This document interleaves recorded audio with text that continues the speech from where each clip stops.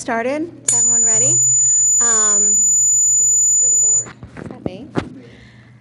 All right. Good evening and welcome to the Monday, January 28th meeting of the Radnor Township Board of Commissioners. Please join me in the Pledge of Allegiance.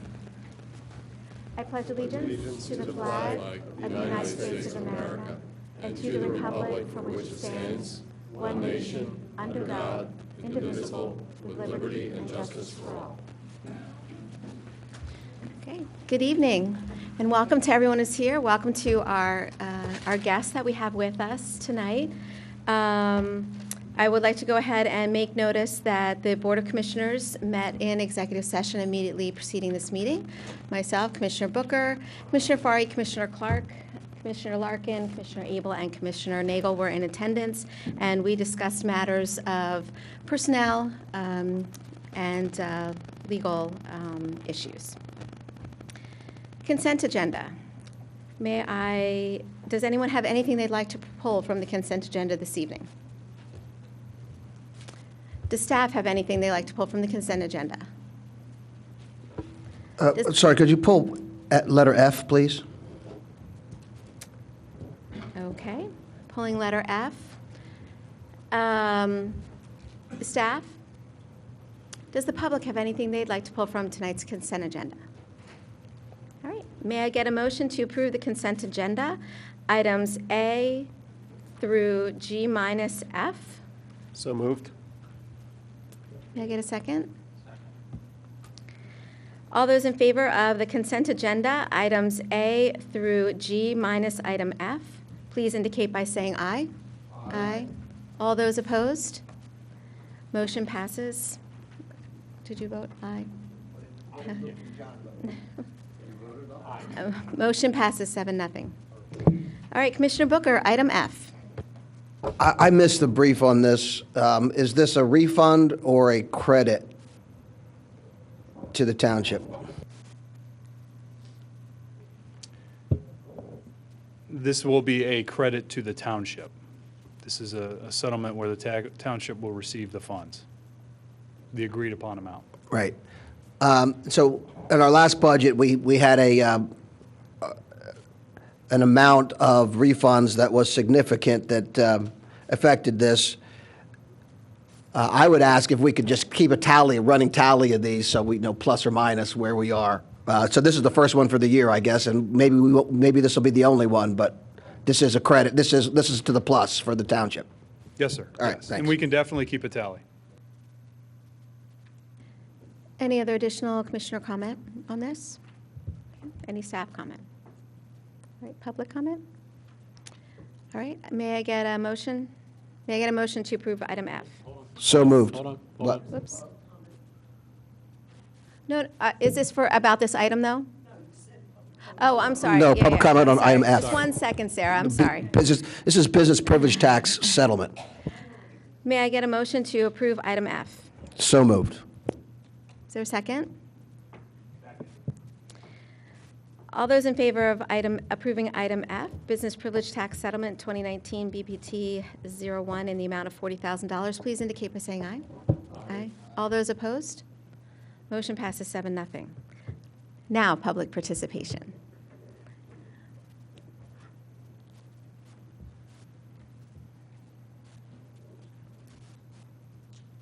I'd like to introduce Miss Allie Beal from Radnor Township High School. Welcome. And she's going to show you a video that the students made unsolicited. We knew nothing about it till it was done. Great. So can you- Welcome, Allie. Thank you for being here. Hi. It's nice to see students here. Nice to meet you.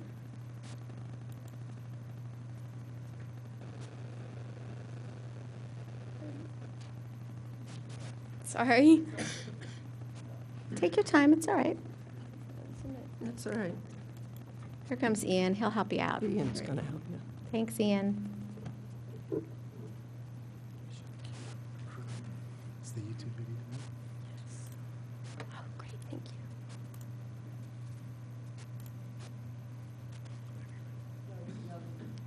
So to introduce myself, I'm a Radnor High School student. My name's Allie Bauer, and I am a sophomore, and I am the president of an environmental club. and we comprised this video in support for Ready 100, and it's showing what the students have to say about this organization. Thank you.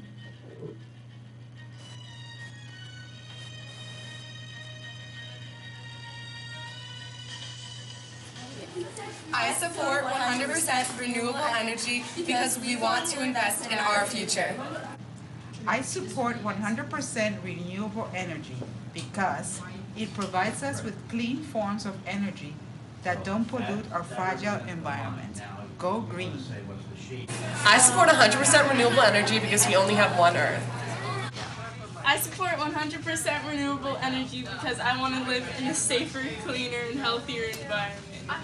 I support 100% renewable energy because climate change is detrimental to the environment.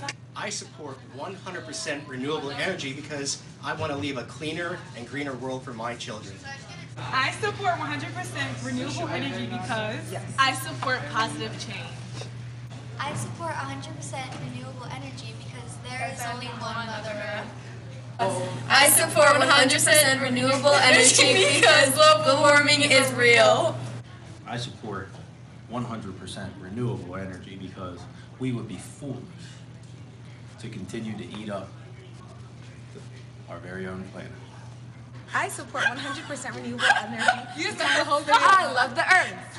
I support 100% renewable energy because we need to do something about climate change because climate change is real. I support 100% renewable energy because I want a cleaner and healthier world for my children. I support 100% renewable energy because hot weather should stay in summer. I support 100% renewable energy because I want a brighter future. I support 100% renewable energy because there's only one Mother Earth. I support 100% renewable energy. For the environment. because we have to take care of the environment. We need to save the planet. Solar and wind power, love it.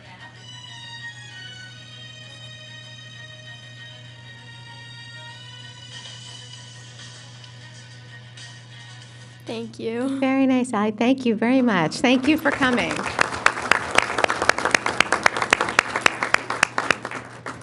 That was a fun way to start off public comment. I always like to see the students.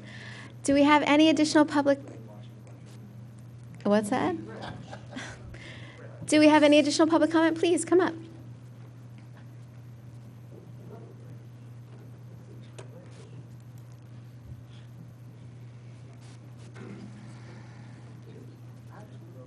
Hi, I'd like to jump ahead, if possible, to Public Works and Engineering Resolution D.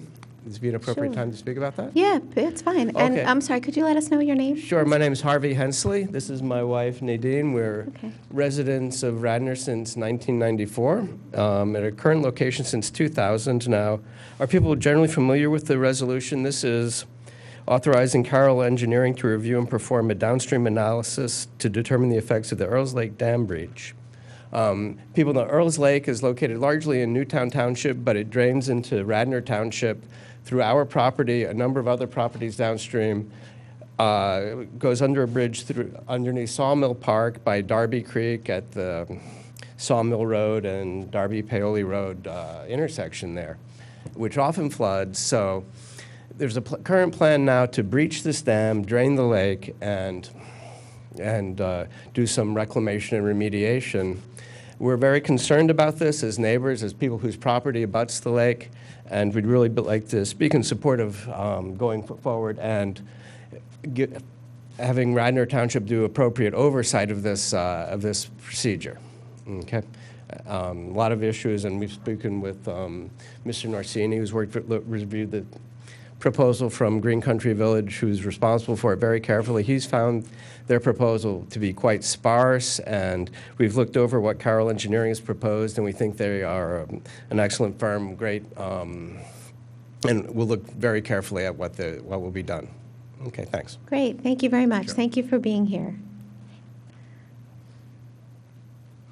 Good evening. Good evening. Roberta Winters, 326 Williams Road in Rosemont, and tonight I'm speaking on behalf of the League of Women Voters of Radnor. As you may know, we promote political responsibility through informed and active participation in government, and we value civic discourse, a term that is difficult to define, but clearly recognized when it's absent. We have held 2 forums, one on Robert's Rules of Order and one featuring former elected and appointed officials addressing this issue, but we felt we needed to do more. Thus, rather than reinvent the wheel, our league has obtained permission to share a guide produced by the League of Women Voters of San Luis Obispo County in California. It speaks clearly to the issue for those who wish to provide comments at commissioner meetings and school board business meetings. In the words of Martin Luther King, true peace is not merely the absence of some negative force, tension, confusion, or war. It is the presence of some positive force, justice, goodwill, civil discourse, and brotherhood. We hope that you will all find effective ideas and solutions for civil discourse in the public arena, a useful tool as we all work to help make democracy work better. Thank you. Thank you, Roberta. We appreciate it. We all have one up here, all the commissioners, so thank you. We appreciate it. Is there any additional public comment this evening? Please come up.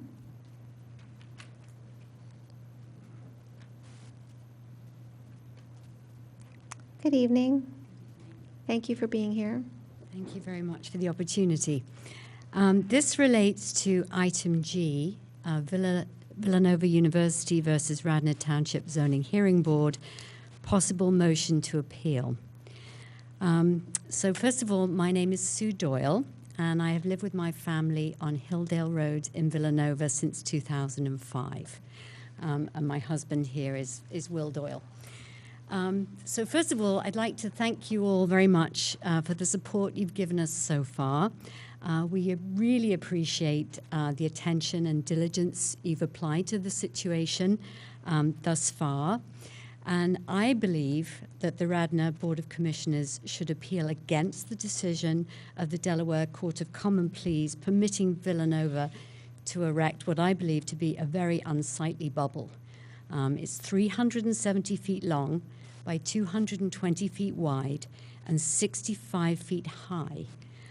So 38 feet, as you all know, is the height limit as defined in the zoning code. Villanova's dome request lost at the Planning Commission here in April 2017, and they lost at the Zoning Hearing Board here. And I believe that it would be a very dangerous precedent for this township and others not to continue the fight against this dome and also to uphold your own zoning decision. So I believe you should appeal this ruling. For me, the visual impact will be devastating and will alter the essential character of the neighborhood. Typically, these sports domes are erected in large open spaces, not in residential neighborhoods. This object will be huge and will be higher than any other structure on West Campus and will be the most visually dominant object in the surrounding neighborhood. So it worries me greatly, not only for the precedent that this may then be allowed in other locations in our own township, but also in other townships. So that's precedent number one, I think we need to avoid. And precedent number two is I think you need to uphold your own decision, your own zoning board decision, because again, if we don't, then anybody could come along and contest and win. So that's all I had to say. Again, I appreciate your time and attention. Will, do you have anything to add? Thank you. Hello, my name is Will Doyle. I've been introduced. That's my wife, and we live on 259 Hilldale Road in Villanova, very close to Villanova University. I just want a quick perspective on, and some repetition on things that my wife mentioned. The University of Villanova wants to install an inflated sports dome on the West Campus. The township has, Radnor Township zoning regulations have specified that the buildings the buildings that the university can erect and any other buildings or any other locations can erect cannot exceed 38 feet in height. Villanova wants a variation to install these larger sports domes. The size is, as Sue said, 370 feet length by 220 feet width and 65 feet high. A couple of years ago, the Radnor Zoning Board denied a variance to install such a large device.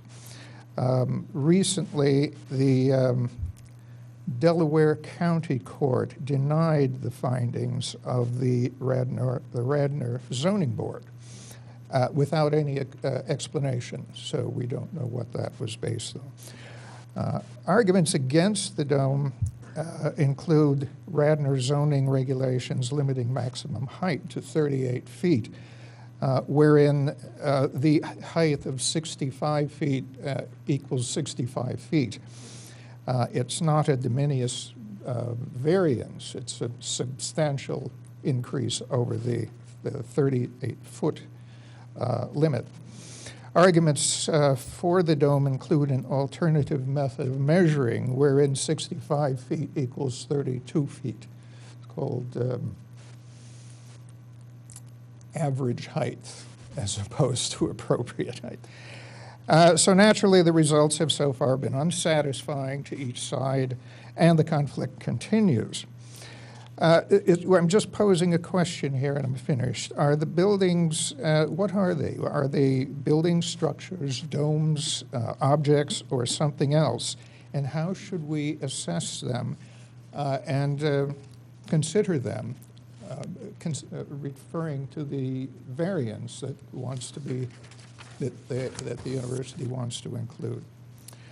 The inflatable domes themselves can be useful, but can also have a largely negative impact. They can be too big, too close, and too ugly, if you will, in residential and other areas, resulting in significant loss in the beauty and the value of properties. This particular situation is not a one-time event, although it's unique for Radnor Township. Once permitted, a premise is established, and others will want to install these structures with their own parameters.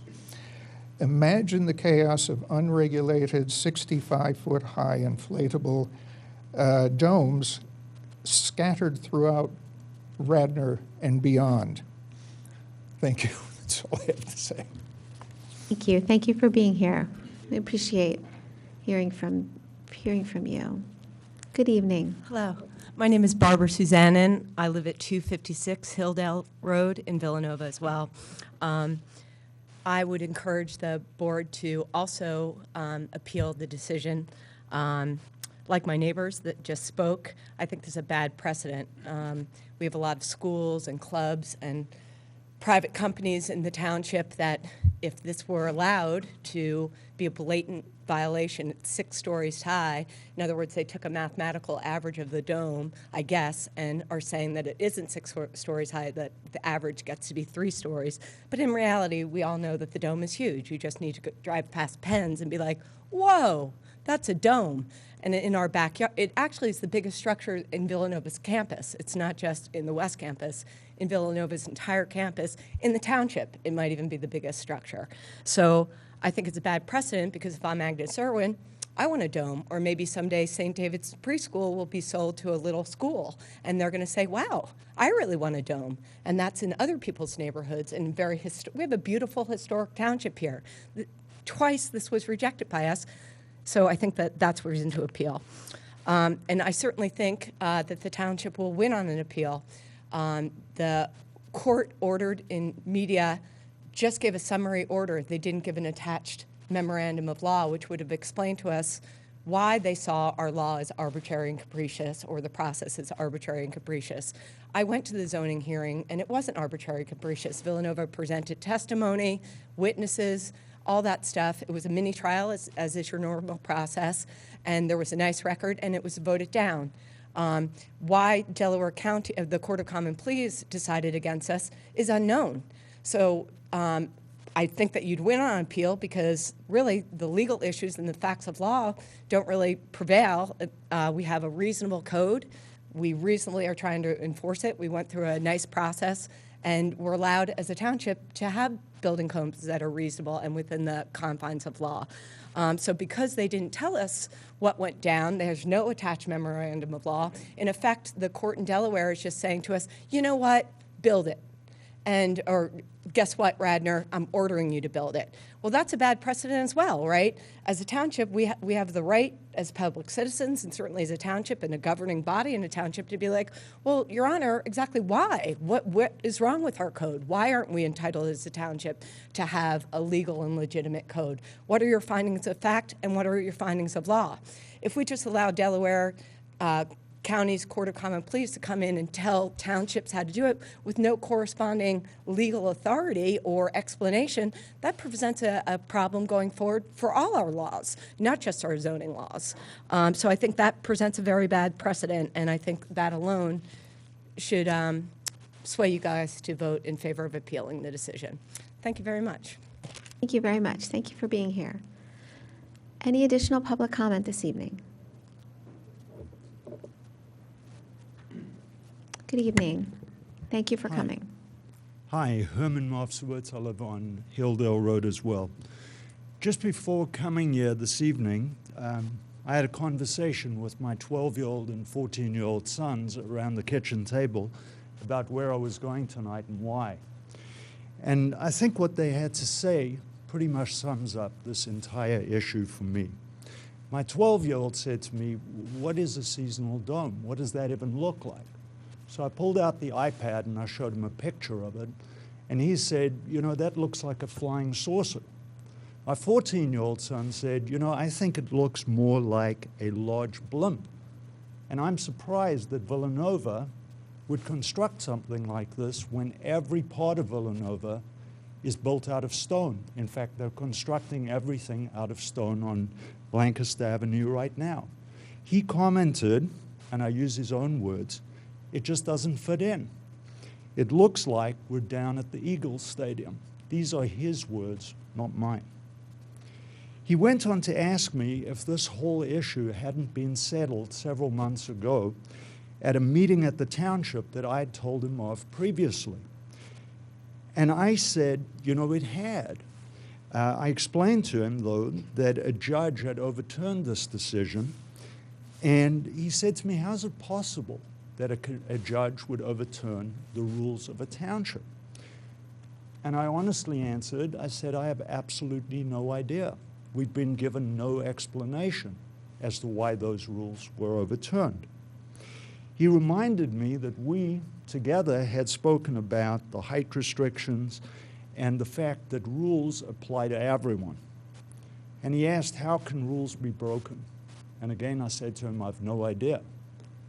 My 12-year-old said, actually, this is a great thing. We could have a bigger house. Maybe we could add on a couple of stories. The decision not to grant permission for this dome by the zoning committee and by support from the commissioners themselves reflects what people in Radnor believe and what they think. Not what the university thinks, but what the members of the township think. When I brought my family to live in Villanova, it was to move into a suburban town with a distinct feel and nature. The dome just doesn't fit in. It's an eyesore that's the size of Walmart. It's not beautiful, it's not a stone structure, and it definitely does not have character. Lights around the dome at night will illuminate the entire neighborhood.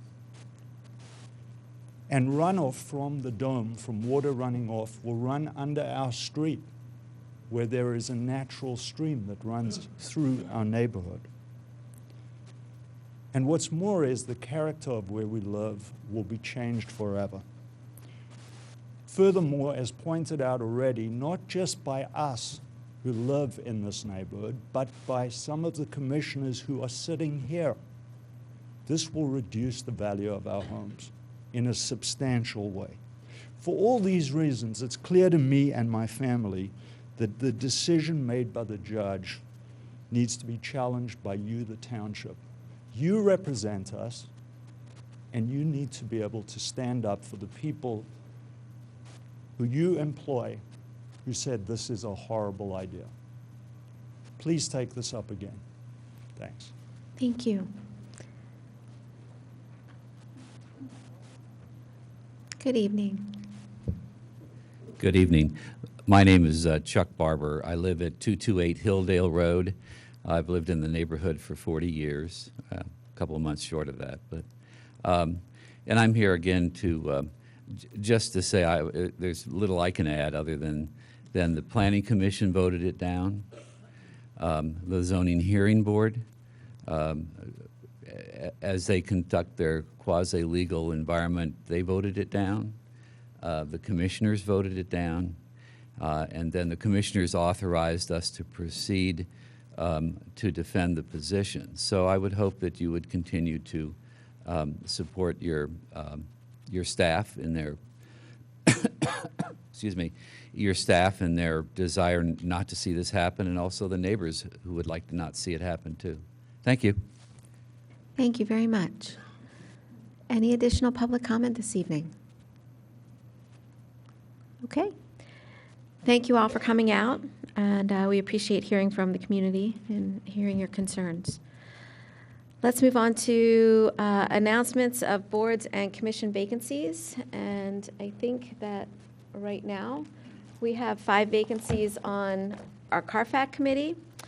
We have 1 vacancy on our Code Appeals Board, 1 vacancy on our Citizens Communication Council, 1 vacancy on planning, 1 vacancy for the Radnor Haverford Marple Sewer Authority, 4 vacancies on the Stormwater Management Advisory Committee, 1 vacancy for the Willows Park Preserve, and 1 vacancy on the Zoning Hearing Board. So if anyone is interested in the community who'd like to apply and serve, please get your resumes and your information to our Township Manager, Bob Zinkowski, and the board is glad to consider all residents and their participation in the committees. Appointments to various boards and commissions. Mr. Larkin. So I guess that's me for now. Thank you to everybody who came out today. The first is, could I get a motion for appointing Peter Murphy to, you said Willows Park Preserve? No. Citizens Communications Council? Yes. Flip those. Citizens Communication Council, could I get a motion for appointment of Peter Murphy? So moved. To call the vote then? All in favor say aye. Aye. All opposed say nay. The ayes have it, 6-0. Could I have a motion for the appointment of Chris Hatch to Willows Park Preserve? So moved. I have a second. All in favor say aye. Aye. All opposed say nay. The ayes have it, 6-0. All in favor, could I have a motion for Megan Gonzalez for the Planning Commission? So moved. All in favor say aye. Aye. All opposed say nay. The ayes have it, 6-0. Thank you to all our newly elected members of our boards and commissions, and thank you to all those. I know a lot of our boards and commissions have been having reorganization meetings over the past month since the new year started, and we have new chairs and leaders of those commissions as well as new members, and we'd like to thank everyone for their service, and your work is very valuable and helps inform our work as well. So thank you very much for your contributions. Discussion regarding King of Prussia Road Bridge. Mr. Zinkowski. Thank you, Madam President. Would like to thank representatives from PICO for being here, Amtrak, PennDOT, also Representative O'Mara's office is here, so we thank you for coming this evening. This has been an ongoing issue with bridge strikes on King of Prussia Road. You'll see in the presentation shortly here that over a time period there's been 110 strikes to that bridge. Radnor Township has had to respond using its taxpayers' dollars to do the cleanup, the police control, fire response to these without any reimbursement from either Amtrak or PennDOT. This is an issue that I know we have been working on, the commissioners have been working on. Commissioner Booker has been on this quite a bit. We have still not seen any response or responsibilities being taken by Amtrak or PennDOT in this regard, except advising. It seems, or it appears to be, that the solution would be using taxpayers' dollars again on a state route to make the corrections here to try to stop this. Even though you hear that phrase, you can't stop stupid, you'll see in some of these pictures here the size of trucks that you think will fit under this little bridge that they don't make, but it is dangerous. Officer Janowski, who's with our Highway Patrol Unit, will present this, but also to know really the magnitude of this. There are concerns when the last bridge strike had occurred in which a concrete truck tried to think they could navigate under it. It was wedged under the bridge. We know that the connection piece from Pico wires popped off when Steve Norsini and I were standing on the platform of the trains. It is a metal decking. If that power would actually, and it could potentially energize that platform, which would not be good. We also know there's a big I-beam that sits out there as well, that has broken loose of its moorings and is just sitting there in a pocket. I know that Mr. Norsini and myself were out there, and we asked the Amtrak representatives if they were okay with that or if that posed other issues or concerns, because we saw it breaking away and now it's free floating within there. And their responses out there were a shrug of the shoulder and, oh well. I know it's frustrating because that night traffic was pushed through a lot of the neighborhoods because it was blocked off. There was also an accident that occurred in Lower Marion in which Matson Ford Road was blocked off. We could not go under King of Prussia Road, so it was just a nightmare of trying to do that. This has gone on for a long period of time. Again, the taxpayers of Radnor Township have subsidized these organizations with police response, with cleanup. When these occur, we pretty much put our police force out of business because we have to respond and try to then control traffic within this area. Fire companies, both Radnor Fire and Bryn Mawr Fire, are brought out also as well.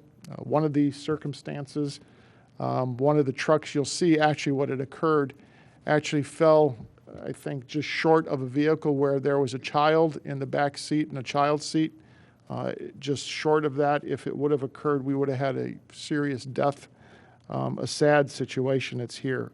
We have been trying to work on this to come to some resolution, but in no other terms, I think the wall in the back would probably give us a better answer. So I'm glad that those representatives are here tonight.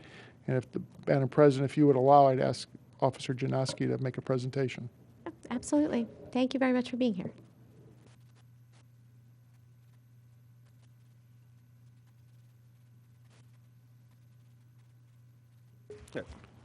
Good evening. Thank you for giving me the opportunity to present this PowerPoint that we put together. Some 2.5 years ago, at the direction of Superintendent Flanagan, the Highway Patrol Unit was tasked with coming up with a solution to prevent trucks from striking the King of Prussia Road Bridge. And as Mr. Zinkowski alluded to earlier, the main reasoning was we had a truck that was towing a small trailer that had a piece of heavy machinery on the back of it. That piece of machinery struck the I-beam spoken about earlier and landed on a vehicle that had a child sitting in a car seat. And also, a lot of these numerous other crashes are falling onto the pedestrian walkway that also encompasses and the pedestrians use to traverse underneath the bridge on a daily basis. And our concern is obviously vehicular safety and pedestrian safety in this area, and possible solutions we can come up with to keep the tragedy from happening that so far we've avoided.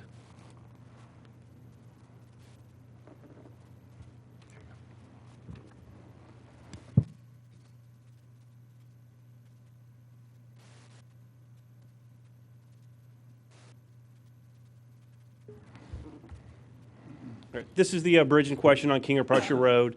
It's got a height restriction of 10 foot 10 inches. There's a little bit of data and facts that we had gathered. The data collected from Amtrak Police and Radnor Township Police Records Management System indicated between 2008 and 2018, 110 trucks have struck the bridge, and they're the crashes that have been reported. Damage has been caused to other vehicles and the bridge. King of Prussia Road is a state Pennsylvania road, State Route 1038. The Amtrak bridge is federal property. Pedestrians, as I spoke to earlier, cross underneath the bridge as well. And Radnor Police have asked PennDOT and the PA Truckers Association to help alert truckers as of the situation to make safety our priority in this area. And also the data we can't collect, which we can't show, is the amount of times our officers have responded to this area for the trucks that get to the bridge and need assistance turning around. That's something that we can't document. That happens on a weekly basis. And officer, also trucks hit the bridge and it shears off a portion of the truck and they keep going and just debris on the ground, so there's response even if there's nothing reported as well. Yeah, that's correct. Also, as we can't document what isn't witnessed or what we don't see. So there are lots of other times where the bridge is struck, but it goes unnoticed and not documented. Radnor Police Records reports 110 trucks have struck the bridge in our alert system, and those records were taken from January 1, 2008 to December 2018. And this includes our non-reportable crashes, reportable crashes, and hit-and-run crashes. And the difference between a non-reportable crash, that's just a motor vehicle crash where nobody is injured or a vehicle isn't towed, and a reportable crash is vice versa. It's a vehicle is towed or there were some injuries sustained to a party involved in the crash. The area is clearly posted well in advance per PennDOT's regulations, whereas postings on North Radnor Chester Road at East Lancaster Avenue, North Radnor Chester Road, King of Prussia Road, Matson Ford Road, King of Prussia Road, and King of Prussia Road at Glenmary Road. Although the area is well posted in advance, we're still having issues where trucks are not adhering to the signs and using our manpower, striking the bridge and bringing safety concerns to the township and the residents. This is the picture that Mr. Zinkowski had alluded to earlier, where that piece of machinery struck the bridge, teeter-tottered off, and it's hard to tell with the resolution on this picture up there. But if you look at the mechanical backhoe arm of that machinery that's leaning up against the wall, there's a vehicle underneath that, and there's a car seat which that piece of machinery is sitting on. Luckily, nobody was hurt, seriously hurt. There were minor bumps and injuries, but there are no serious injuries or fatalities from this. But this is the one crash that brought to our attention that something needs to be done before the inevitable does happen. Again, this is the piece of machinery that was resting on the car and its passengers. We came up with a few different solutions through research. Some are very high-tech solutions and some are very low-tech solutions. The most high-tech that I found was this system by TAPCO. It's an overheight vehicle detection system. And what it does, it utilizes infrared beams from camera systems, as they call them, their eyes. It shoots a beam across the road. And if a vehicle breaks that beam because it's overheight, it alerts to a sign or an audible signal to tell that driver he just broke a beam and is coming up to a structure that he's not going to make it.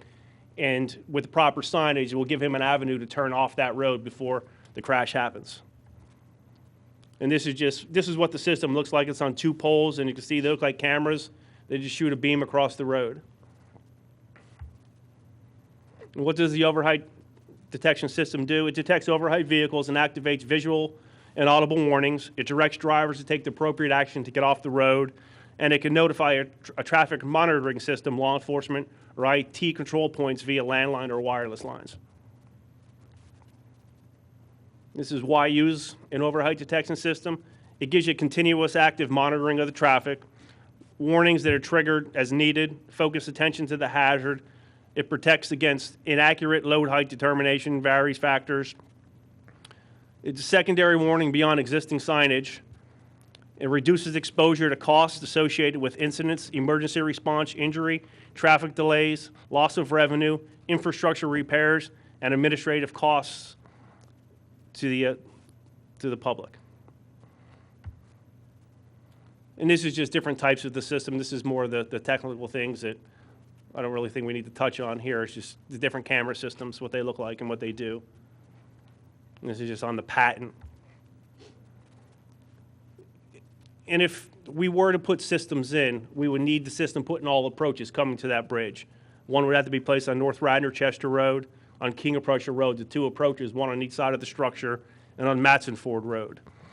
It must be posted where all turnoffs are accessible.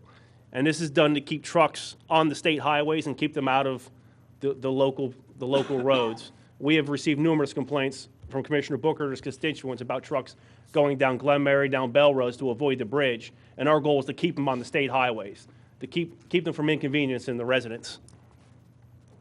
This is just an overhead map. This is a proposal where the systems will be placed, indicated by the red bars on there. North Radnor Chester Road, 2 on King of Prussia Road, 1 on Matson Ford Road. And again, that would go with the appropriate signage advising the truckers which way they need to turn based on what road they're on.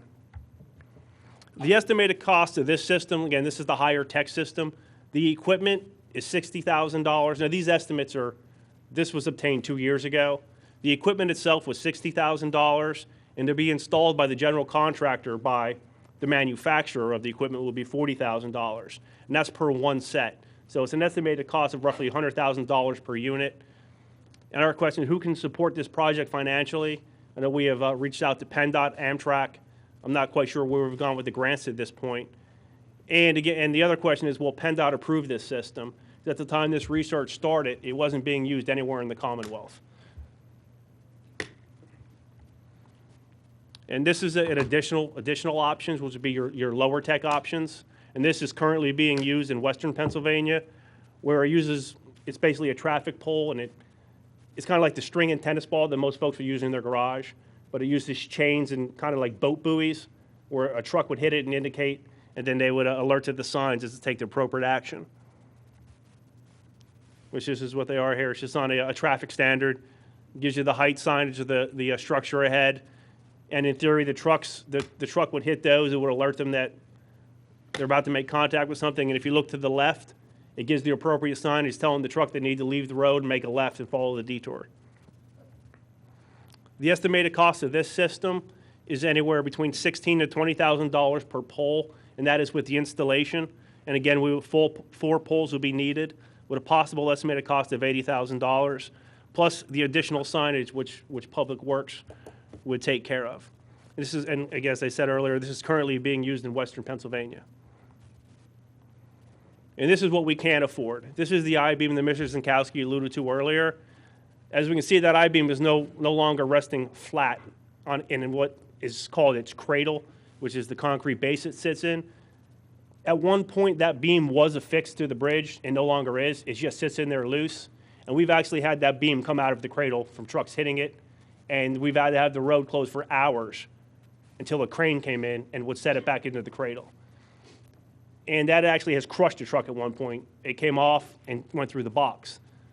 So needless to say, if it's going to crush a truck, there's no saying what it'd do to a person or a smaller vehicle that happened to be in the area.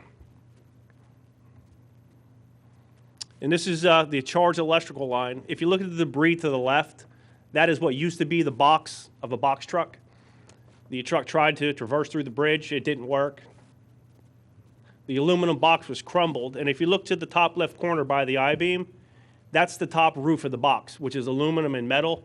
That actually pierced the charged electrical line. So I can only assume while that's hanging there, that all that material is live, which can be devastating to a pedestrian. As we see, that Jersey barrier on the left, that's the walkway.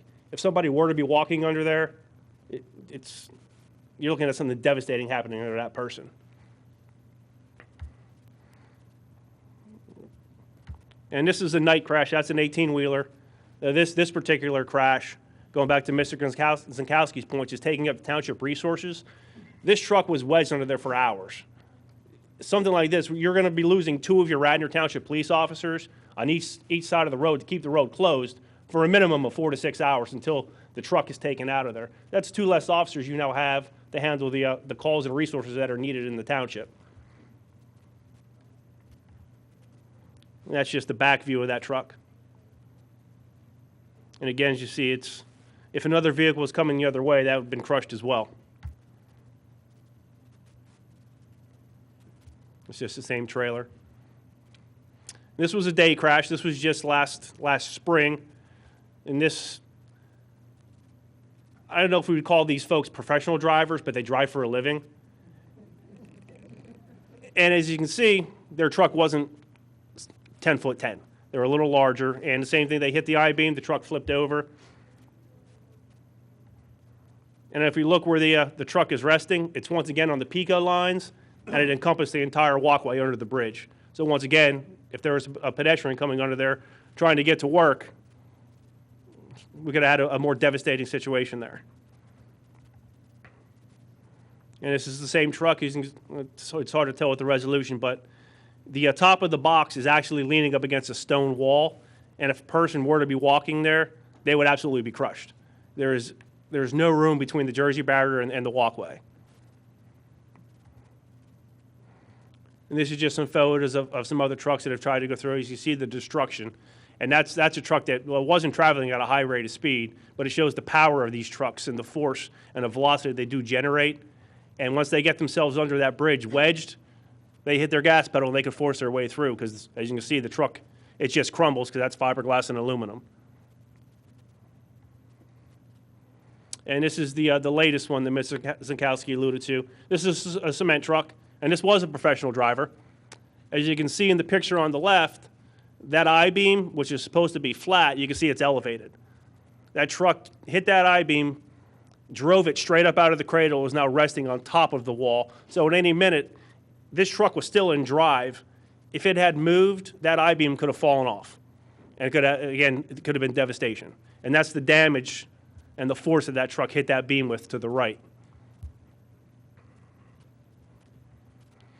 And this is just some additional research if anybody would like to research it. I'm not going to try to pronounce that gentleman's name because I butcher it every time. But the overhead detection system, I found that this gentleman was, he did it as his doctoral thesis. And that's where I started getting my research from, by his guidelines and the papers he had written. And that's where we're at, and we'll give it to Mr. Zinkowski. Just to add to Alex, and thank you, Alex, for doing this.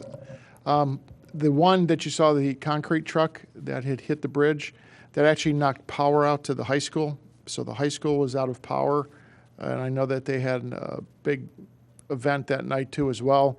There are numbers of times that power is knocked out to the surrounding neighborhoods, but it is an impact to our corporate headquarters and around the area there of King of Prussia Road, as well as the residents that live in that area too. So we are fortunate. I know Officer Janowski had referred to it, that there are pieces of trucks that are left behind in one of the walkways. One of the refrigeration units from the front of the truck was actually knocked off and was laying in the sidewalk there under the bridge. So these are things that we are not aware of. We don't create, that doesn't add to that 110 number of strikes.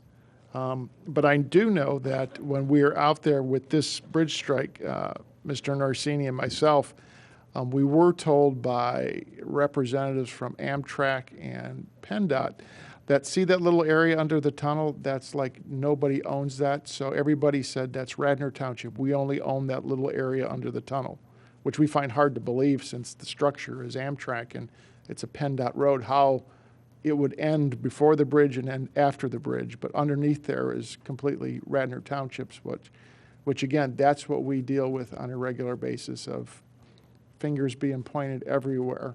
I know the representative from PECO's here tonight, Joe Blackburn, and I know he had got a hold of me this afternoon in regards to PECO relocating that power line because of the situations that sit there. So maybe he can expand on that when the board asks the questions.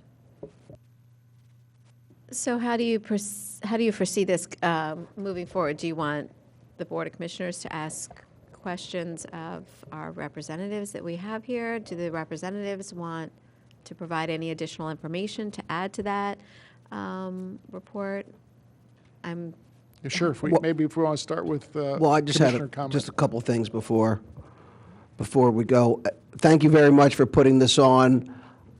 As gentlemen here know, I've talked to representatives from all of the locations. We didn't talk to anybody from the new state rep, but earlier in last year in 2018, we met with Amtrak, PennDOT, SEPTA, and the Congressional Office, and other representatives from the State Motor Trucking Association, and we all took a look and walked the area, and recognized the seriousness of the situation.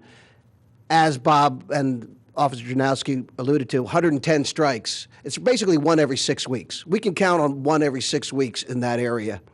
And we've talked about a lot of different solutions. Obviously, the overheight vehicle detection system of one way or another, tennis balls, electric eyes, that's important, but you need a turnoff. And the real issue is the traffic, the trucks, and it's getting worse and worse in the area. 16,000 trips a day on King of Prussia Road, only going up. With the latest development, we'll add another 7,000 trips per day. But the traffic through this bridge is tremendous. And if you look closely at these slides, you can see the yellow I-beam was pristine and beautifully painted in the first slides, and it's getting worse. Right. If you look at it today, it is totally mauled from being taken out. So I thank all of you for coming here today and to talk with us about what we can do to solve the solution. My house is right around the corner from this. This is in the 2nd Ward, the northernmost section of Radnor, and it's highly traveled road because we get a lot of through traffic from King of Prussia down to the Blue Route, where this road leads straight to the Blue Route entrance at I-476 and Lancaster Avenue. And tremendous amount of traffic, lowest bridge with the most traffic anywhere along that line. So we need the help, and it is a danger to constituents and the folks who walk that area. And my daughter, my little daughter, my 18-year-old daughter, when she used to walk through there, when she would walk through there for high school, every day she'd walk back and forth through there. She'd walk to school. And there's a lot of kids. There's a lot of people that use that. So we are concerned about the walk path. We're concerned about the power, because the power could be sheared by that I-beam, and that could fall. And we're concerned about the safety of the people who are not just pedestrians or even bikes ride through there, but people in other cars. So this has been ongoing, repeated for years. And again, it's something that we know every 6 months. And what I'll remind everybody, when you see a helicopter flying around, it's usually at 9 o'clock in the morning thereabouts, you'll see a helicopter that'll be flying around for an hour or two. This is what it'll be. And it's the frequency is just stunning with the regularity of it. So again, thank you guys. Thank you, PennDOT. Thank you, Amtrak and PECO. And thank you for our representatives, that we can make some efforts to resolve the issue. And it's something that's sorely needed. Thank you. Okay, do we want to, do you gentlemen have anything you'd like to add? I know I have a couple questions based on Officer Jankowski's presentation, but, I'd like to give you guys the opportunity. My thought would be, if they want to use the microphone Yeah. there or come up to the Yeah. podium, I'm sure they each have something they'd like to say, and then we can ask questions of them. I think that would make the most sense. Or at least introduce themselves. Yeah.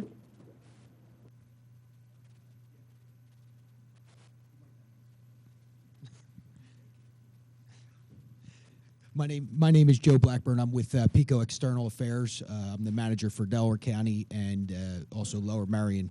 I actually, for the PECO piece of it tonight, when I was notified, it was brought to our attention back in, I guess it was late December, by Mr. Zinkowski. I had engineering respond out. They've been out several times to the site, and we are moving forward now with a design and engineering to move that that section of aerial cable underground. So I will continue to work with Mr. Zinkowski, Mr. Norsini. Once we get that design completed and developed through engineering, that'll be the route that we will be moving to go underground with that cable from the pole on one side to the pole on the other to get it out from underneath of the bridge there. So that's where we are on the PECO end.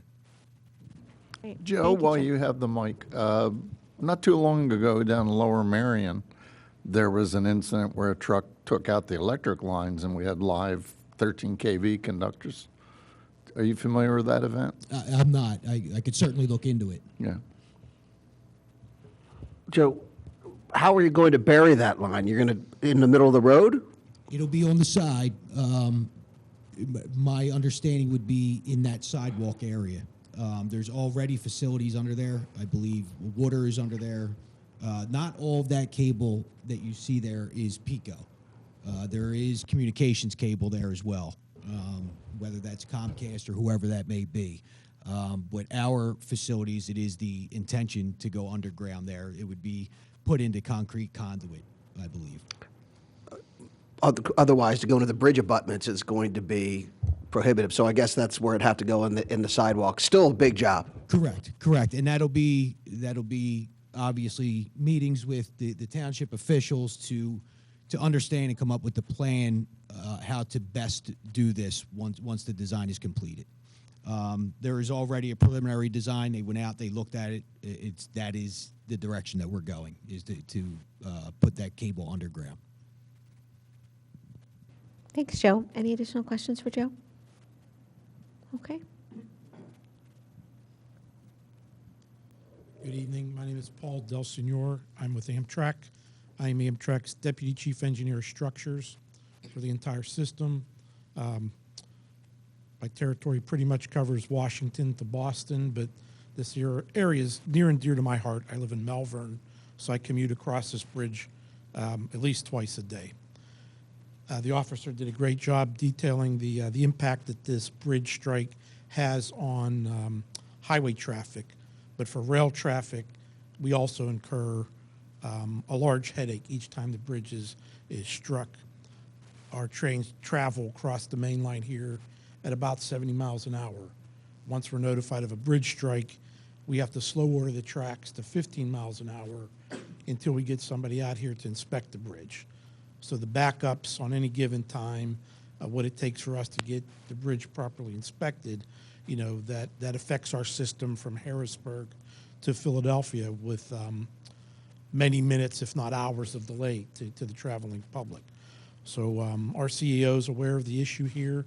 It's one of the, it's probably not the worst, but it's one of our, let's say, top bridges that get strikes across our system. He's given me some authority and willingness to participate in a mitigation project here, so we're more than glad to discuss that with you. Just to put the public and folks here in the room a little bit at ease about the yellow beams that the officer did a good job of explaining how they get struck and become unseated. Those beams are relatively new. I dare say 2 or 3 years old. Those beams and the decorative concrete that support them were put in for this very purpose. We call those strike beams. They're sacrificial. They're to provide a little bit of early warning to the driver so he doesn't get in to hit the bridge superstructure itself and really affect our operations. We don't want our bridge, God forbid the bridge gets struck and taken out of alignment and we derail a train. God forbid that were to happen. So that's the purpose of these beams. Since the last big concrete truck strike, my maintenance forces have assured me that the beams are secure. They just have to only support their own dead weight. We've secured them with welded angles. I'm told that those beams are presently secured. If the township or somebody knows differently, please let us know. We'll resecure them. But I'm being told that they are secured. I'd be happy to take questions, and like I said, we'd be more than glad to discuss either today or at some other time what some kind of partnership or participation could be in one of these mitigation projects. It sounds like we're being told it's not secured right now. That's correct. So Oh, it I'll have it sounds. checked out tomorrow then. Thank you. Who owns who controls the walkway underneath the bridge? I don't want to be involved in finger pointing, but I know it's not Amtrak. Bob, Typically, the road owner owns the road and the adjacent sidewalk. What I can say, Bob and Jake, is we reviewed that exact issue, and Officer Janowski was there at staff traffic. We talked about that sidewalk, and the township's conclusion was that the township did not, in fact, put up the Jersey barriers and build that sidewalk that we have there, but it wasn't immediately evident exactly who has jurisdiction, maintenance, and ownership of that sidewalk area. Is that accurate? That is correct. I know that we had sent letters out that we want to remove the Jersey barrier and pull the sidewalks out because it is dangerous to have anyone commuting back and forth in that particular area. Even when you're walking there, mirrors from trucks or cars are overhanging that walkway anyhow. Steve, you can correct me if I'm wrong, but I'm not sure if we ever got a definitive answer back from either Amtrak or PennDOT of who has ownership of that. I believe it would be PennDOT that would have the ownership of that. The township, we want to actually remove that barrier because to put anyone under there is unsafe without any bridge strikes. If I can, excuse me, respond.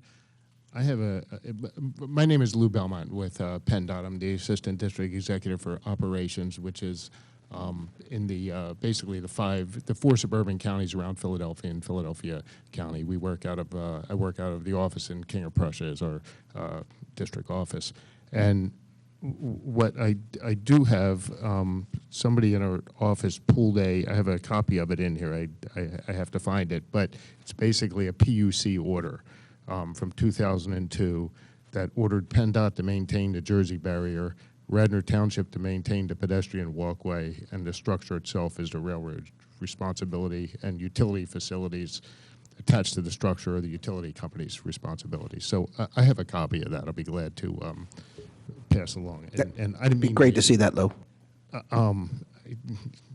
You sure? If I can give him back the microphone if anybody has any questions for him.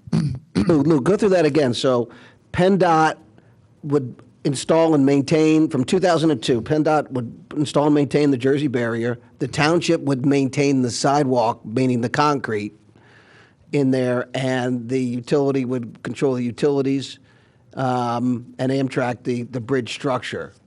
So that's quite a coordination of public entities. But that's correct. That's what the conclusion was, right? And that was a PUC, Public Utilities Order? Public Utility Commission order, yes. And I know I brought a copy of it, but I don't have it right here. But I can, we did specify that in our response letter. Okay. Well, I've been raising this issue for months, since Commissioner Clark held a subcommittee meeting, I think last spring. I mean, can we get an agreement that those Jersey barriers have to come out immediately until there's some detection system? And even then, I don't know that we should have pedestrians walking under that bridge. Those pictures show the debris laying on top of where residents would be walking. Well, who has jurisdiction? The Public Utilities Commission said Yes. that it has to be maintained, so we have to get them to change the order. That would be where to start. You have to file something with the PUC on a situation like this. And also, just Jake and Bob, just so I know you're aware of this, many of the constituents indicated that they want to have that, and they do use that walk path, and they want to have that available to them. In addition to that, if you take out that walk path, you'll still have people walking under with no walk path whatsoever. I believe there is a walk path that goes underneath it. You have to walk a little bit further, but there is a tunnel that goes underneath there. You have to go up on the SEPTA. Correct. Yeah. And what we were thinking of doing is actually removing the sidewalk and then putting signs up, actually removing everything, grassing it over, and then putting signs to say you must go up and through and around, which if the board makes a motion tonight to remove the sidewalk, we'll have that sidewalk starting to be removed tomorrow. The PUC order, I believe, says maintain, which means maintain, keep it in place, keep it in good condition. Doesn't mean that it's to be kept in perpetuity. So, but I've never seen that order, so this is the first I'm hearing about it. I'd be glad to provide it to somebody. So what about people? What about people walking on the other side, though? I went through that bridge one day, and people came up from like where you live, Rich, from Belrose, came up the street on the other side, crossed over, and walked through the Jersey barrier. So because there's sidewalk there, so you are encouraging people to walk along the road there. We would Will you actually remove do the sidewalk. Commissioner. on the other side We as would well. remove the sidewalk. Commissioner Borowski, Correct. we would make it so that you weren't enticed to go under the bridge, but you would utilize the appropriate crossing under the railroad, and that would be on both sides of the bridge. Just to add, if you do use this, and the manager touched on this, the walkway is very narrow. There's a lot of mirror strikes under the bridge because of the width of the bridge. And as a pedestrian, you don't feel very comfortable when there's trucks whizzing by your head so close because the stones from the bridge abutments, it's not a clear 4-foot or 5-foot span. It's very narrow. That's why the township would like to address them. Again, let's before we do that, though, one, we have the PUC ordered, and we want to have that reviewed, but also let's make sure we review it with the public so that if it is going to be taken out, everyone is made aware of that, because there is not consensus in my neighborhood on what to do with that. I can tell you that. Rich, and I appreciate that it's an inconvenience for residents walking under there, but you know, I see our number one priority is maintaining safety for the residents. You know, what happens in the next strike if we come back here and there was somebody walking under and we could have done something now? Again, if the issue is the bridge strikes we're talking about, now we're talking about sidewalks. That the sidewalk is a concern, but the bridge strike was the issue. And again, if we're going to do that, we need to give fair warning to the constituents. That's all I'm saying. Yeah, I would agree. We don't have anything on the agenda saying we're taking a vote on anything like that. So I agree with Commissioner Booker that, you know, we would need to at least notice it on an agenda that we were going to have a vote of that nature so that people could know and come out and speak if they wanted to. So I have a question. If you want, I can. Do you want me to hit on some of the issues raised about the signing and Sure, if you'd like to go ahead and do that, I can hold my question. I mean, obviously, I do agree that it's a safety issue and it's a waste of resources over time. I suspect this is exaggerated more recently with the use of GPS devices. But I know it's been an issue for a long time. I mean, frankly, I used to commute up King of Prussia Road when I was going to Villanova, and it would happen then, and that was many years ago. We have looked at different signing options. Everything out there is up to standard. Most of the stuff out there has been enhanced to try to do more. More recently, we put some very large signs out there, kind of near Matson Ford Road on King of Prussia Road. And, you know, we're willing to look at something like that. More so, we're even willing to look at one thing proposed by the township was regulatory signing, which are white signs, which would allow a fine for truckers that go through. We're willing to work with the township on anything. I don't really want to put gigantic signs out there, though, that are out of context. So I'm willing to work with the township, but we need to communicate back and forth on how big and how visible we want to make these things. Understanding that we're already beyond the standard. A lot of the the active flashing warning devices that was proposed, PennDOT treats them like we would any type of flashing warning device, any type of traffic signal. We would issue a permit to the township, further use, and we would work with you the best we could to approve something. There is, by the way, it came to my attention that the airport actually uses one, I think by Trig Industries, I think is the name of the company, but they actually use one on the ramp where they go, some of those pedestrian walkways that go across, I guess that's the departures. They actually have a red traffic signal set up, with overheight detectors that are there in use. And that is one example that came to my attention. I guess the biggest thing in putting those in, or the other things which had kind of the PVC tubes that were hanging down as examples, I mean, if you picture King of Prussia Road, especially the Matson Ford side, the Belrose Lane side down there, there's not a lot of room to put these type devices. So these things look good, you know, but it's actually finding a place to get them to work is quite challenging. But again, it's something that we're willing to work with. And the one question that I had, honestly, when the most recent letter came in, I noticed that Radnor sent notifications to the GPS companies. And I'm just wondering if any response had come back in that regard. We did, Chris Flanagan did send letters to Google as well as the other service, and we did talk about that. So any update on that? Having it taken off of our GPS? Yes, our team worked on that. Gorman has responded back to us. Google's not changed. We did speak to PennDOT also about that. They don't regulate any of the GPS. They're private entities. We also attempted to get a hold of the Waze app. In some of the accidents, they specifically stated they were literally using a cell phone GPS device to drive, in particular this incident. So actually a cell phone was leading it. And the Pennsylvania Motor Truckers Association, we've been in contact multiple times about alerting Pennsylvania truckers, and also the working with the signage with Lou and his team.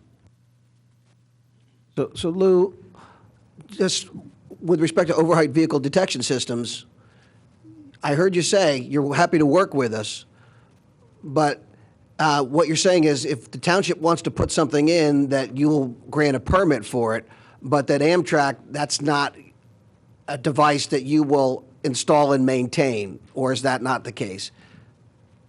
No, I mean, we don't have a budget to do those type things. So we have to be something that's, you know, the township or whomever supporting the township, whether it be grants. There are grant programs where this would have, I would think this would have some eligibility, state grants, potentially other ones, but it would be more permitting their use, you know, working with you to try to identify which system may be most beneficial.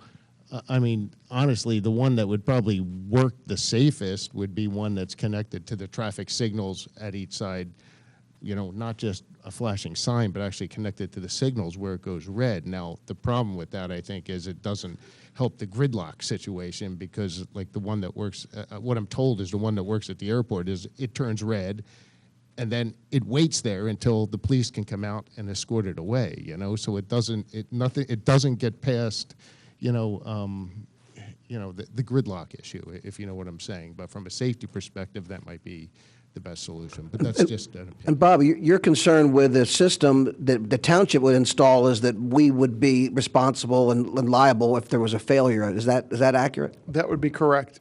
And, you know, again, this is another scenario where PennDOT is, you as the township, you correct our issue, our problem, you pay for it. Just like we spend millions of dollars on road repairs that we help subsidize the state budget for, which PennDOT probably looks great to say we finish under budget, because Radnor Township takes care of all the road repairs, road maintenance, tree removal, all of that we do. So again, it's the same, we're in the same scenario where Radnor Township, you pay for it, and we'll look at it. Where it's a state road, it's their responsibility.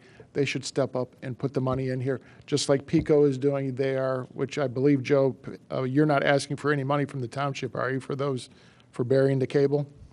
No. So there again is a situation where I think the board, I would recommend that somehow PennDOT takes responsibility, and that means paying for it, maintaining it, and taking all the liability of that. Can I ask, So, just a quick question. So, Lou, I'm sorry.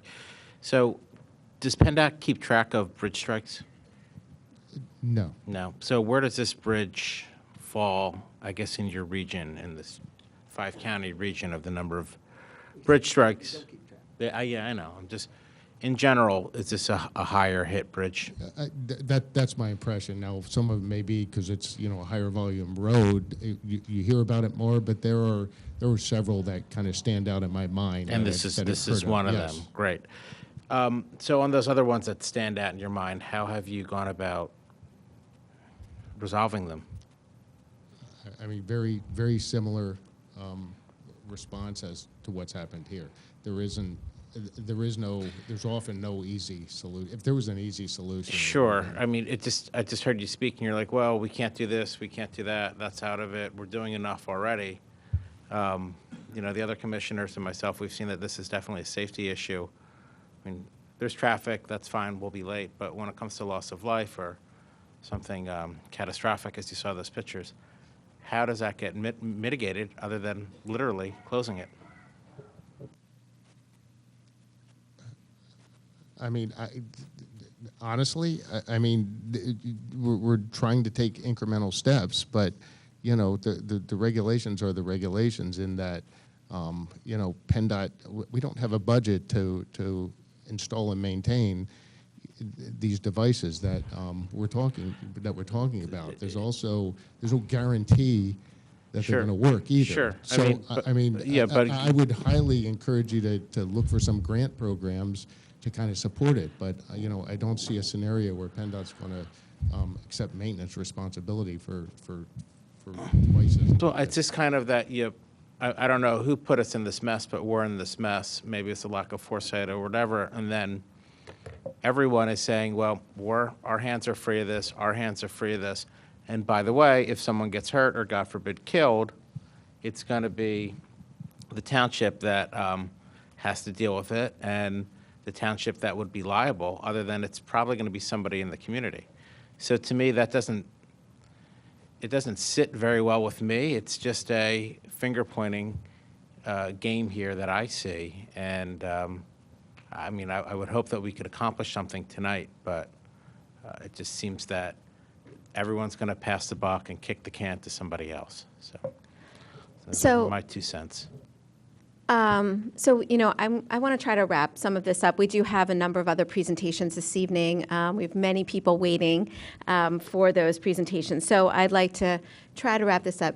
Gentlemen, you know, we definitely do appreciate your participation here. And I don't know, Larry, if you have anything you want to add on behalf of Representative O'Mara. I'm Larry Healy, representing Representative Jennifer O'Mara. We actually drove through that tunnel last Monday on our way to a MLK event. It's a scary prospect. I can't imagine anybody wanting to walk under it. What I'm sure that the representative can do is try to look at ways to get creative with grants to see if there is something that would help with the solution. And I would actually like if we could have a copy of the presentation sent to us, because the pictures really show the severity of the issue, and I'm sure that the representative will want to, you know, get all over this and just make sure not only the residents of Radnor, but the people who pass through Radnor are safe. And you know what I'm going to say is, it's not a money issue. If Bob needs $100,000, if there's a safety issue, the township has $100,000. It's a $40 million entity here. The money, we can get the money. I'm sure we can get the money. Bob's point, as I understand it, is, well, we shouldn't have to, which may be correct, but the money's not the issue. Money was secondary. People are first. Okay, so we'll get that taken care of. The issue is what we put up. If we put something up,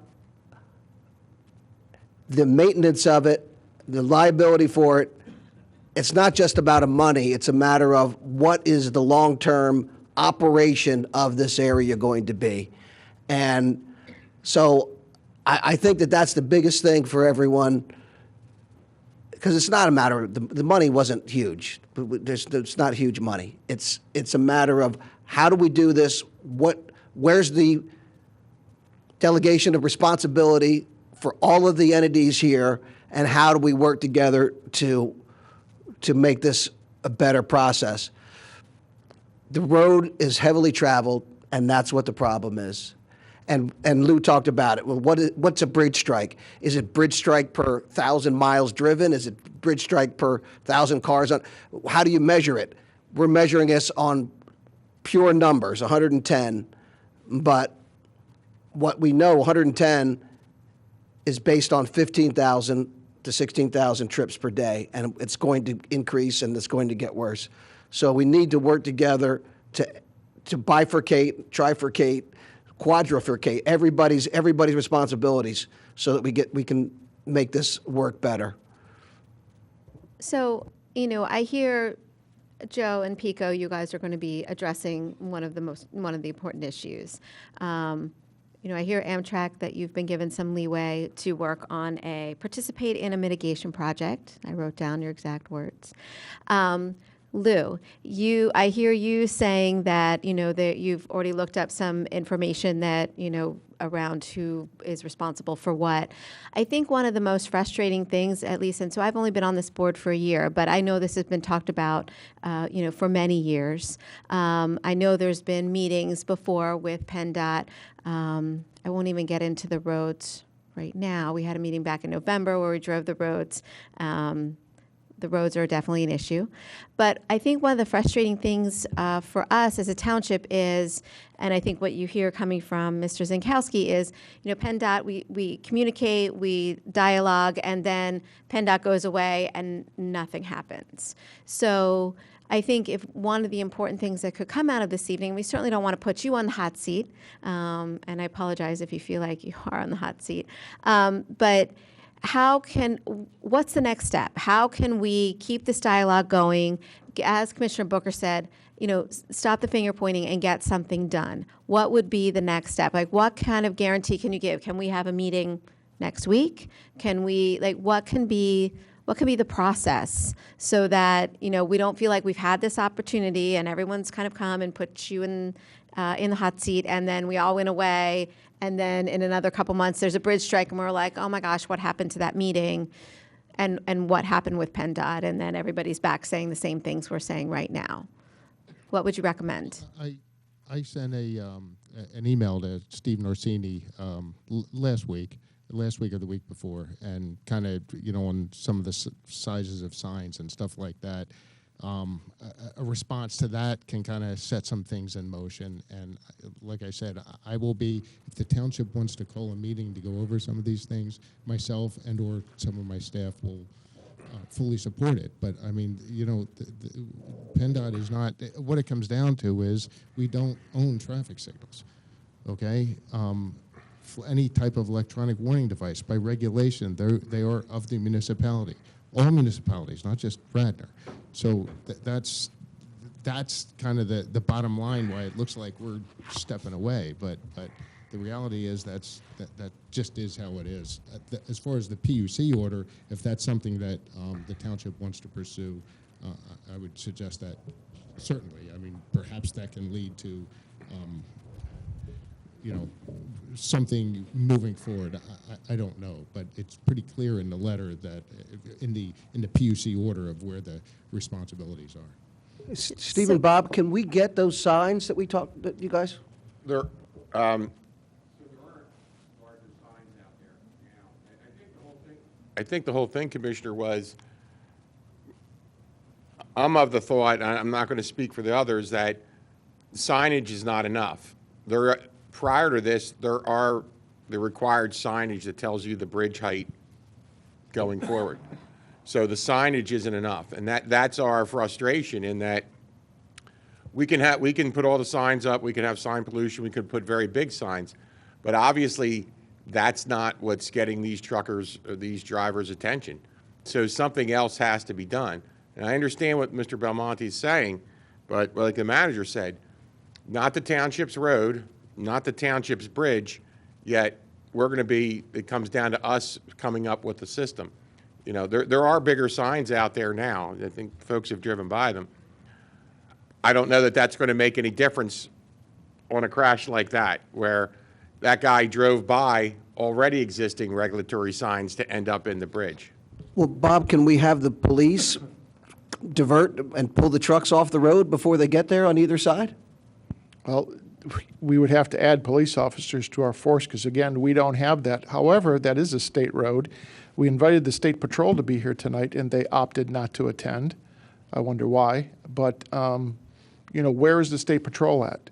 And again, I look at PennDOT in the answers tonight, and with all due respect to PennDOT, this is the frustration we have because the township subsidized them millions of dollars to do their work. We have asked for roads to be patched for over a week.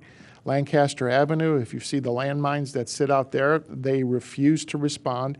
We have Darby Paoli Road where it is in bad shape. There are holes there.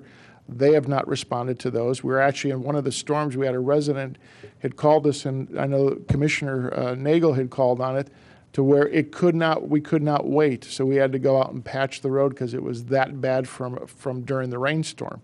But again, the township, we are paying taxpayers' money where we should be spending it on other things relative to Radnor Township, not subsidizing the state. And I think because of PennDOT's position, we should ask the governor to come in here at the next meeting and ask the governor to speak because he oversees PennDOT and have him answer directly to that. Because at what point do we stop raising taxes to subsidize the state agency? That's the question I have. Trees fall down in roads and that, who picks those up? Our public works guys do. We shouldn't be doing that kind of work. So again, we do it because we can't wait any longer, and I think PennDOT knows that, is eventually the local municipalities will take care of it. So I'd suggest the governor is asked to come here and speak in response to this. Well, maybe what we could do first is get our representatives here. I know that they wanted to be here this evening, but they're in Harrisburg in session. So that's why Larry is here on behalf of Representative O'Mara. So maybe we can at least start there. Maybe the governor will come. I don't know. Maybe Representative O'Mara can help us to get. But what I'd like to hear, definitely is a commitment from, PennDOT. I know you said you've emailed with Steve. I mean, what else? How and Larry, if the representative's office can get involved, what else can we do, and how, honestly, how can PennDOT help us out here? I mean, this is a serious issue. I feel like every time we turn around, there's another bridge strike. So, how can we work together? And I apologize if you feel like you're being put on the hot seat. No one intends to do that. But it is, we are a little frustrated. And I understand about the frustration, but I mean, we put up signs for these things. I mean, drivers are supposed to look at signs, okay? So like I said, I understand the frustration. I'm willing to work with you, but there's no magic here. If you want to put these devices like this, it's going to be challenging. I'm not saying not to do it. I'm saying it's going to be challenging to find locations on King of Prussia Road to put some of these. Are you willing to collaborate with us to find the? Okay. All right. So maybe that's where we start. And if we find out that it's too big of a challenge, then we look at something else. But maybe that's where we start. Will someone reach out to me to set up a I'll reach out to you, Mr. Belmont. Thanks, Steve. Okay. All right. Does anyone else have any questions for the gentlemen that are here this evening? Everyone's good? Gentlemen, thank you very much. We really appreciate it. We appreciate your time, and we appreciate your attention to this matter. Thank you. Thank you very much. All right. Next, we have our presentation on Ready for 100, and I'd like to thank you all for being so patient. I know there's a large group, and I know we have students, so we're trying to get you out as quickly as possible. So thank you, and the floor is yours. Well, Jim's setting up. But all the people who are here to support this, Sarah, come up here. stand up so I know you're here and I can keep your picture. Wow, look at this.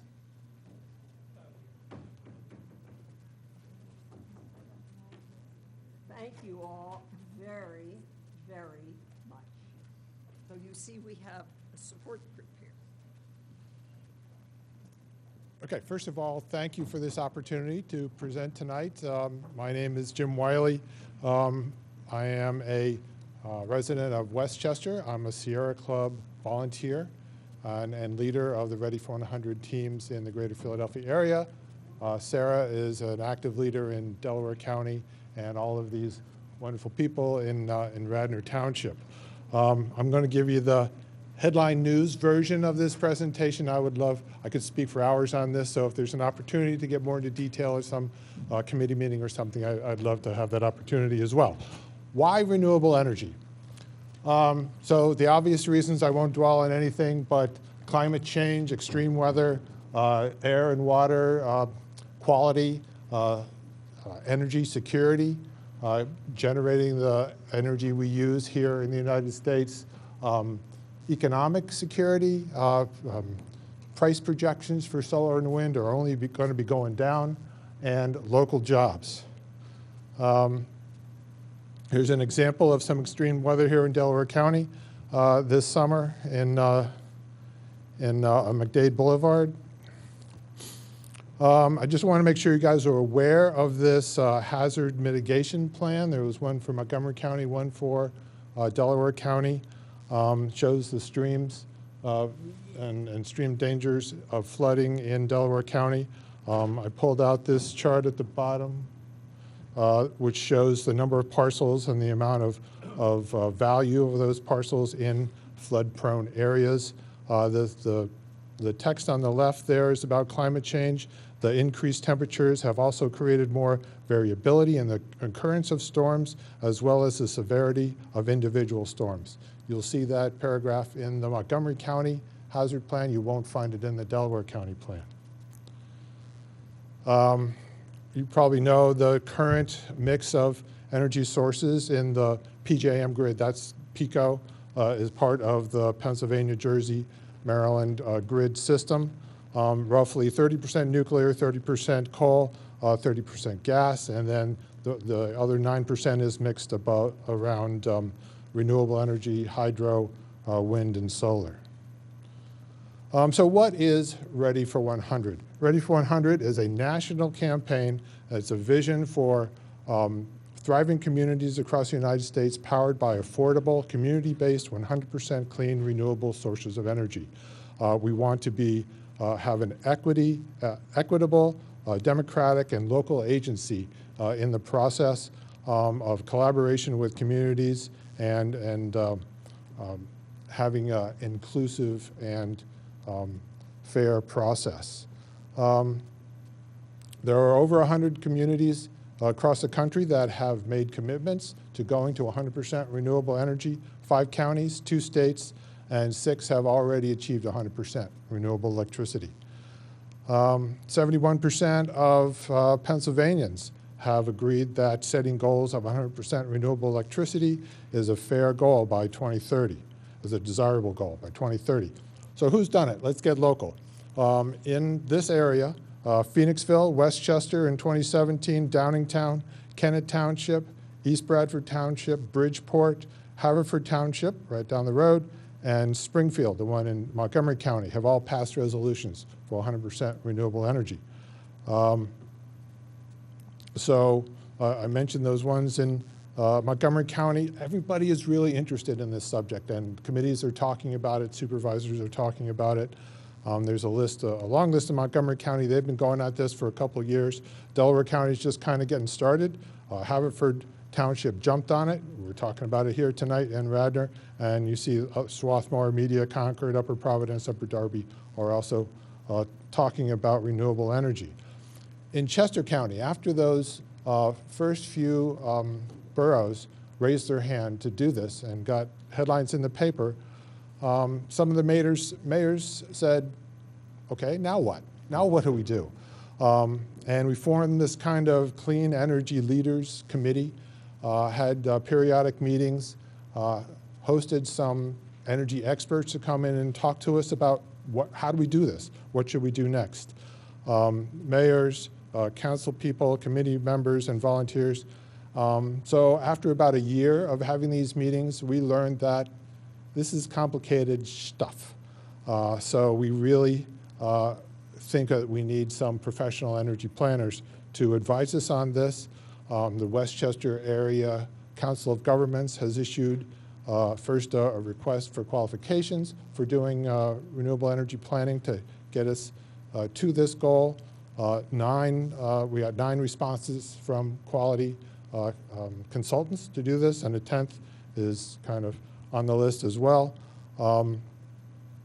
And I'm sharing this with you guys. These are companies that would do a community-wide plan for transitioning to renewable energy. Our current status is the RFP has been issued, and we are expecting proposals back February 4th. If all goes according to plan in April, we'll find out which municipalities of the 7 members of the Council of Governments are in, meaning they're going to write a check to help pay for this energy plan to be done, and we should have a plan on paper in the summer sometime. So putting this more in context, these are the 6 steps that we see as part of this process. And it's not a flow chart. It's not step 1, step 2, step 3, but different communities are doing it in different orders. But typically, a mayor or somebody makes a symbolic statement to get the conversation started. You pass a clean energy resolution to show political commitment to this, and then develop an energy transition plan and update your comp plans to put things in context. Take action and make sure you engage with stakeholders all along the way. There are many transition plans that we can reference, and we have lots of resources to do that. And here's the toolbox. What are we talking about here? We're talking about choosing different electricity providers, source providers on our PICO bills. We're talking about Solarize. I'm sure you've heard of that, where we can aggregate buying to get better prices, competitive prices, when we all buy our solar panels at the same time. Energy efficiency challenges. In the middle there, power purchase agreements. You've heard about Philadelphia just issued an RFP for doing 70 megawatts of solar power for municipal sources, and they got a rate of 4.4 cents per kilowatt hour.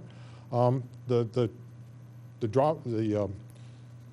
challenge there is you need to commit for 20 years. So it's a bit of a crystal ball, but do we think that fossil fuel-based electricity is going to drop below 4.4 in our lifetimes? I don't think so. So I think that was a pretty good bet. And then on the horizon, there's other things in the toolbox that are coming. Community solar is I can get into that. That's not legal now. I think it will be in the next few months. And community choice aggregation. Looking at it a different way, some communities have asked me, well, what do I do next? And what do I do after that? So just prioritizing it, you start off by greening the grid, looking for ways to reduce and save energy audits and all this kind of stuff, make a plan, and take some of the easy actions. Then drive electric, turning our vehicle fleets into electric vehicles, and finally, finding different ways of heating our homes besides through burning fossil fuels. And then just another way to visualize this is kind of a roadmap of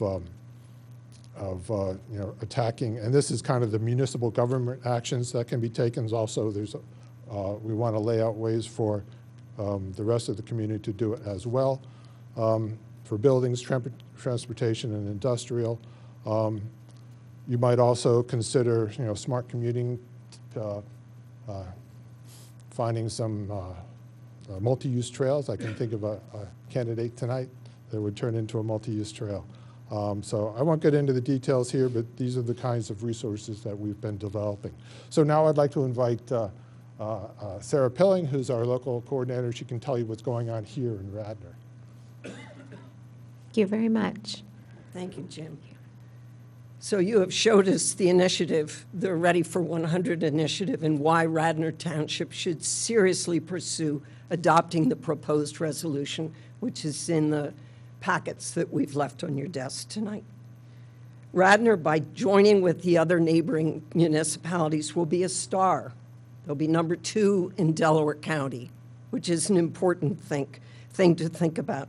But what I really want to mention is what my co-leader, Robin Mann, and I've been doing this last year, both with a volunteer Delco team and within the township. which is basically making people aware of Ready for 100. We joined the team of Delco volunteers, and we meet monthly. People from Chester, Prospect Park, Swarthmore Media, Upper Darby, Haverford, and other municipalities, Newtown Township being one of them, to learn to build a team that's mutually supportive and to share resources. We've built a database of over 300 Radnor residents who've indicated their interest in knowing more, and we're adding to that list all the time. From responses to our emails, we have held 2 public meetings, both at the library, explaining what it was, and then going over the language of the resolution, and so some people made commitments to that. We've networked with educational institutions and with churches. This has just begun, but the response is marvelous because everybody's got a big electric bill. And one of the first steps to go is how can we make it more efficient? And on several occasions, we've met with both the Radnor Township Board of Health and the Environmental Action Committee. They have both put language that they think is important in the resolution. In your packet, you have the endorsement from the Environmental Action. I'm afraid the Board of Health got caught in one president resigning and the new president was instituted last Thursday, so I know that letter's being written and you will get it. They did approve it at the last Board of Health meeting. Yes, but Dr. Foreman resigned and Linda Shane's taken over and the letter's being written. So part of the work we did this summer is working with Luke Clark from Haverford Township, who works for PICO. He came in and we presented to us, using software that PICO has developed, a heat map for Radnor Township for this building. They've also done it for Sulpizio and for one of 3 buildings at Public Works at no cost. And in your packet, you have the report they wrote. Now, what we don't have is the cost to make some of the changes, although turning off the computers and the lights at night is going to be pretty simple. But we do know they estimated saving $35,000 per year. That's 1/3 of the electrical costs. And of course, we have to give kudos to the Action Earth team of Radnor High School, who pretty much sought us out to become part of this grassroots movement. It's their generation who will be most intimately impacted if we don't work together to reduce quickly and effectively the level of CO2 emissions. So much of this initiative is about educating our community members on how they can participate in and benefit from transitioning to 100 clean energy. And we look forward to the commissioners considering this, seriously considering passing this resolution. It's a goal. It's not a law.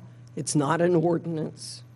It's a goal to invite all entities in the township, and we've already identified about 26. That's not individuals. That's churches, schools, garden clubs, the Radnor Conservancy, you name it, anything that's an entity into the township to enjoying it. So you have it in your packets. Jennifer has a zip drive, so it all can be done electronically, and we look forward to this continuing conversation with you. Thank you. Thank you. Thank you very much, Sarah. And thank you, Sarah. Thank you, Jim. Thank you for being here. And everyone who's involved with this group, could you all just stand up really quick so we can see everyone who's here? So I can take another picture. Do you want to get a picture?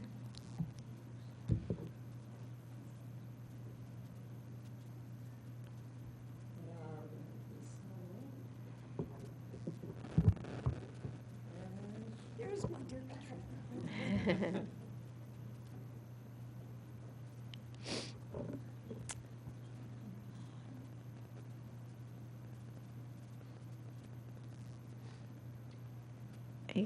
You good?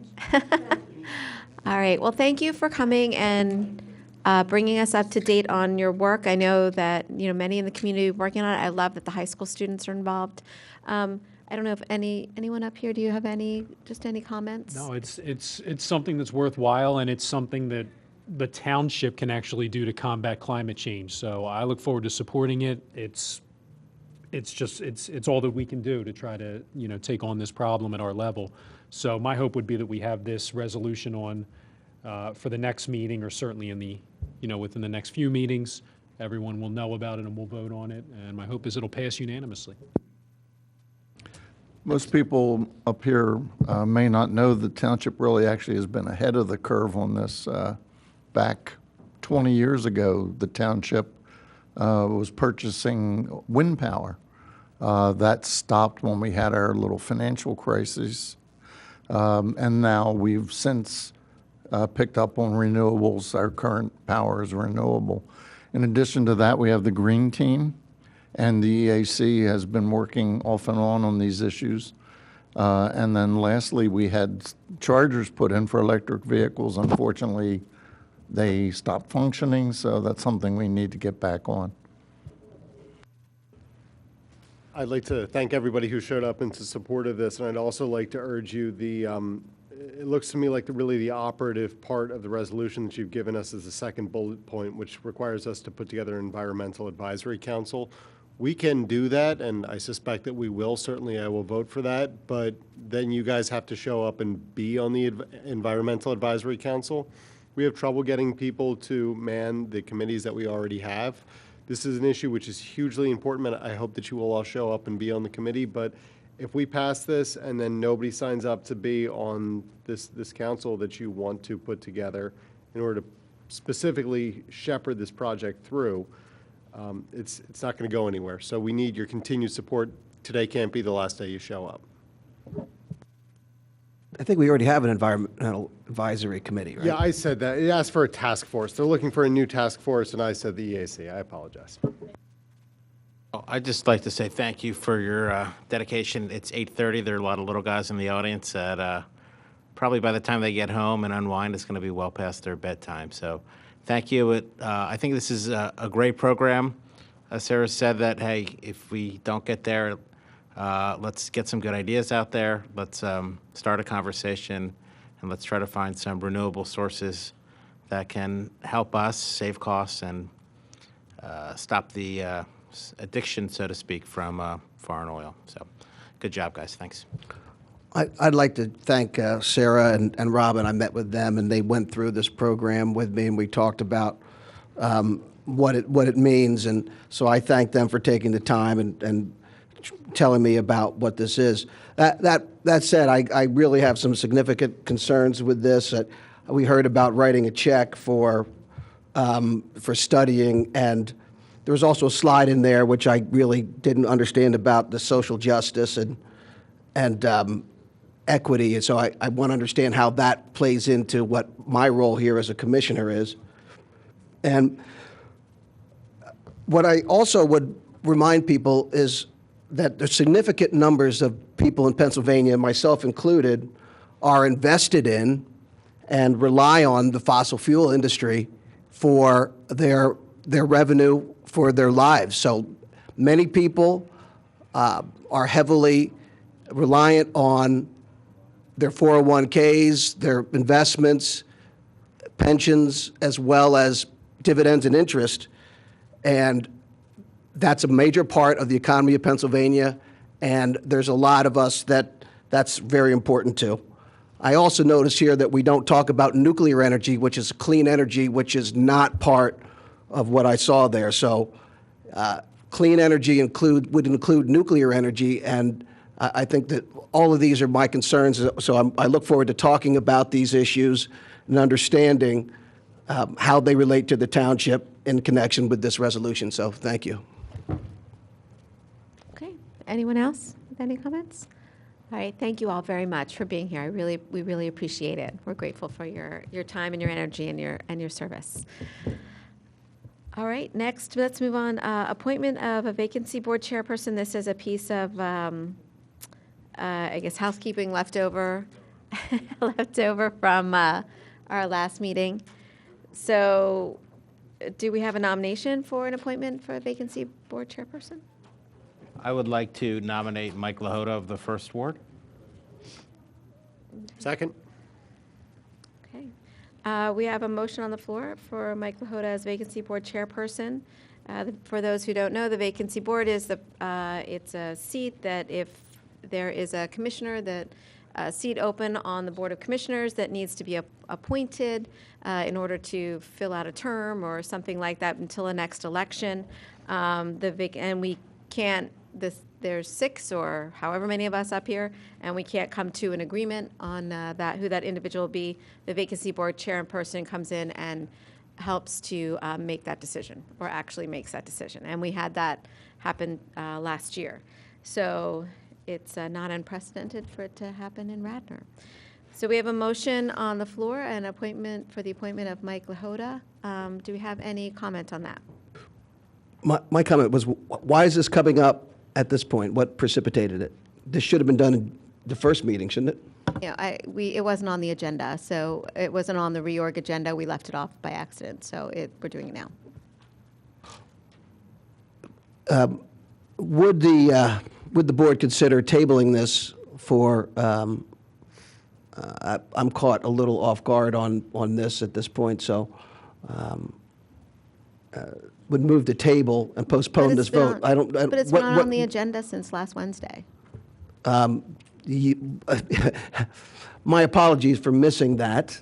And I thought we had another candidate set up, so I'd like to follow up on that because apparently we don't.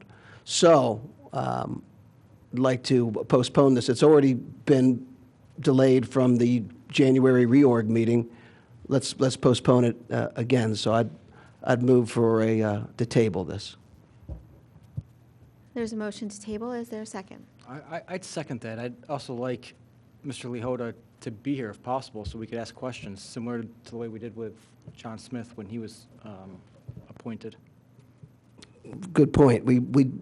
I don't know the person that, and there's nothing in here. I didn't know who was going to be raised, so I'd like a chance to interview.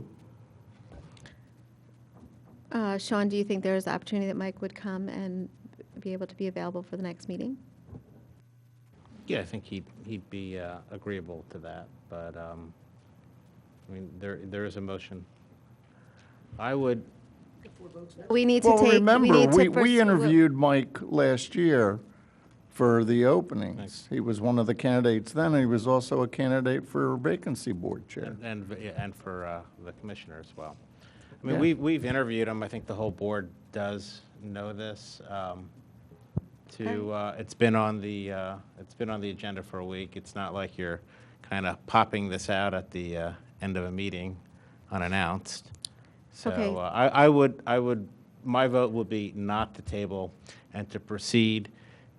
We could always, not that we want to do it, but if something comes out we don't like it, we can have him replaced.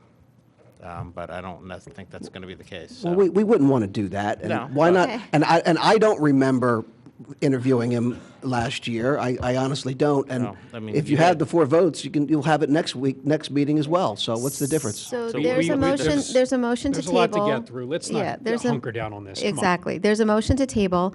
Is there any other comment on the motion to table? Do I take public comment? Is there staff comment? I don't take public comment on motion to table. Thank you. All right, so I'm going to go ahead and call the vote on the motion to table the appointment of the Vacancy Board Chairperson. All those in favor, please indicate by saying aye. Aye. All those opposed? Nay. Okay, so we still have the motion on the table to appoint. What was the vote on that? I missed. Oh, I'm sorry. Motion fails 4-3. Motion to table 3-4. I'm sorry. Okay, so we still have the appointment of Mike Lahota on the table as vacancy chair. Is Mike Lahota a member of a political party in Radnor? Registered? No idea. And he just, No idea. Is that a truthful statement? yeah, I don't know what party Mike is in. And Mike served on the RHM board for 2 terms, had to leave because our charter. and he did an excellent job for us there. I believe he's a Democrat because he ran when he came here as a commissioner. He was a Democrat, but I don't know why that makes a difference. Bill, the last couple guys were Republicans. I was a vacancy chair appointee, and I was appointed in a 4-3 vote with the final decision being a Republican, and Bill Smith was a Republican. We also, John Smith, pardon me, John Smith was a Republican. Will Smith, I don't know if he's a Republican. And Dave Falcone, who was the vacancy chair for a very short period of time during the reorg last year, was a Republican. But I don't see why party should matter, because I don't remember those things, so it means something to you that you remembered all that, but I didn't actually recall all that. But I thank you for answering the question. I'll let you grandstand. I'll let you grandstand. Thank you for answering the question. Oh, you. Again, obviously it was important because you remembered it, and it's not insignificant. It's not insignificant, but I agree with you. This is a totally different position than the Radnor, Haverford, Marple Sewer Authority Board. This is a tie-breaking appointment that, in this political climate that we're in on this board, it's a 4-3 board. This is a tie-breaking vote, and so this is not the same as a technical or as an overseer of a sewer system. This is a different type of role. So I think it's significant that we talk about that. Can we move to? Let's move to. So is there any additional comment on the nomination on the floor? Commissioner Abel, do you have something? Well, I'll nominate John Smith, who received 7-0, a unanimous decision last year. Seemed to do a great job, was, I believe, recommended by the League of Women Voters. So I would throw his name back into it for a second term. You don't have to nominate him because he's already the chair, right? So the only way he would. It expires at the end of each year. He doesn't, so he doesn't need to be, yeah. Oh, I didn't know that. Okay. Yeah, So if is there a if it second? does Is there a expire, then second? we I'll should second. vote. I'll second.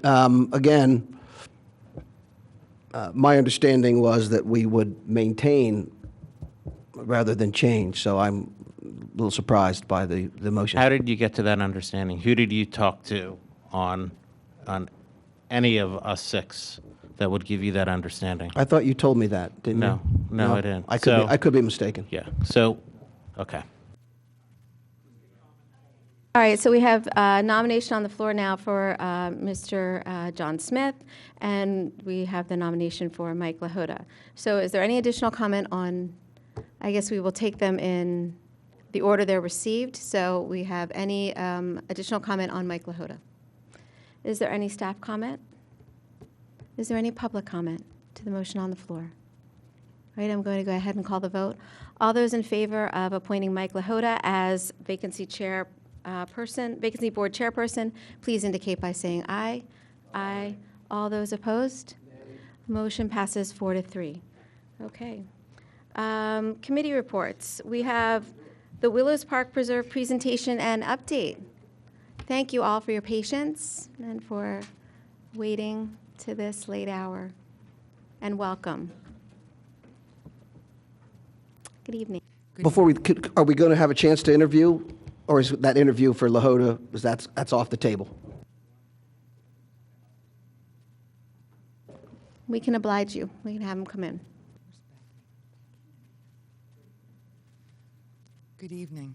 Evening. Welcome back. Thank you.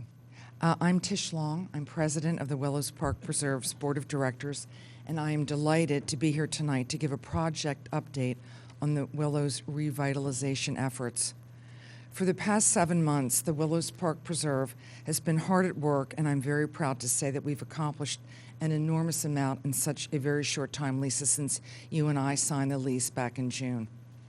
In July, Warren Clater Architects and TV Ball began a design and feasibility study of the mansion, which was just completed. You all have a copy of that very comprehensive study, and Skip Kunda and Bill Lenahan will provide more details later in the presentation. On February the 25th, we will be back before you to present our entire project plan, including the fabulous design renderings, which I believe most of you have seen, project costs, and path forward. So tonight, it's about our other accomplishments, those related to the nuts and bolts of our operation, and here are a few of those highlights. In September, we received our long-awaited 501c3 designation, followed in December by confirmation that our certificate of registration as a charitable organization has been approved, which was also wonderful news for us. We've added 4 new board members. Each brings a specific skill set to the equation, and we are very happy to have their participation. They are Al Murphy, Senior Vice President and Head of the Private Bank, Bryn Mawr Trust; Mike Antonopoulos, who's with us this evening, owner of Bayard Street Capital; Jane Galley, again with us this evening, who's Managing Director of Coast to Coast Radio Networks; retired Delaware County District Court Judge John C. Tootin Jr., and of course our latest addition, which you all appointed tonight, Chris Hatch. So that brings us up to 1 shy of having a full board complement, so we're very happy about that. Our professional team is assembled and ready to go and includes David Fiorenza, who's right behind me this evening, who is Professor of Economics, Villanova University, and Tom Glancy, President of Glancy Financial Services.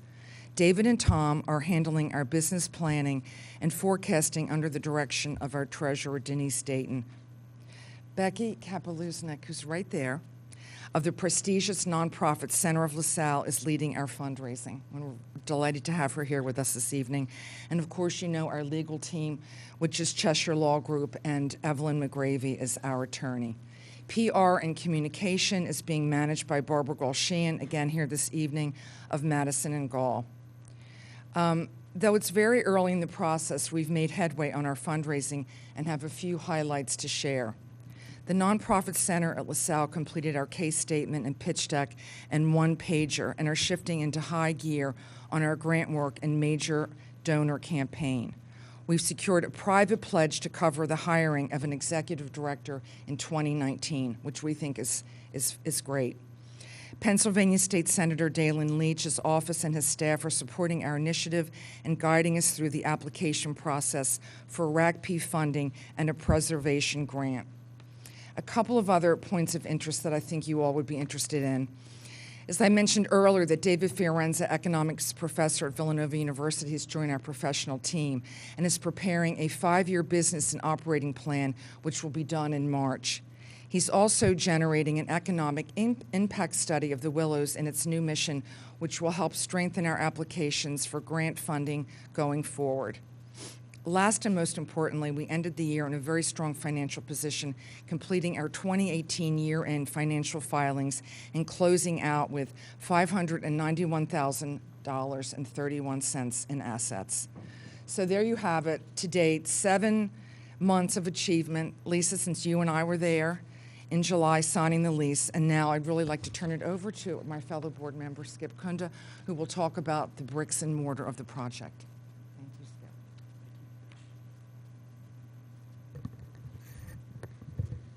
I guess I can lean into it a little bit. Hi, my name is Skip Kunda. I'm a 41-year resident of Radnor Township. I serve on the Planning Commission. I'm entering my 10th year, I guess, and last. And I'm a board member of the Willows Park Preserve. As Tish mentioned, my charge on the WPP board is project management, and I'm here tonight to provide a brief update on our work. First and foremost, the WPP's stewardship of this important public asset has been our top priority. We've left no stone unturned in executing a thorough investigative approach to the mansion's revitalization. We began with a forensic analysis of the mansion and its premises. Every nook and cranny was examined using infrared imaging, pipe cameras to see in places where the naked eye could not. We had boom lifts to scrutinize the roof, chimneys, stucco facade, windows and trim. Structural engineers surveyed the foundation. Our goal, to account for all problems, visible and not visible, so that there would be no surprises down the road.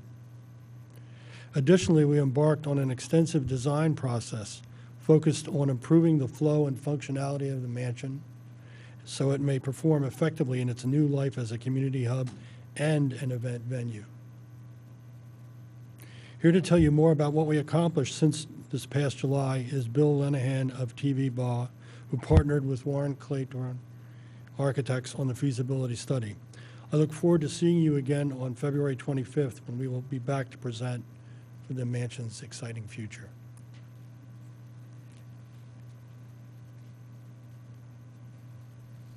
Good evening. I'm Bill Lenahan of TV Ball Architecture. As Skip mentioned, Warren Clayton Architects in our office have collaborated on this project for you, and we have prepared a feasibility study, which you have, and we will be presenting it in full detail at the February 25th Board of Commissioners meeting. At that time, we will reveal the design renderings and the project's projected cost. In the meantime, you have received a copy of the study and its lengthy document, over 100 pages of light reading that covers a great deal of territory. It is the culmination of months of collaborative work here in which the WPP and the township staff presented their ideas to the design team, which we incorporated into the report at their directives. As you read through the study, you will see items included in the project that extend beyond the mansion proper. Examples of this are the public work improvements, such as utility upgrades, road widening, parking lot lighting. These were township request items. We're bringing new utilities all the way up to the building from the main road. The WPP's top goal was to create a new, dedicated public space that would enhance the park experience and take advantage of the sweeping views. That was achieved with a proposed addition to the south wing with a terrace area. The township also asked that we price the project using prevailing wage, bringing the building up to the current building code, elevating the mansion from its previous residential designation to a mixed-use assembly, which is on par with a new hotel and conference center construction. The final report is a study of many possibilities. It does not provide a hard and fast projected cost or path forward. I caution you to keep in mind when you're reviewing the report, it is more of an a la carte menu that we are working through now with pricing and coming up with options to review all the alternates and priorities based on the township and the WPP's direction. So we will need to pare down that full wish list of options there to be able to come up with a proper plan that fits the budget for this project.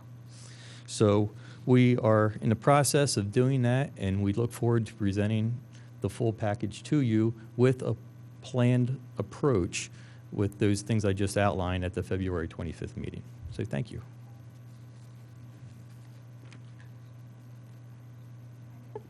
Is that the last? Yeah. Does anyone have any questions for the group? No? All right.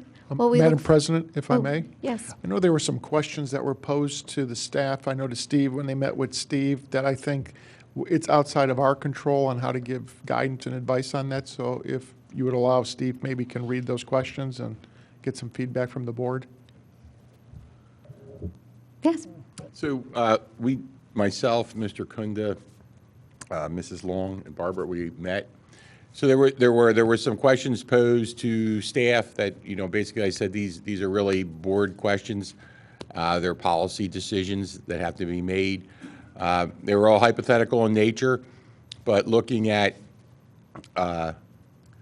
different ways of moving forward with the Willows project. One was, do we create a land trust and go through that for the Willows? Another was a commercial lease where the township provides basically the shell, and the Willows Park Preserve would do the fit out.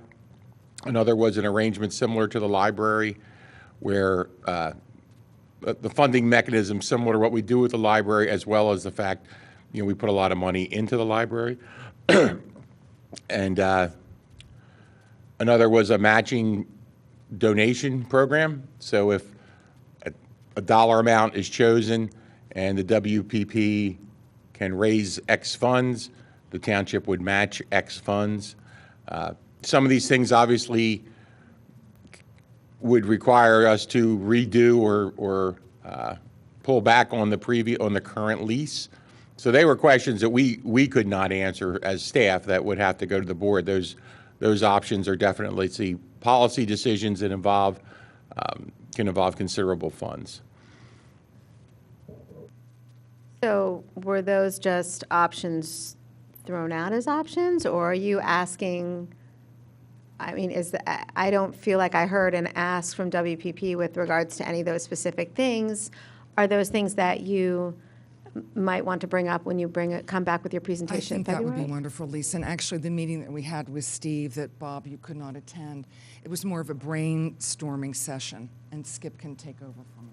No, I didn't want to take over. I wanted to support you. I hope that you will.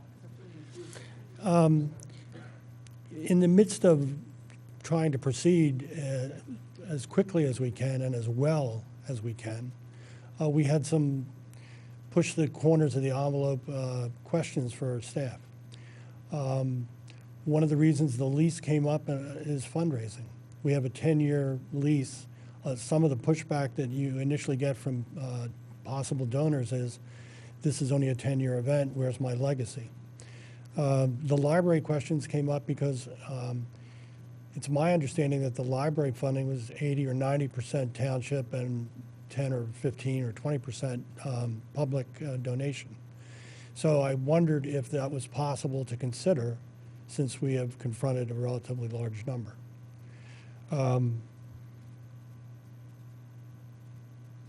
My question about the library had nothing to do with requesting ongoing support. The reason we're different from the library is that we have planned to have a number of weddings a year, a relatively small number, but a number that we hope and plan will be enough to sustain us, and an endowment as well to protect our educational activities. So do you anticipate, some of the things that Mr. Rossini just brought up, you guys were kind of brainstorming and talking about, do you anticipate when you come forward with your final number, if some of those things are options, would you, be making that ask of us to consider? Are we being asked this evening to consider all those options? No. It was never our intent this evening to ask you to consider, we're not asking you to vote in any way on those items. Okay. I'm in comparison to Tish, who's got like most of her adult life in this program or project, it seems. I've only been really very active for about 7 or 8 months. So I'm partially coming up to speed. And I also know that in conversations with many of you, that if staff is very supportive, that's part of a team thing here. There's WPP, there's staff, and there's you.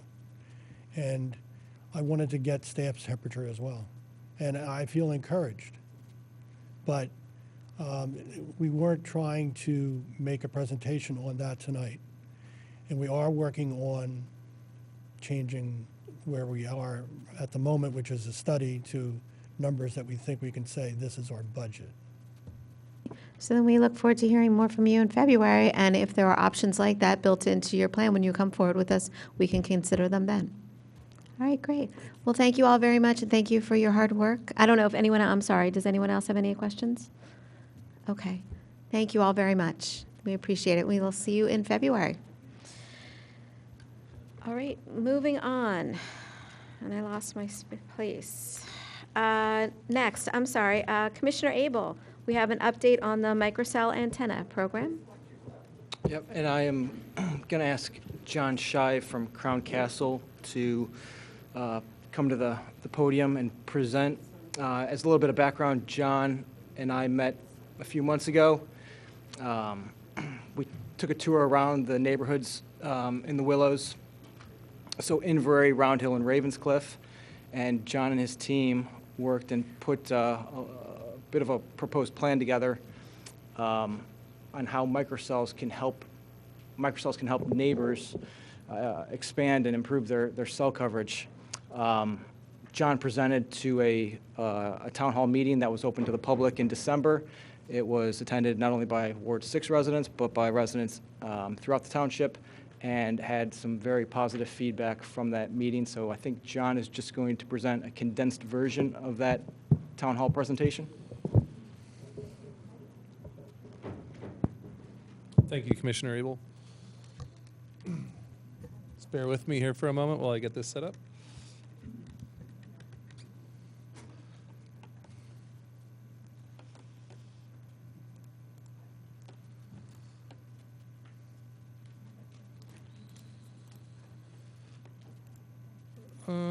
I don't think so. We should be all right.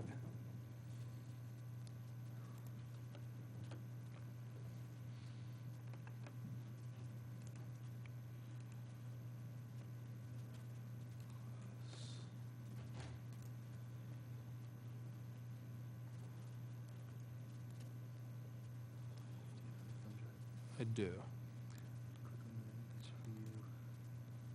So it says empty, but definitely not.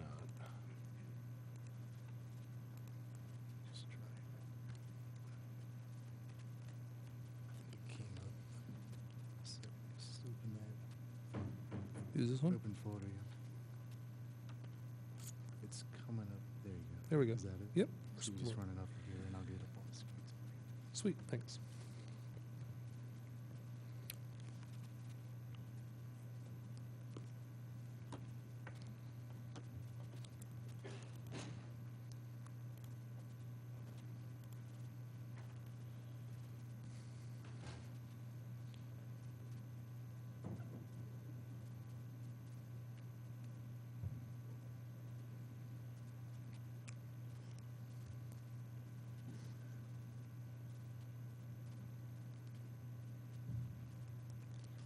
Okay.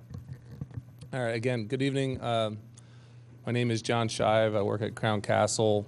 Our office is over in Montgomery County and Upper Marion Township. Chester County resident. I'm very familiar with cell phone technology. I used to work on cell towers, doing installations. I have a pretty vast background in this technology field. Came off the tower a number of years ago, and I started working inside the office to do a different technology versus building tall wireless infrastructure. And that is what I'm here tonight to present and answer questions on regarding coming closer to the end user with the use of utility poles, whether that be a light pole, a power pole, a communications pole, or just a wireless infrastructure pole, traditionally in the public right-of-way. And one of our technicians was in the field working in Wayne in Tredeffern Township, and Commissioner Abel bumped into one of our techs, started asking about communications on a utility pole, a Pico pole that our technician was working on, and it was in fact a small wireless facility. Often the nomenclature could be DAS, distributed antenna system, or small micro cell facilities, small cells. And why there's a need for all types of wireless infrastructure is because there's more users than there's ever been before. There's more devices connecting, and that increase in demand will only double every year for the next many years. So I stopped this presentation that we presented to over at the Radnor Township Library, the community library. We had a town hall session back in December of last year, just before the holiday season. And this slide we got talking about with the members of the community in 3 different HOAs around the Willows Park area in Commissioner Abel's ward. And what I focused on was the sort of this infographic where it shows on the left congestion, where there's only one wireless, we'll call it a tower, traditional, like we have right outside here from this building, whether it be a lattice tower, a guy tower, or a monopole that's trying to serve the community. So it's exhausted. The network is taxed out. There's too many users at any given moment for that network to be able to support it. So what we found out is we need more wireless infrastructure. So we are a wireless infrastructure provider. We do not promote any one particular carrier.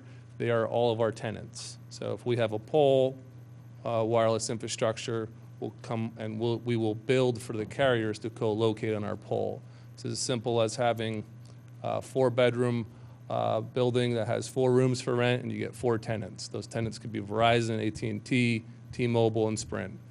And what we do is we build many little networks for them to communicate, working in collaboration with the taller towers and the rooftop facilities, but in the public right-of-way, just like we've done here previously in Radnor Township. And the presentation that we made that night back in December with the members of Inverary and Round Hill and Hillcrest was to show them and answer questions about what a design would look like where Crown Castle would come in and build wireless infrastructure within their communities, where the first step was going and doing a ride out to familiarize myself with sort of the environment, the topography that these residents where they live, based on the mature trees, the rolling hills, the type of homes that they have, the way that they're built, large setbacks from the street. There's not just a one-stop solution by just putting a pole somewhere where they would be able to benefit and have an increase where they'd have connectivity. So the small cell solution that we presented to them based on a study that we did, a desktop design, we came up with a solution where we did data that would show how many facilities, approximately 25 to 30 foot in height, would offer increased coverage and capacity demands to today's 4G wireless network. So this was the design and the presentation that we made back on the 19th of December. So you can, if you look at the screen, we have a total of, looks like the largest build actually, sorry, Ravenscliff was I said Hillcrest, but it was Ravenscliff where we had 4 locations. In Inverary, we had 3, and in Round Hill, we had 2 locations. This design was vetted from desktop propagation mapping that we did. We do have a dot on the map. This is an existing site that we have on a third-party owned pole, Pico pole in the public right-of-way within the township. I was just using that for a reference. This is real quick, just from an RF mapping. Blue is the strongest signal, and it propagates out from the source. So you can see that the polygon that we mapped out, it offers coverage within the community where the homes would be. This was like sort of the first step to come up with a desktop design, present to the residents who live within the communities, and explain where this, what is it going to look like was the big question. And the takeaway that we came up with here's what we've done in Princeton, this type of pole we put out in front of the university on Nassau Street. So we took photos within the community in Ravenscliff here. You can see this first photo. Today there's an existing township-owned pole, I believe. It serves as a light pole. It's its only function. In the future, our proposal was to come in, work with the township on design. This is just a photo simulation to give you a scenario, what-if scenario, what it would look like. The antenna would be at the top of the pole. It would still be a light. The light could be placed at the exact same height. The radio equipment would go in here. The focus would be that this antenna at the top is set up for all 4 carriers. So it's not 4 antennas. It's not 4 poles at one area with 4 different setups. It's one antenna. Crown Castle owns the network. Crown Castle maintains the network. The wireless carriers co-locate on our facility, which would also be a joint use as a township and a light pole. John, there's already a light pole today. Who would be responsible for the setup of the poles and the cost of the poles? Crown Castle. Yeah, we would build it, we maintain it. Things that would go into construction, all common practices such as, utility locates, markouts. That would be a joint collaboration with the municipality, Public Works Department. We would do all the one call, design one call, vet out, bringing conduit, power for fiber, and power and fiber conduit. But The good thing is when you know there's already a pole there, there's already power there. So there's already a pathway for one of the two things that are needed. So the three pieces that go into this network are power, fiber, and infrastructure. So the infrastructure is there, although it would need to be replaced and modified. The power, which is very important, and of course the communication fiber. So we would build that, we maintain it. If it ever needs to be replaced, if something would ever happen, Crown Castle would be the one who would come out and do that. Just going through this presentation real quick to get to any questions you may have. This is a same exact pole, just in a different community. This is over in Round Hill. So we took, again, an existing light pole and replaced it with making it a joint use pole where it's not serving only as a light, but it's also serving as a communications facility. And again, it would be one antenna at the top, and all the radio equipment would go in the box on the pole. And then the entrance, just coming off the main road, making a turn into Inverie, is you can see the sign right here. Just to get your bearings, there's an existing light pole. We were just proposing that just as one of the locations to come in and do the exact same installation as we looked into 2 other communities, where we would put a new metal pole in, replacing the current wood pole, which is approximately like a 4x4, just pole that supports only as a light. I don't know if I think the cabling's on the back of the wood poles. What you'd see here, all the cabling would be inside the pole, so you wouldn't see any additional coax or power or any exposed cables. So metal installation allows everything to live inside the pole, which is a cleaner installation than like a traditional wood utility pole. And that was really where we ended the presentation. We had a lot of, John? I think we had about 20 members of the comments out. On Yes. this particular poll, the way you have it set up here, can you go back a few slides and show how this poll benefits people at the Willows Park? Absolutely. So you just tell me where to stop. I think if you go ahead 2 slides. So doesn't that show, wouldn't that poll give coverage into the park? It would do 2 things. Yes, it would give coverage and capacity, so coverage for cell calls, but also capacity for data. But what's not captured here is how it would work with existing networks that are already there. So your cell phone only goes to the most dominant signals. So this was just a design for a total of 9 small cell facilities. So this is a desktop with, we built this exactly at these locations, what it would do.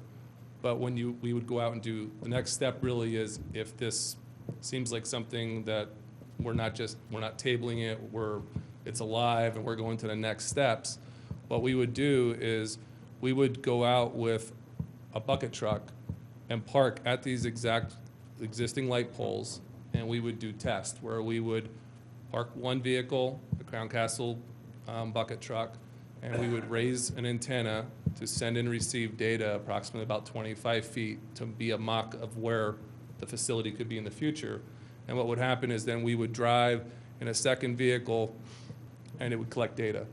And it would serve as if a resident who lived there, who was walking on the street, who was driving in their own vehicle, students on a bus, Amazon delivery services, anyone who uses wireless devices to go from point A to point B, we would collect data. And it would also collect data from the carriers themselves that are in that area on their different frequencies.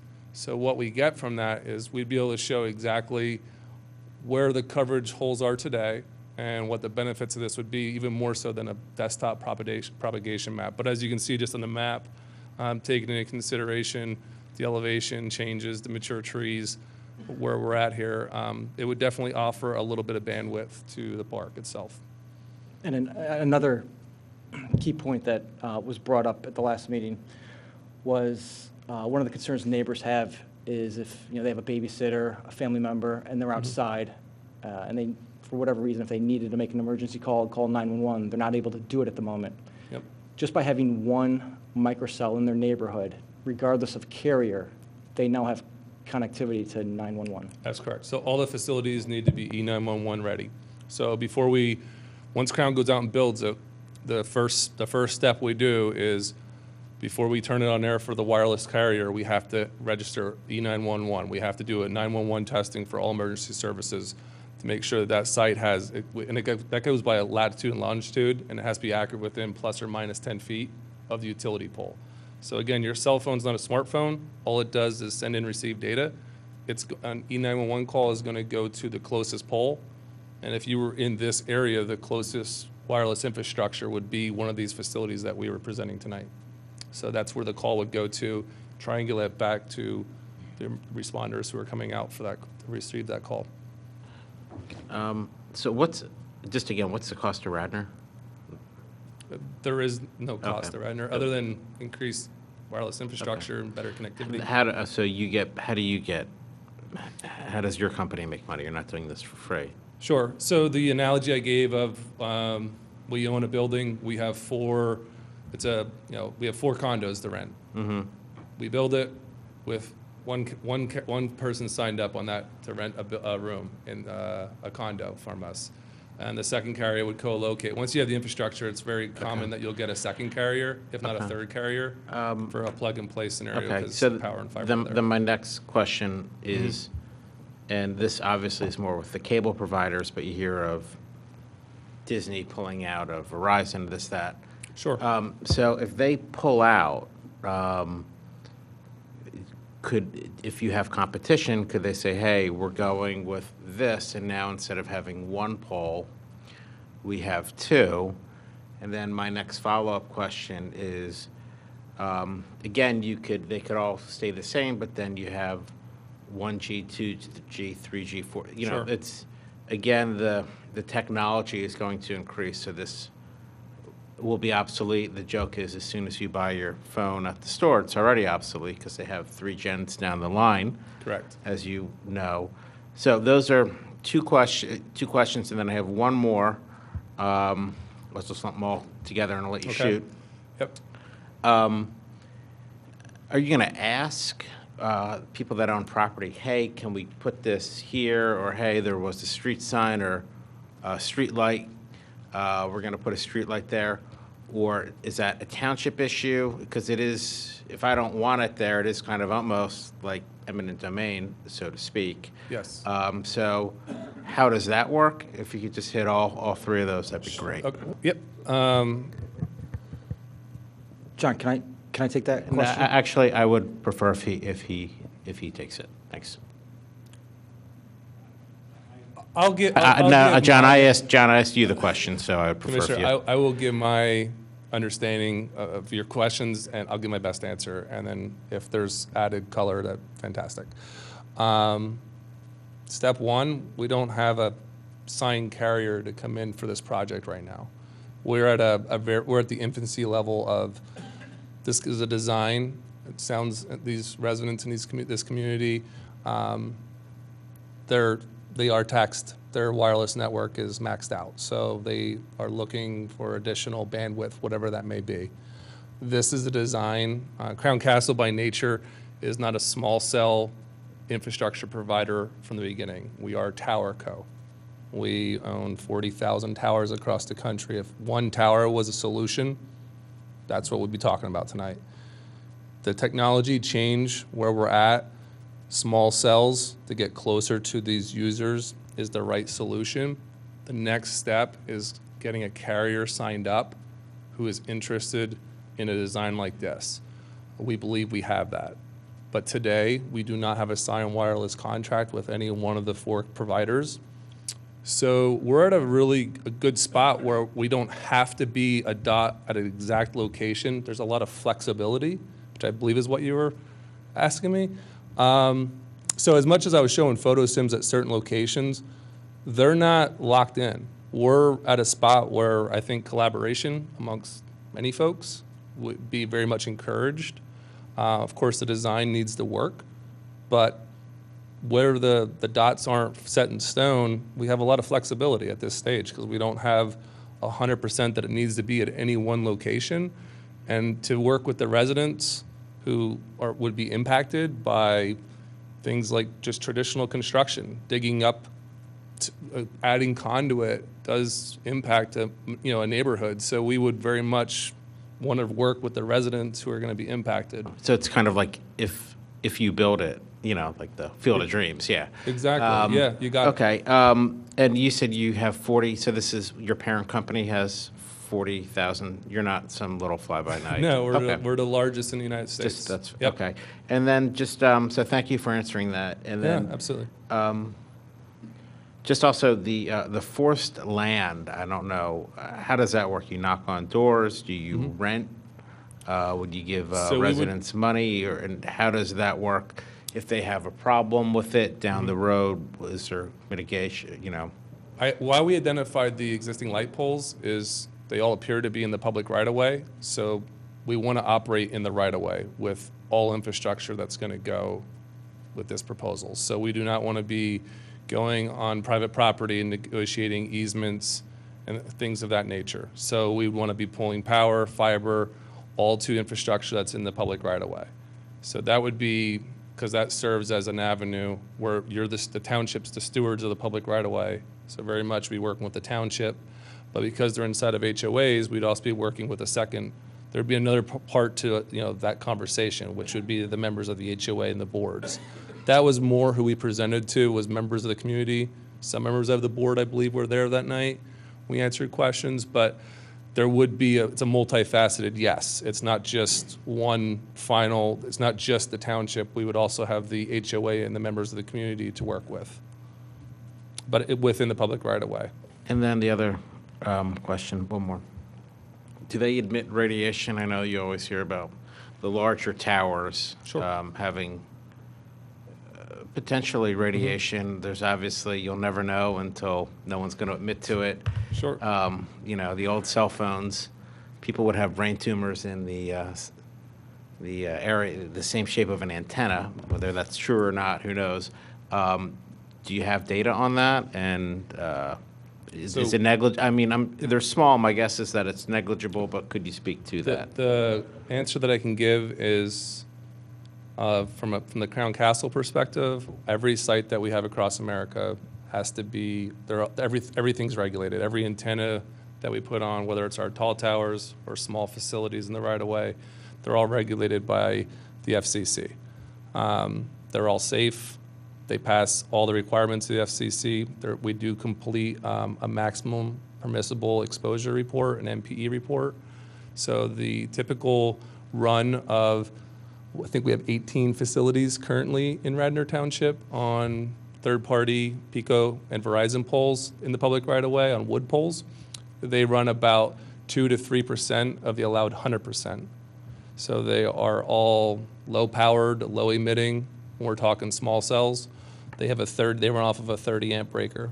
So what is the reach, and is it like an X-ray? Is it like, It propagates out just like a flashlight. If we looked at the map and pictured that blue dot being the source of the light from a flashlight, it's brightest at its origin. So the further it goes out, it dissipates. The maximum reach on these is about where there's really good coverage, where your cell phone is working the way it's designed, is approximately 1,200 feet. Okay, how about, is there any radiation that emits from these small towers? That 1 to 3% from the source. Okay, 1 to 3% from Of whatever the the allowed maximum doesn't allowed help me 100%. depending on what the maximum is. Yep. So what would that be in equivalent to?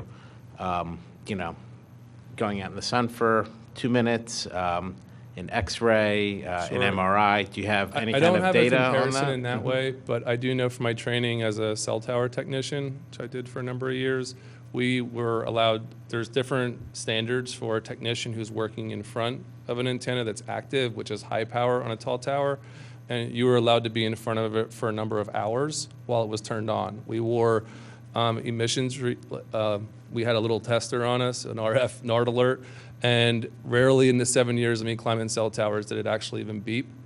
I worked in front of a lot of high-powered 8-foot panel antennas. These are not that. These are small 2-foot canisters. Again, 30-amp breaker, low power, low emitting. If you were 1 to 2 feet away from it, that 1 to 3% is a 24-hour human exposure cycle, maximum permissible exposure. The report typically, when you read them, different antennas, different locations, different power output settings do change, but you could be in front of one of these antennas from 3 foot away for 24-hour cycle for these small cell antennas. And that's a report that we give. It's a matter of public record everywhere we go and install these. If that helps. I don't have a comparison from the sun or other devices. I mean, is there a half-life or any kind of, if there's any kind of data that I just would like to see? Yeah. The facilities that we have in Radnor Township today, we do have those MPE reports. Sean, That's stuff we can definitely if supply. I might interrupt. Yes, Mr. Nagel. All these towers are governed by regulations, and they're all within the regulatory limits. There has not been, I mean, I read this regularly. I worked in the nuclear industry. There is no good research out there that's saying that the radiation from a nuke plant, for example, or from these antennas that are within the regulatory bounds is hazardous. Now, there are people out there, and we've received emails from a couple people who believe there is. As far as this body goes, how can we override what the regulations are? I was just asking. Number Yeah, one. I mean, you know, I'm not trying to, I know it's a long meeting, I'm not trying to beat a dead horse. That's number one. Number two is sometimes regulations, they're not, you know, whatever the guidelines are, guidelines change, and it But found you, out that but you were and I don't have overexposed. the smarts to challenge them, I would suggest. No, but. But I'll tell you what, it's not but going it is fair. it's not going to warm up your glass of iced tea. I'm going to use that. Yeah, it's a great question. It gets asked a lot. And one of the things that I should have just led with was in a different municipality, I was asked the same question. And just like here, we have right-of-way use agreements that have language that say if the technology ever changes or the regulations ever change around the technology, and it would need to be changed to bring it back into compliance. We are 100%, we are a very large company. We would absolutely come out, and we are a good community corporate player in Radnor Township, and we would definitely remedy the situation quickly, absolutely. So it just sounds like what you're saying, to condense it, is we have a problem in terms of cell coverage. You're going to fix the problem with cell coverage. It's not going to cost the township anything. Nailed it. Well, let me just pull back a little bit. We're at the first step. So as we've got some neighbors in the audience, and I've promised them I'm not going forward if they don't want to push this. My promise to the neighbors was I would put forward and give them options. We had the first meeting, a great presentation, and it shows a lot of promise. But if the neighbors come back and say we're not interested, even though we're stewards of the right-of-way, I'm not advocating for anything that the neighbors don't want. However, I have received feedback since the town hall meeting, and there's 84 residents in Round Hill and Ravenscliff who a few years ago signed a letter saying we need service. They are getting behind this and have emailed me and called me and advocated that they want to move forward on this. So there is, even if one of the neighborhoods doesn't want to go forward, one of them does, one of them's on the fence, you know, I think there's room that we still pursue this and work with the township and the HOAs. The HOAs were made aware. They sent out emails to their residents for the meeting tonight. So the HOAs are clued in, and they're part of the process. And it seems like word's starting to spread. And this is a problem that they've dealt with for 30 years, and they're hopeful that this can be addressed. Well, two things. If a cell phone provider believes he can make money by going into these numbers, he'll be calling you tomorrow to do it, and the neighbors won't really have much to say about it because the law doesn't favor the neighbors. To a degree, it does in this case. I think it's a little special in that yes, it's public. They are public roads, but the fact that they are within HOAs, there's a process at least that there's not the protection that maybe there should or shouldn't be, but what there is, there's other layers. And when you start peeling back all this process, I think that's why other avenues are usually looked at just as a speed, maybe not the right solution. Right. But this is And It's going to the- be a really big win for the community, I feel. Well, and the second point is, this still doesn't address the issue we have with Delcom radio. It does not. So, Yeah, from the beginning, I separated these two issues: cell service for the neighbors, emergency communications. This is attacking the first issue, and as we talked about last week at the special meeting, we've got it on the agenda to look at the emergency communications later this year, or possibly in a subcommittee meeting. And John, just one last thing. Sure. So 18 microcells in the township. Yes. What does Crown Castle pay annually to Radnor Township at the moment and then going forward? Well, I know it's 5% per carrier per location. It equivalates to a couple $100 per carrier per location.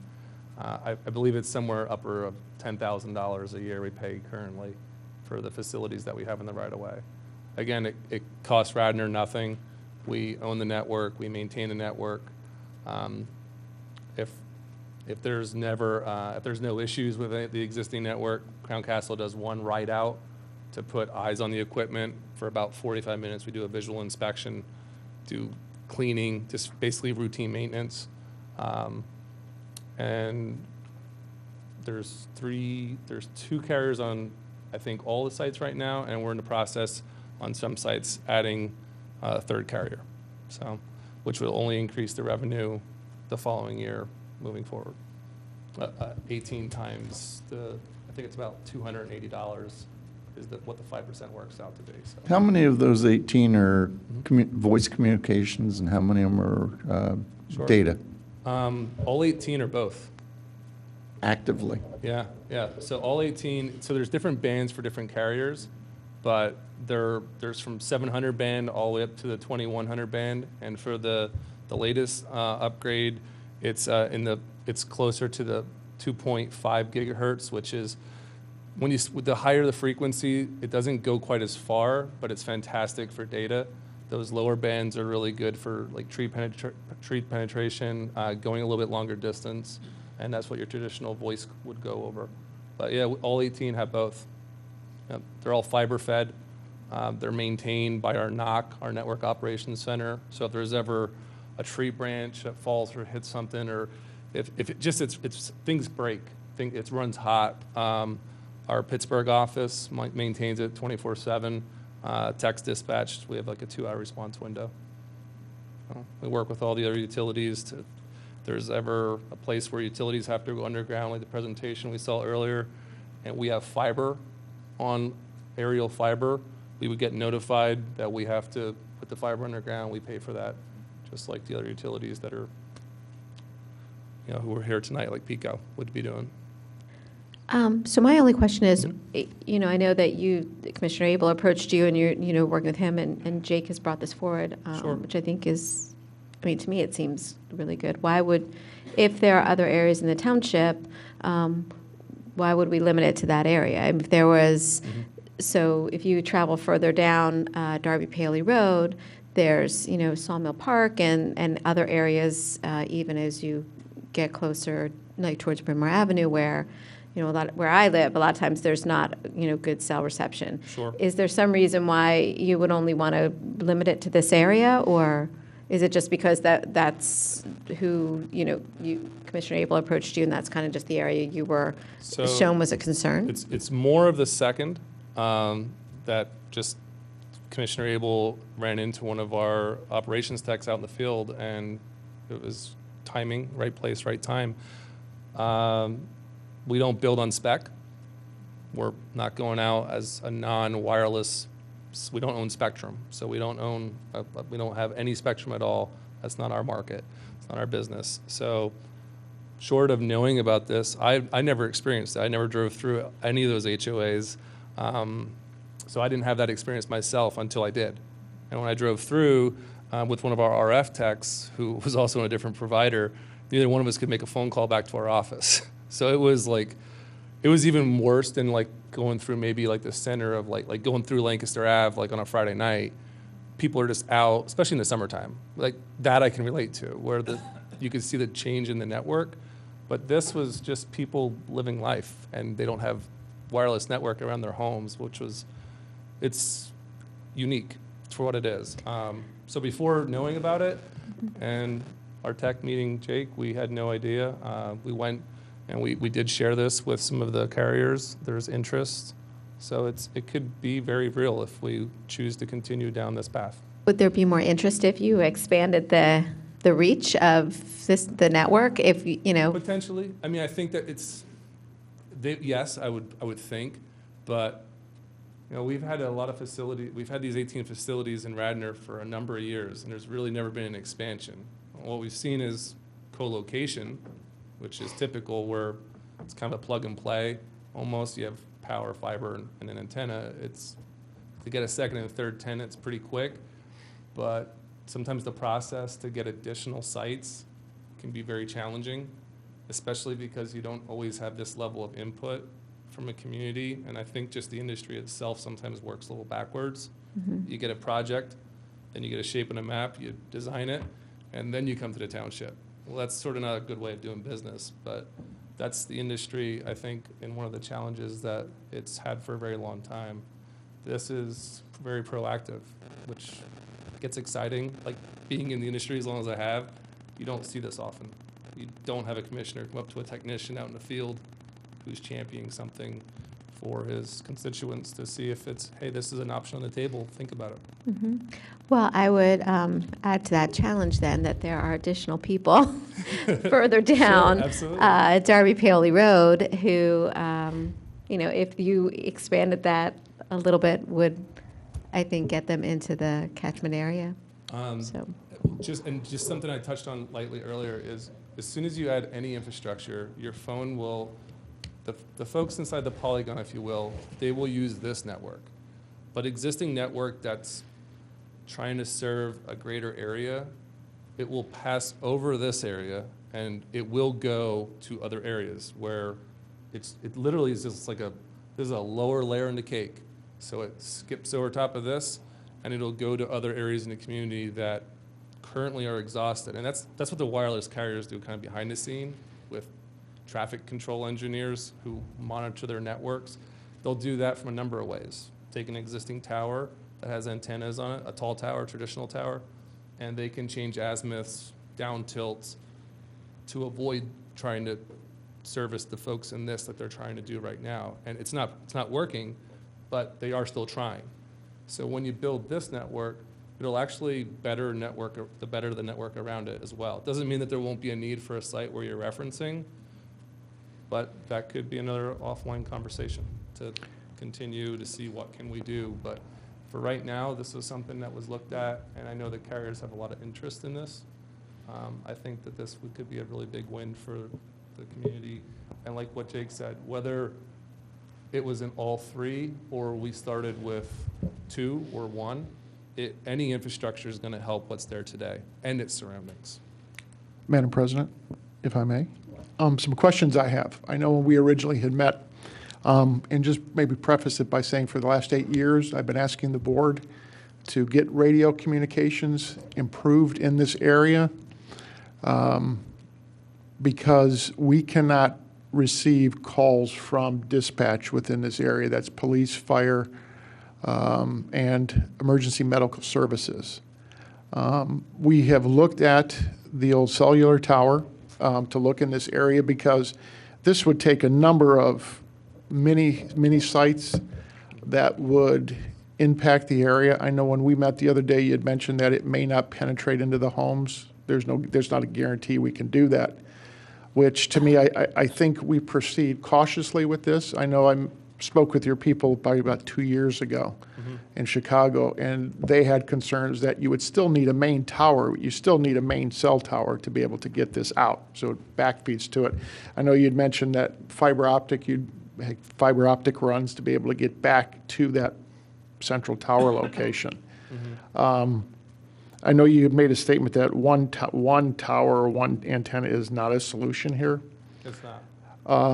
I know that we had multiple people out. And again, too, you're never going to have 100%, so I think we got to make sure we let the public know it's not a panacea that regardless of where you are in your home, where you are, you're not going to, it's not a 100% guarantee. The Willows is a big concern for us. of coverage. I think this whole area is a big concern because of not being able to, people may be able to dial 911. It's the problem is from Delcom getting out to police, fire, and that is there's no communications. I know I've asked the board this before. I think we are actually, in my opinion, backwards on this. I think we should be addressing the communication issue first because we may improve in this area here, but if we can't get police, fire, and ambulance to respond to you, that's a problem. So I'd ask the board that we escalate the radio communications up prior to this because, again, I think there are a number of questions on this that I think, you know, we'd like to work through with you on that to answer a lot of the questions, as well as we'll have now multiple mini sites in the area instead of possibly one or two, not on township property, but it could be some other option to be able to look at. So I would ask the board with the safety committee if that could be something that we could address, or this full board, as soon as possible on that issue of radio communications. Yeah, the Public Safety Committee will address the emergency communications component of this. But you know, I don't, in my opinion, we don't, I mean, neighbors have been wanting this for 30 years. You know, it's part of, you know, a lot of people's livelihoods that they're disconnected from, and you know, this seems to be a real solution that we can get something done. So, you know, I would, you know, I'd ask my colleagues, which is why I've invited John here to speak tonight, that this is something we should get behind and help these neighbors out. Commissioner Borowski, you said your neighbors may be looking at this as well. You know, one of the reasons I brought this forward first in these three neighborhoods is to show kind of a, you know, demonstrate success. And when you demonstrate success, then it's easier to do in other areas. So, you know, to Bob's point, you know, I don't think we disregard the emergency communications component. I think we run those parallel because I think that might be a little bit more challenging in the long run based on federal regulations. And this is something that we could probably get done in the short term. Madam President, to Jake's point, there is no federal regulations with getting communications to police, fire, and ambulance. The issue is that is our top priority. I'm more concerned that we cannot respond to emergency situations in these areas. Cellular communications is, I agree, but the issue is that is a priority. I've been pushing that for 8 years. Okay. Cell service to someone's home that's great, but if you can't get that call from dispatch, Delcom, to respond out, that's a bigger priority. That's my issue.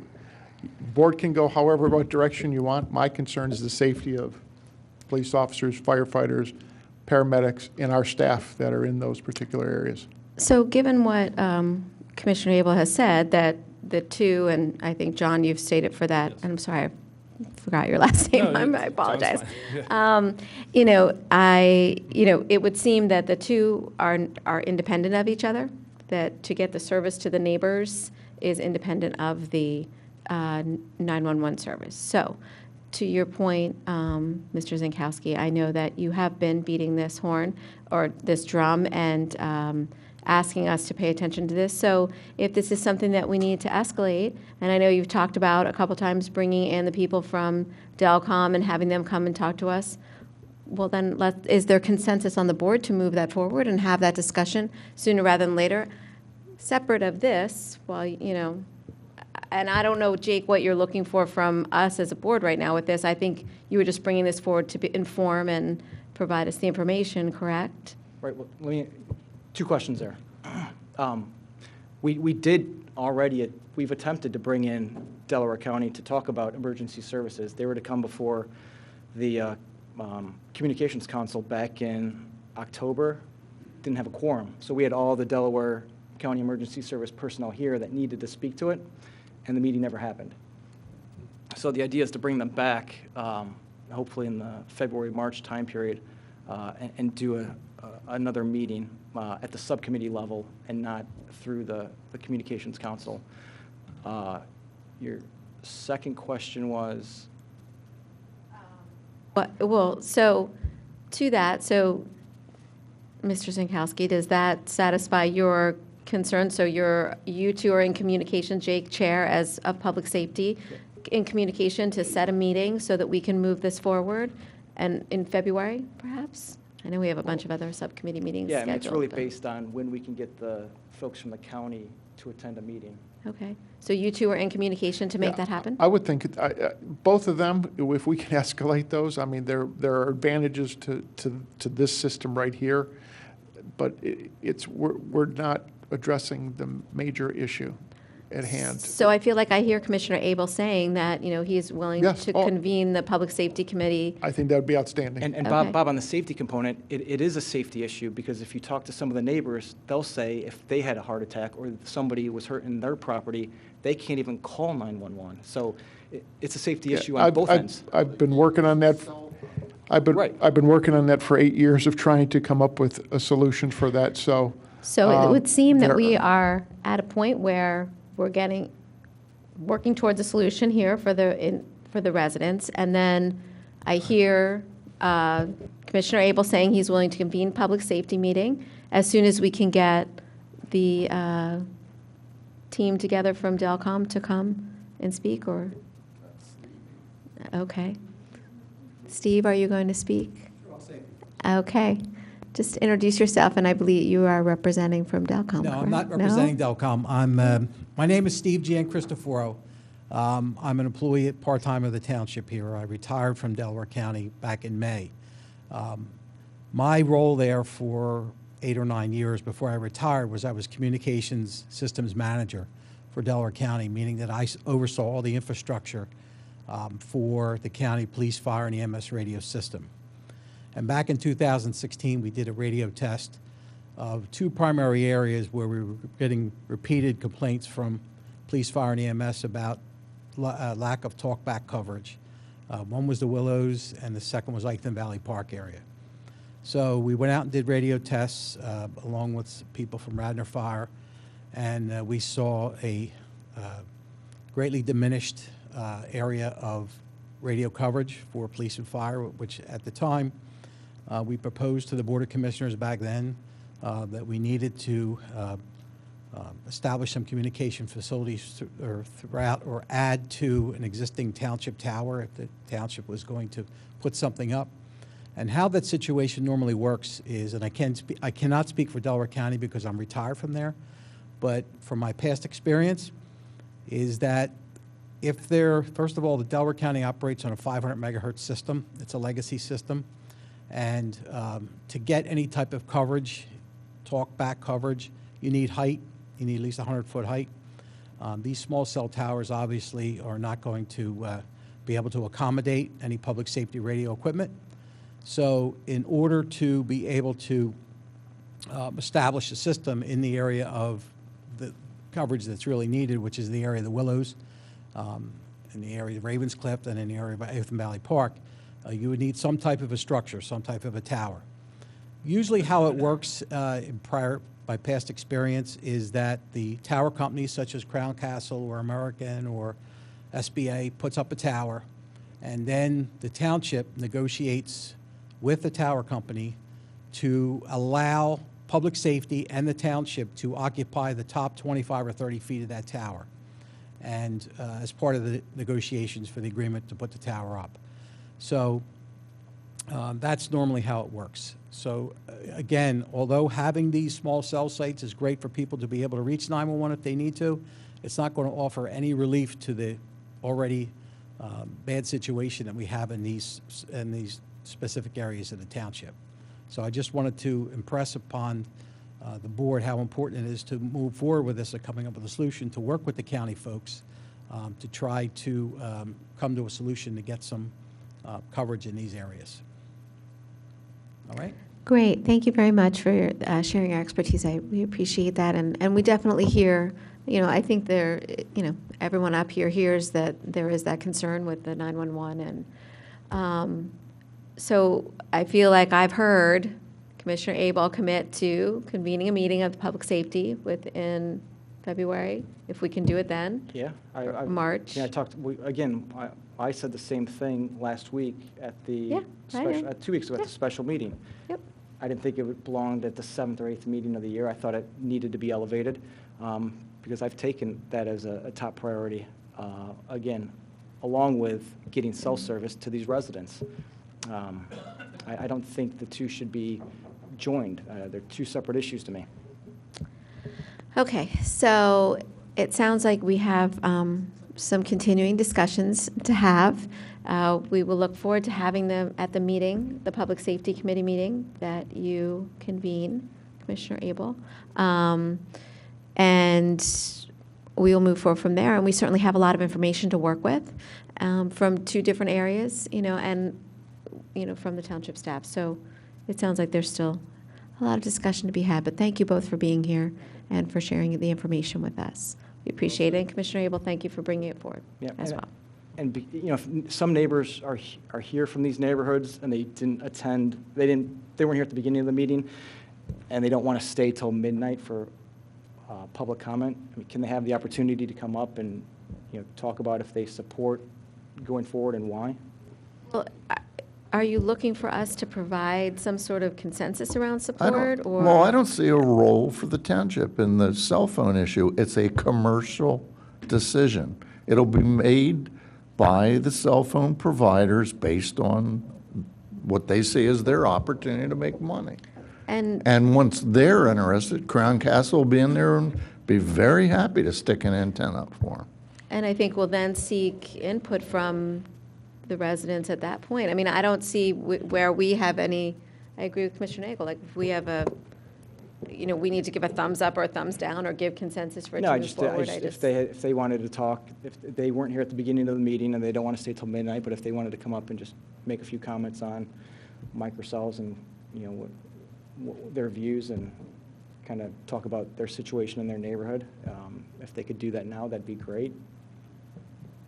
To say, I mean, based on Robert rules, this is not an area for public comment. We do have a long agenda. It's 9:48. We're not even done the first page. I think we should press on. I don't think this is even a vote. It's just press on. Thanks. Well, if people want to talk and they came, let's hear them.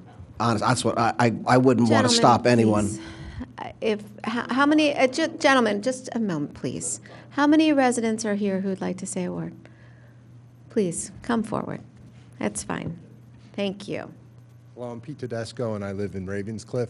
Is it simply someone needing to give Crown Castle the authority to do the next step of the study to see if we put the bucket truck up, if it'll work? Is that?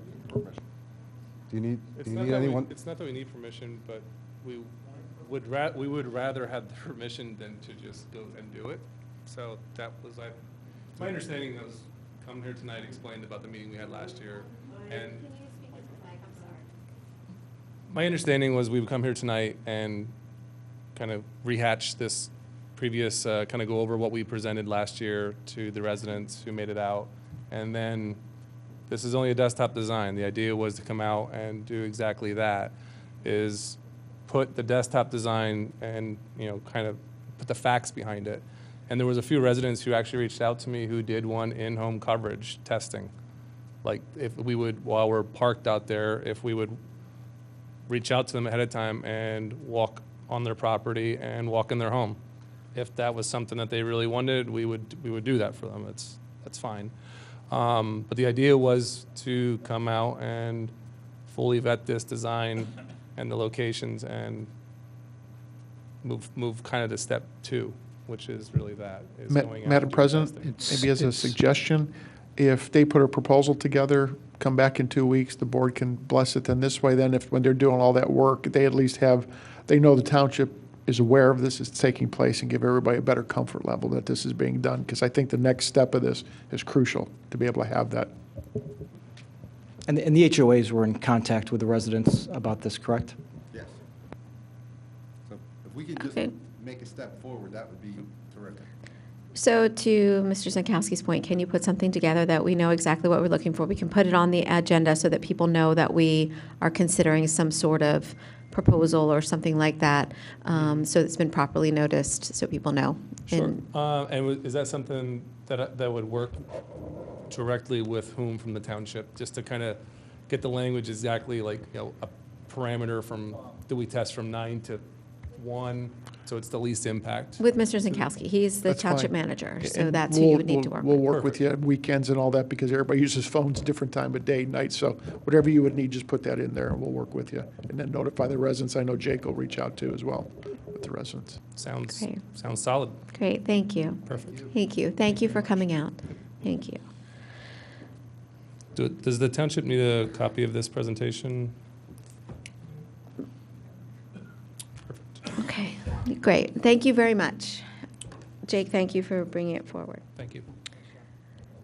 All right, moving on to Resolution 2019-05, 521-525 South Roberts Road, Caucus Lot Line Adjustment. Mr. Norsini, is this, you going to take this for us? Yes, ma'am. So the property owner is here, Mr. Paul Bloomfield. He's the applicant. So basically, it's a land swap. He's taking some land from one lot to make his next lot bigger. This is caucus, so there's no decision by the board needed tonight. It's here for the applicant to explain it to you, and we would have him back at the next meeting. Good evening. Thank you for your patience. Thank you for waiting.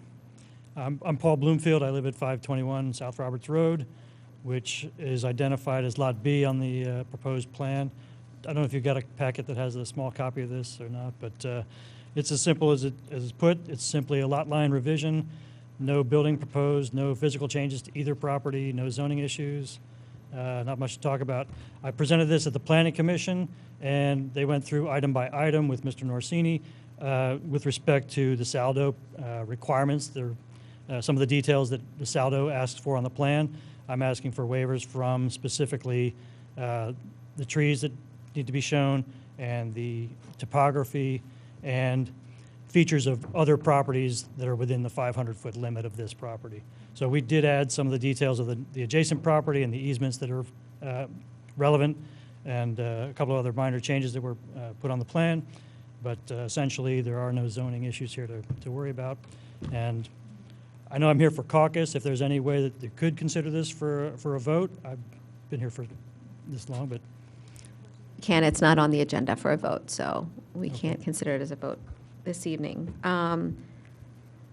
So I guess my first, so I actually drove by this property last week, or last Friday, because I got some complaints from a couple residents on the Ward 4 side of the street about, I guess, a tree had come down over there on that property and taken down some lines. I don't know if it's your property. I know it's, there's a couple homes up there. the And then there latest was tree a- that fell down was not on my property, but it took out power to another. Yeah, home. and there was a water main break. Did the water main break over there? On South Ithan Avenue, No. again, not on my property. Okay. All right. So I guess I'm wondering why all the. Steve, why how do you need much all of the this was I'm already sorry, covered? John. John, I was still asking a just wanted question. to- I'm sorry. Well, do you have a question? I do have questions. Good. Thank you. So I guess I'm wondering why all the waivers? Like why? It's just a burden to me to not have to spend money surveying a property I don't own to show topography that's not relevant. Commissioner, I guess the basis of this is just changing lines on a piece of paper to create a larger lot. And those waivers were requested, I'm not speaking for the applicant, but for the trees, the contours, they really don't have bearing as to what the applicant is asking for. They're still required waivers, but they don't have an impact on the plan as proposed. There's really no procedure in the township for a lot line revision per se. There's a fee that's different from a saldo application, so there's a reduced fee, but there's no streamlined process for this. So in October, I put in a sketch to show what was being proposed and asked how this would have to be handled. And then Gannett Fleming told me that this would be a minor final saldo. And so that gave me a basis for at least understanding what the requirements were. And so then I put forth a plan and then asked for those waivers because, as I say, these are not germane to the decision that's before anybody. And in fact, I don't think this affects anybody in the township except me. But that's the reason for the waivers. And I think the the properties that are within 500 feet, I sent out 75 notices with respect to this application. So there are a tremendous number of facilities and other amenities, culverts and telephone poles and so forth, that would have to be surveyed to comply with that strict requirement in the SALDO, and I don't think it's of any purpose. Steve, how much of this was covered when you did the grading permits? I mean, for example, there are a lot of trees came down, and you've cut in that new drive. That's not this property. The property you're referring to is 527. It's owned by somebody else, and that's not what we're talking about. Okay, so it's just next They're building door. a house in my backyard, Yeah. but that's not this project. Right. I mean, it's the adjacent house, right? Okay, the two parcels here are 521 and 525. Right. The parcel where the house is being built is It's 527. 527. That's right.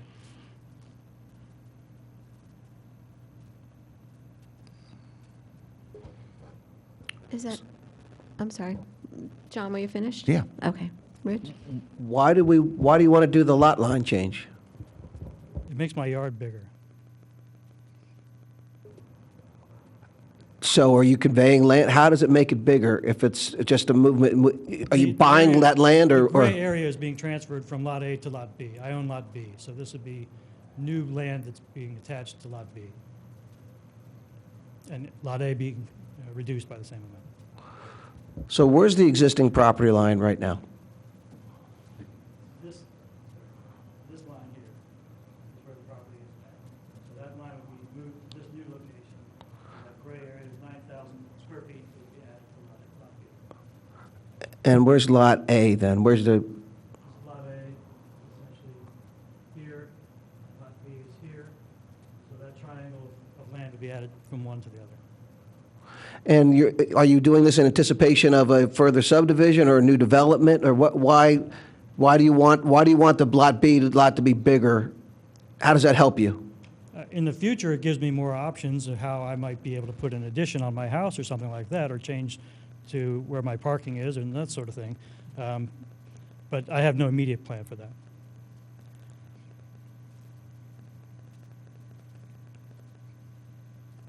Okay. Any other questions? Rich, you good? Okay. Thank you, and I guess we'll see you back at our next meeting. Thank you. I'm sorry that you had to wait for so long. Well, hold on, yes, we're not going to talk about those waivers? It's going to make a big difference if he has to come back and put that stuff on there, or are you going to give him the waivers or not?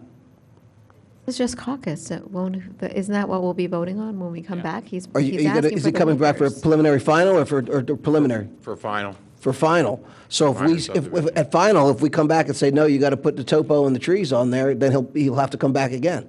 No, not really, Rich. No? No, you'll have a list of the waiver provisions, either approved or not approved. If you want to deal with a one-by-one, that'll be set forth in the resolution. So, assuming you're going to approve the plan, subject to or not subject to some or all of the waivers, you can make that decision that night. And if you deny some of the waivers, he will have to. He'll have to come back. That's what I'm Well, saying. No, he'll just have to comply with it, just like anyone that has a final plan that gets approval with conditions. One of the conditions is going to be, that he has to show, for example, the man-made features within 500 feet. He's going to have to do that. That's what the Planning Commission did, was vote to recommend it, assuming that the conditions were met. But does any of you have any objection to these waivers?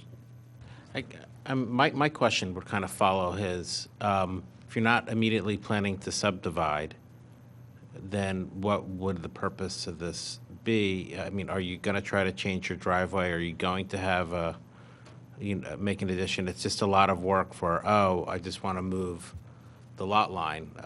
Just curious if there's an end game, so to speak, or just an idea that you're looking for down, what those options, as you said, those options are. The property owner at 525 intends to sell soon, and I have an opportunity here to just take advantage of his generosity and give myself that option in the future. So.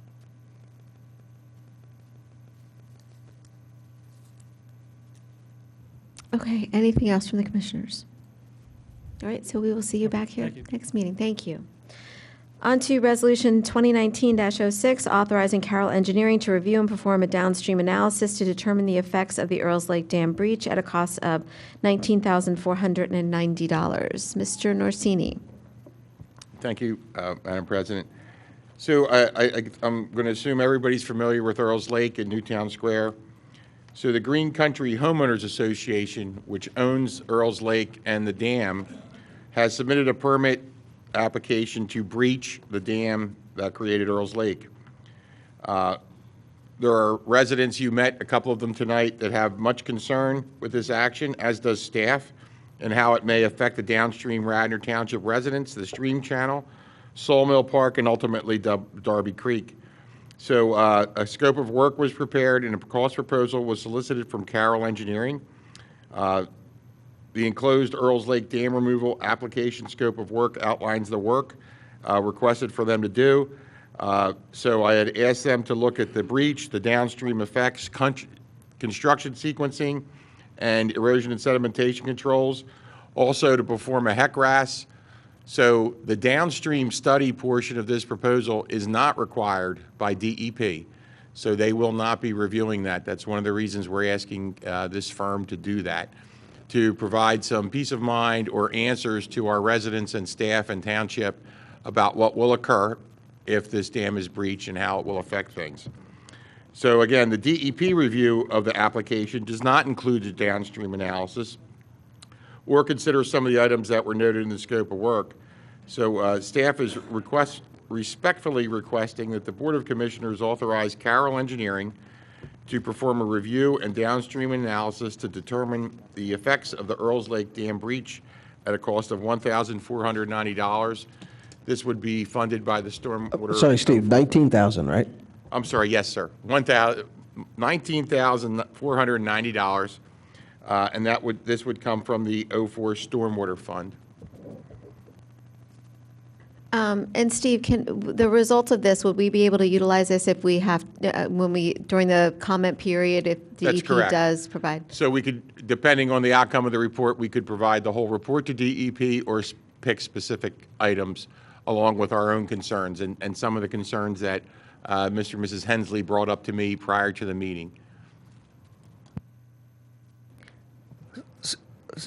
Steve, explain to me why, can't we have the people who are planning to breach the dam pay for this? Why is this a township thing? So that's, Commissioner Booker, you bring up a great point. Therein lies the problem. So DEP does not require that downstream study. And that's why we have concern. So I perform a review. The downstream HECRAS includes survey of the stream to come up with cross sections to plug into the HECRAS. So that's where we need the survey, the consultant. But at this point, we have no way to make Green Country do that, nor require DEP to require them to do that. This is solely a DEP permit application. We are going to be commenting on it. Now, hopefully, they're going to need a grading permit if they touch our soil, Radnor soil. But we need these things to be done outside of DEP because it's not part of their requirement. And it's also definitely not something that the Green Country HOA is going to embark on. I mean, the reason for them deciding to breach the dam is because they don't want to commit to repairing it, and it's easier and cheaper for them to go ahead and breach it. So, I guess before we discuss, may I get? I'll make a motion that we approve this. You don't want me to read it? I'll No. approve resolution 2019-06. Okay, is there a second? Now All we can right. get comments. Any commissioner comment with regards to this? If you could hold on one second, we'll do commissioner comment, staff, and then we'll do public comment. Any commissioner comment on this this resolution? Is there any additional staff comment on this resolution to the motion on the floor? Public comment. I just wanted to.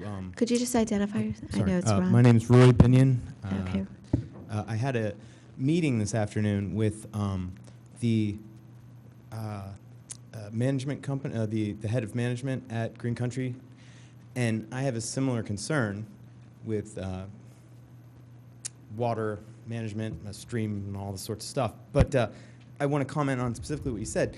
The DEP has classified that dam in their top 5 of the worst dams in the entire state. There's over 3,000 dams in the state of Pennsylvania, so that's pretty significant.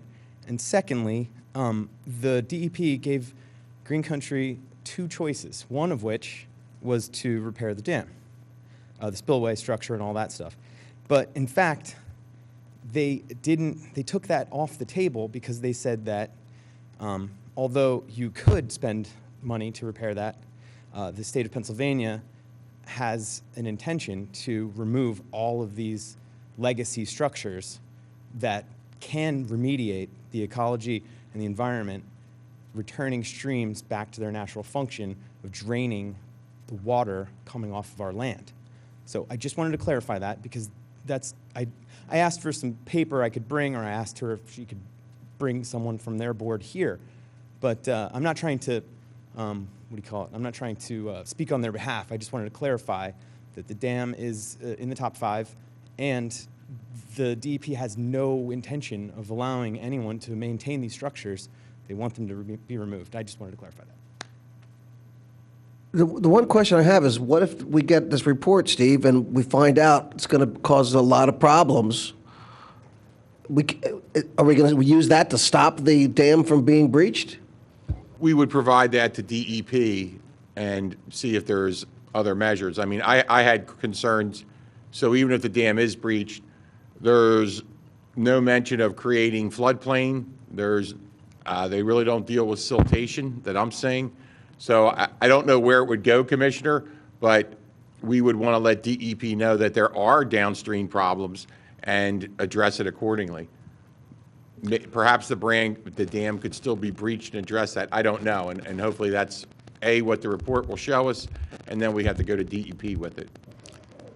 Madam President, if I may. Yeah. Oh, I'm like, where is he? Just to add, the gentleman's absolutely correct with the Commonwealth of where they want to go with these dams. However, this one in particular is now in a built-up residential area. It's not where it's in a farmland or it's an open area where if you let that dam go or collapse it and go to a stream, there are not many negative impacts. Here, there will be an impact to this, and I would ask the board considering a consensus to allow Steve to notify the Army Corps of Engineers and get them involved with this as well, because I think you would want them engaged with this as well. My only thought, my question is, $19,000 is not a lot of money, but we argue over less money actually. And if we're going to do this and it's not going to make any difference anyway, should we undertake it? Right? The whole point to doing this is that we get some value out of this. Like, if we're going to do this, we are going to point out various deficiencies, various issues we want to have addressed, and it would make it much easier if I got more comfort that it was going to be of benefit.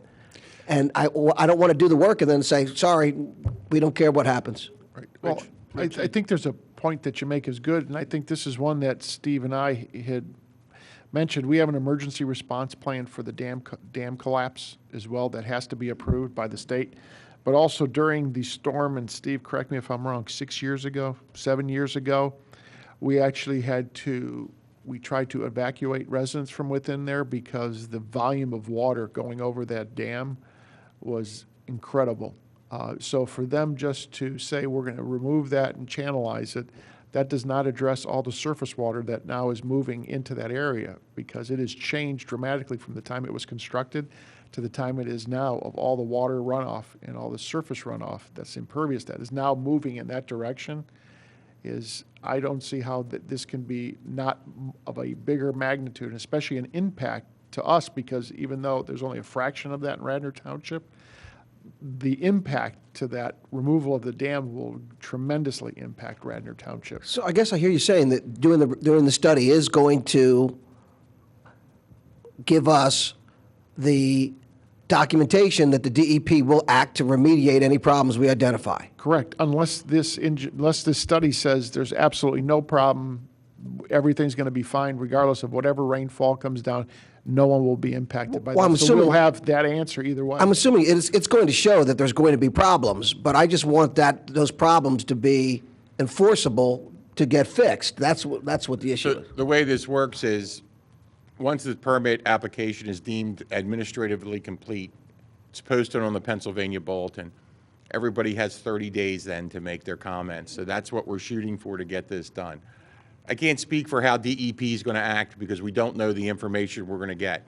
But whatever information we're going to get, we've been pounding DEP for, I don't know, sir, a year and a half now. We've been beating on DEP's door about this. So we'll take it to as far as we can. Give us the ball and we'll run.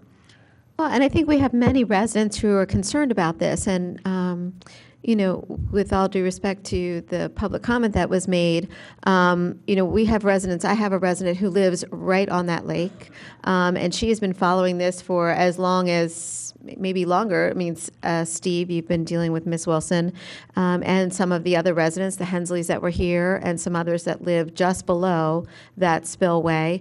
If anything, this report will hopefully help give them, some answers. Nobody has done anything. Nobody knows. Nobody knows what's in that lake that's been there for, I don't even know how long it's been there, years. So I think that at the very least, then it will also help the residents understand. I mean, this may be something that is going to happen. I don't know that, but at least we'll have some information to use to try to understand better and help everyone make informed decisions when it comes to this. So I would ask that the board support this so that we can get a study done to support the neighbors and help them better understand their concerns.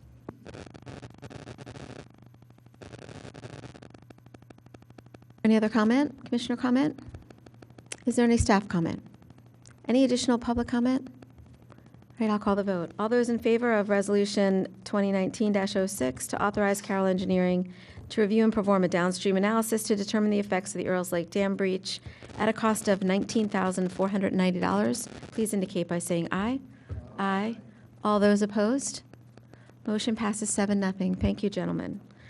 All right, on to Resolution 2019-02, authorizing the removal of trees behind 164 Conestoga Road in the West Wing Preserve for arboricultural risk management at a cost of $15,000. Mr. Norsini, is this you again? That would be me, Madam Commissioner. Oh, okay. Mr. That's all right. McNellis, thank you. Following procedure, we got a call from the resident that lives on Conestoga Road. She was concerned about the trees adjacent to her property that are on the preserve. That's our property. I contacted John Rockwell, Hosbach, to take a look at the trees, and he identified 26 of them as hazardous. I got two separate prices, and this is the low price that you're seeing in front of you here. Okay. All right, may I get a motion to approve? So moved. Second. Okay, so there. Madam President, if I may, Yes, can we ask John to come forward and he can explain a little bit about the trees and why they need to be removed? Any of them ashes, John?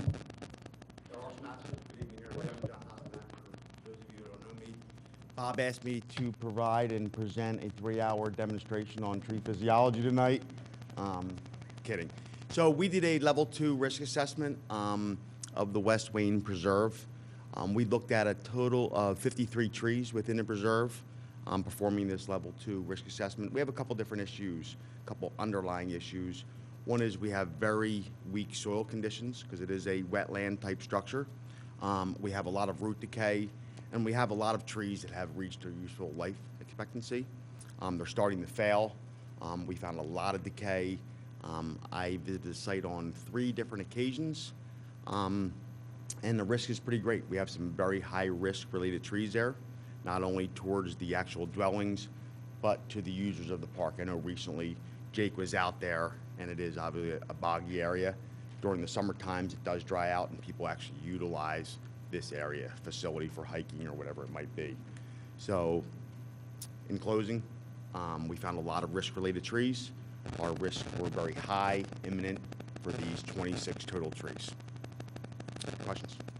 John, my point about the ashes is we'll use your procedure that you developed for, That's correct. We had a lot of ashes. The species content is primarily ash, black locust, and there is some elm in that area. Correct. Okay. Further questions? Any other commissioner comment on this? I just heard from people that you shouldn't take out these trees in this wetland area, I don't really know anything about this, so I'm Absolutely, and I can speak on that. So people think of wetlands, they think that there is no encroachment, there is no work to be done. In wetland management, you can remove hazards. The only thing they do not want you doing is displacing soil. So you can remove the hazard, remove the risk, prune, do all that great stuff that we do to trees. You cannot displace soil, meaning digging up and moving trees around. So we're just cutting these trees down, we're managing risk. They cannot stop you from doing that. The risk is they're going to hurt somebody falling in the backyard, or are they going to fall on wires, or what are you mitigating? Mostly close to the dwellings, and also it's a usable area, this park. So, I mean, there's a lot of activity. When I was out there in the summertime, there was 4 or 5 people out there.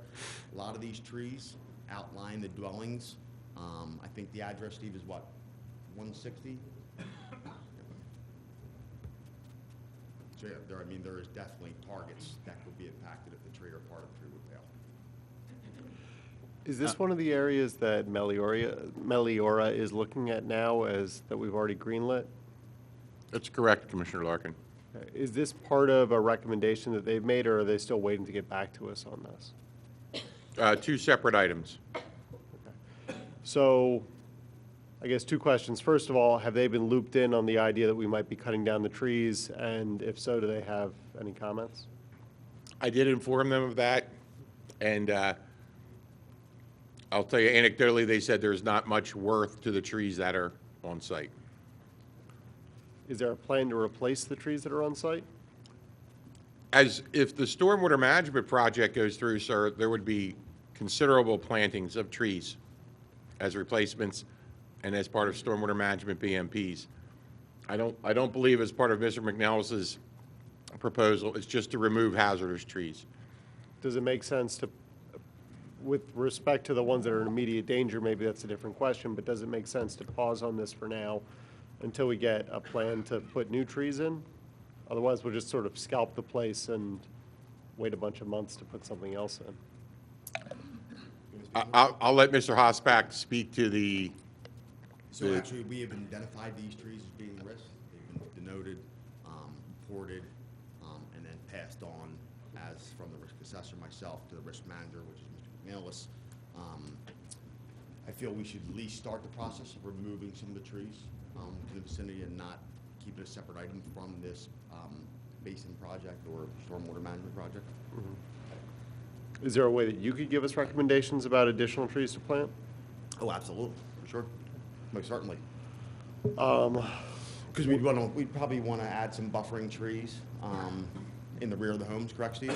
Absolutely. So when the time comes, sir, that they get to that point in the design, we'll gladly bring Mr. Hosbach in to provide suggestions to Meliora for wet-footed trees and other items that will provide appropriate screen and the various species we need.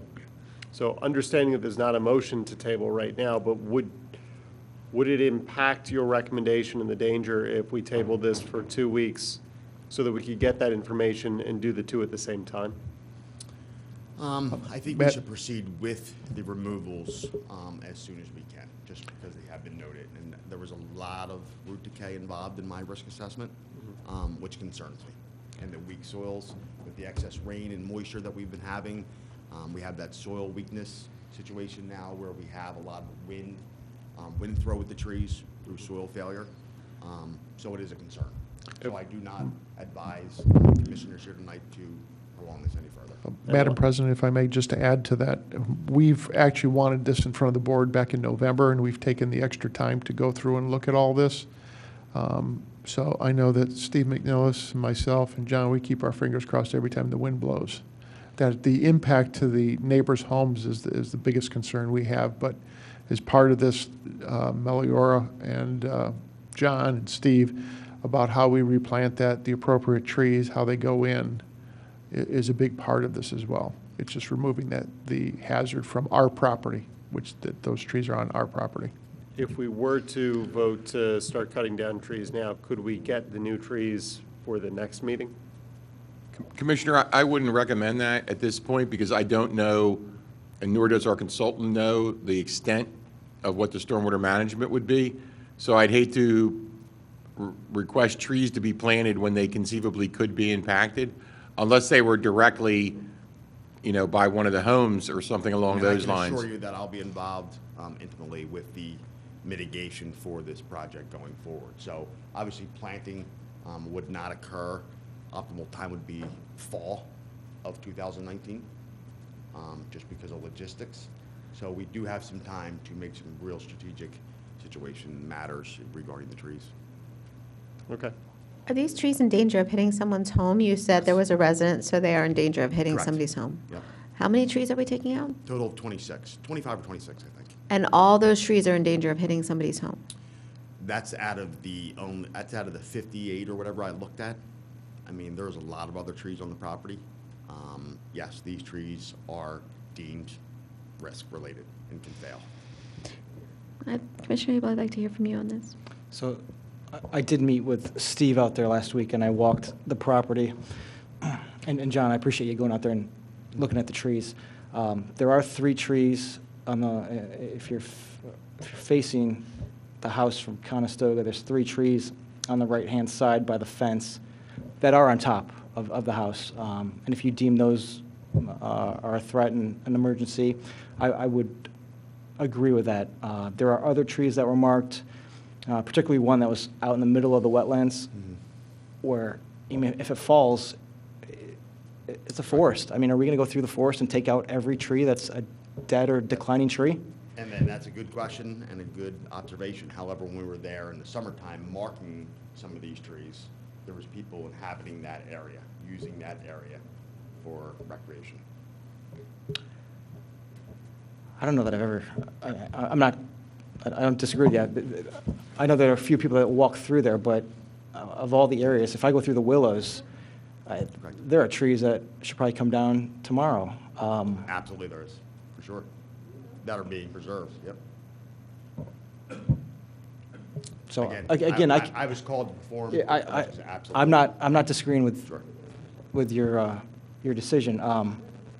Again, I would support the 3 trees that are by the house if you think those have to come down, but the ones that are farther out in the wetlands. Some of those trees are 90 feet tall. Well, I mean, and I didn't measure each one if they fell down, where would they hit, but some of them are clearly far enough out that they're not hitting anything. Can you explain again the tie-in with the future basin that's, what was that comment about a basin, getting this started now? What was that?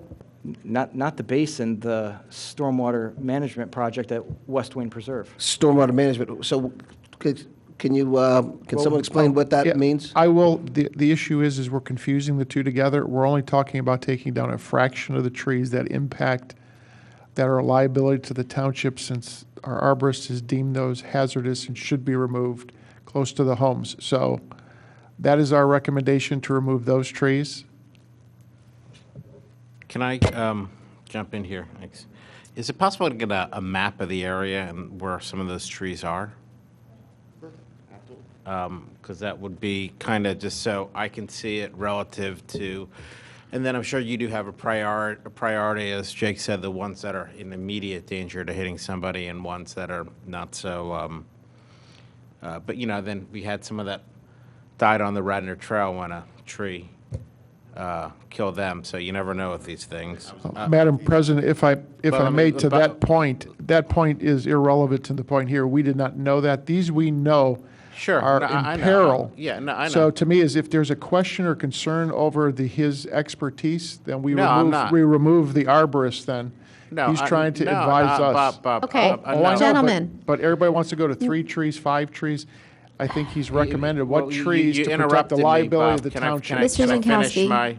please. Thank Commissioner Carney, please finish. Thanks. Are any of these deaths of these trees that are dying due to disease, or is it just the course of their natural life?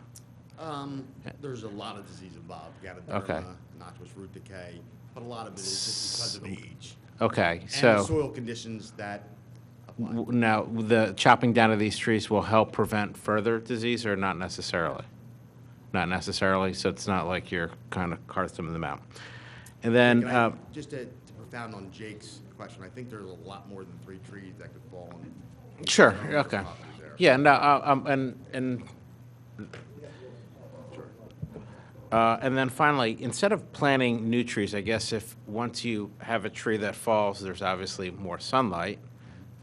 Could you allow for, instead of planting, I mean, I don't know, how tall is a tree that you would wind up planting versus a sapling that's there, and then that would be a saved cost to the township, but just having nature kind of take its place. Forest regeneration, absolutely. As opposed to now trying to, and plan a wetlands, which is more, it becomes less of a preserve and more of a man-made park, in my opinion. So I was just wondering your thoughts on that. No, absolutely. I'm all for forest regeneration. One problem we do have is with, obviously, the deer browse within the township. And again, we're going to want to restock our canopy. That's always been Radnor's ultimate goal, is to restock the canopy when trees are lost. Obviously, we try to preserve as many trees as we can in the township. Sure. When we do have that loss, we like to mitigate through replanting, Mhm. almost an eye for an eye, especially in these circumstances. So if you do replant, are you going to try to keep the same species? Keep Absolutely. Species content will be changed. So the species content, so you're going to want a different look or different composition Not a of different the look. We're just forest? gonna be replacing with canopy trees that mimic a Radnor-type forest setting Okay. for sustainability in the long term. Okay. Black locust is a very poor species, grows on degraded sites. 90% of the trees there are black locusts. They reach their useful life expectancy and they just fail from there.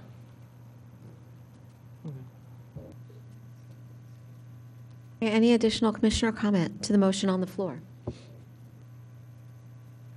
I'm going to offer an amendment to the resolution and amend it by approving the removal of the 3 trees in close proximity to the house. And then to use the Meliora plan to guide us into the future, you know, what comes from the West Wayne Preserve. Second? Sorry, can we get a clear, I'm sorry, what? Can we get a clear John, do you have any idea what that motion is? So Do I've you- got- Do we have so- that for the minutes? I have no idea what that is. So Well, I'm I not sure have- what the Meliora plan. I don't know what the trees are guided that we're by that referencing. Plan, is that plan? Like, I can't vote for this, I have no idea what this Is is. that plan done, Meliora? No, it's in its infancy. at No, but this that's point. the idea. We have a plan. We have trees that we But- have been told are. Let's make it a clear motion. But the plan's going to come, the Let's make Meliora it plan clear. is going to come back to this board, Steve? That's going to be some time, Solicitor, from now. So. We're I talking mean, I months. think the motion to remove the 3 trees is fine. The rest of it, I'm not sure what it means. So it would be acceptable if we just did, if Jake just amended it to say, you know, instead of removing the removal of trees behind 164, we just clarified the removal of 3 trees behind 164? The motion was to amend the motion to approve by okay with all the trees. Okay with all the trees except for the 3. No, just the 3, correct? Just the 3 Yeah. closest to the home. Remove the 3 closest to the home. that's it? And then look at, yeah, I would want to wait to see the Meliora plan to see what their suggestion is on the stormwater proposal. Madam President, just so the board is aware, we accept full responsibility then by doing that. not taking the direction of the arborist, just so that the board knows that. I don't know what 3 trees are coming down, 3 that'll hit the house. There are more than 3 that will hit the house, so just so that the board is aware of that. The 2 have nothing to do with each other, nothing. The plan for Meliora, the issue is we have we have trees that are hazardous. And we have had a policy in this township of removing hazardous trees. And this one's close to a residential home. So I'm not really sure why or what we're doing here. Apparently, the board doesn't have confidence in John Hosbeck of what he's telling us, so I will re-review his ability to continue on with the township here. Well, wait a second, Bob. That's not what we're saying. Well, We've it's been told accurate. that there are trees that are as tall as 90 feet. I do not believe that there are 26 trees that are 90 feet tall within 90 feet, a 90-foot radius of a residence. I just don't believe that. If there's a map that tells me that there are, show it to me, and I'll change my mind in a hurry. But that's not what we were told, and that doesn't seem plausible to me. I do have a concern about taking down all the trees right now if we don't have a plan to replace them. I don't like the idea of taking trees out without actually having a plan to replace them, because the way things go in this township repeatedly is because we're busy. It's not because we're bad people or we don't have good staff. We've got great staff, you foremost among them. But we're really busy, and this will go on the back burner, and then we'll just have an area that doesn't have trees in it for a while. If it's true, and I would suggest maybe an amendment that just to say the trees that are in the direct fall zone of the house, I don't care if it's 3, 5, 10, or 26, let's get rid of the ones that are in the direct fall zone. But that has no bearing on our confidence in the expert that we just heard from. It's just, I think that a lot of us are uncomfortable taking down trees, I am at least uncomfortable taking down trees without a replacement. But that does not reflect on what we've just heard or our confidence in either you or the experts that we retain. And I want to make that really clear. Well, then we better put orange fence up around the whole West Wayne Preserve. Keep people out of there. Because it's not just falling on the house that's the issue. It's falling on people. It can destroy other healthy trees. So it's not, I don't know. I think we should trust our professionals. Forward with a replanting plan. There's no question about that. And there's 2 different projects that are going to do that. One is the stormwater project, but the other's the trail. Both are going to add buffering, new trees, shrubs. So I just don't see, I mean, we're taking an incredible amount of time with this decision. And we pass $100,000 decisions with no discussion at all. Just, I don't understand it.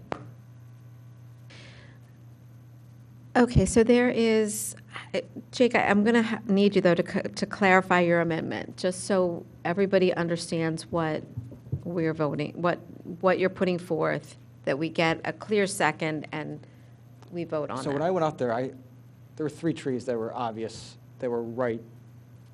You know, if John deemed them declining and need to come out, they're right by the house. I have no idea how many of the 26 are in the fall zone of the house. And I can't support removing 1, 2, 10, all the trees if they're in the middle of nowhere that I think are part of the forest network. And if they fall, they just they're part of the cycle. John, at Shade Tree the other night, or last week, whatever that was, I think it was last week, they were talking about a replacement. They were talking about targeting different areas for tree replacement. Is this, bringing up the West Wayne, is this something that you think would fall into that category for them, or? Come up. You're not allowed to sit back there. Got to come speak into the mic. Without boring everybody tonight, West Wayne Preserve ultimately is a failing urban forest. The species content is failing. There's been no maintenance in the last 25 to 30 years. You got to understand, I am your unbiased consultant. I have no skin in the game whether those trees removed or not. I'm the risk assessor, you're the manager. If those trees fail, obviously we have a responsibility on us. We performed a level 2 risk assessment, which is doing probing, some resistograph, sound testing. We do things in order to make sound decisions when we're condemning a tree. Condemning a tree is not something we want to do. There's a lot of trees in that area. I mean, there's probably in that West Wayne Preserve, just by the sampling we did, there's over 500 trees. We're taking out a small percentage. And really, they're within the vicinity of those properties. They're trees that are ultimately going to fail, whether they're going to fall directly on the house, on the property, you know, on a pedestrian wandering through the woods. Who knows? Sarah could be out there picking some sort of crazy plant in the middle of nowhere, and it could fail. You know, my job was to look at, we live in an urban district. We're not in a rural Pennsylvania up north where nobody's going to be in a 1,000,000-acre tract. We are on little tracts where people wander and get involved. There's trees that could actually fall onto the roadway that are marked that I did show Steve. I'm not sure if you saw every tree with a purple mark on it. Trees were identified as risk. So any way you want to look at it, we have identified these trees at risk, and they need to be managed either now or in the very near future.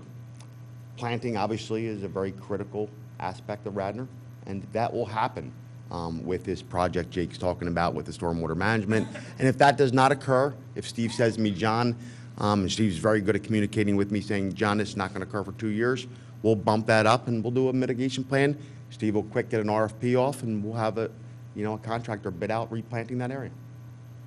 Very easy. We can do forestry grade whips to keep the cost down. There's a lot of different variables we can do, but we have known risk. And a degrading area with substandard species in that area. It's not like we're talking about giant white oaks or red oaks or swamp white oaks. These are really poor species that are failing. Ash and black locust. This resolution is your recommendation? It is. That's your recommendation? Yes. Okay, so Jake, are you standing by your amendment? Do you want us to vote on that amendment? Yes, the resolution to identify the 3 closest to the house, and then to come back with a plan, a chart with the trees that fall into the... You'll be identifying the 3, correct? Sure. Okay. Well, Steve, do you remember the 3 we looked at?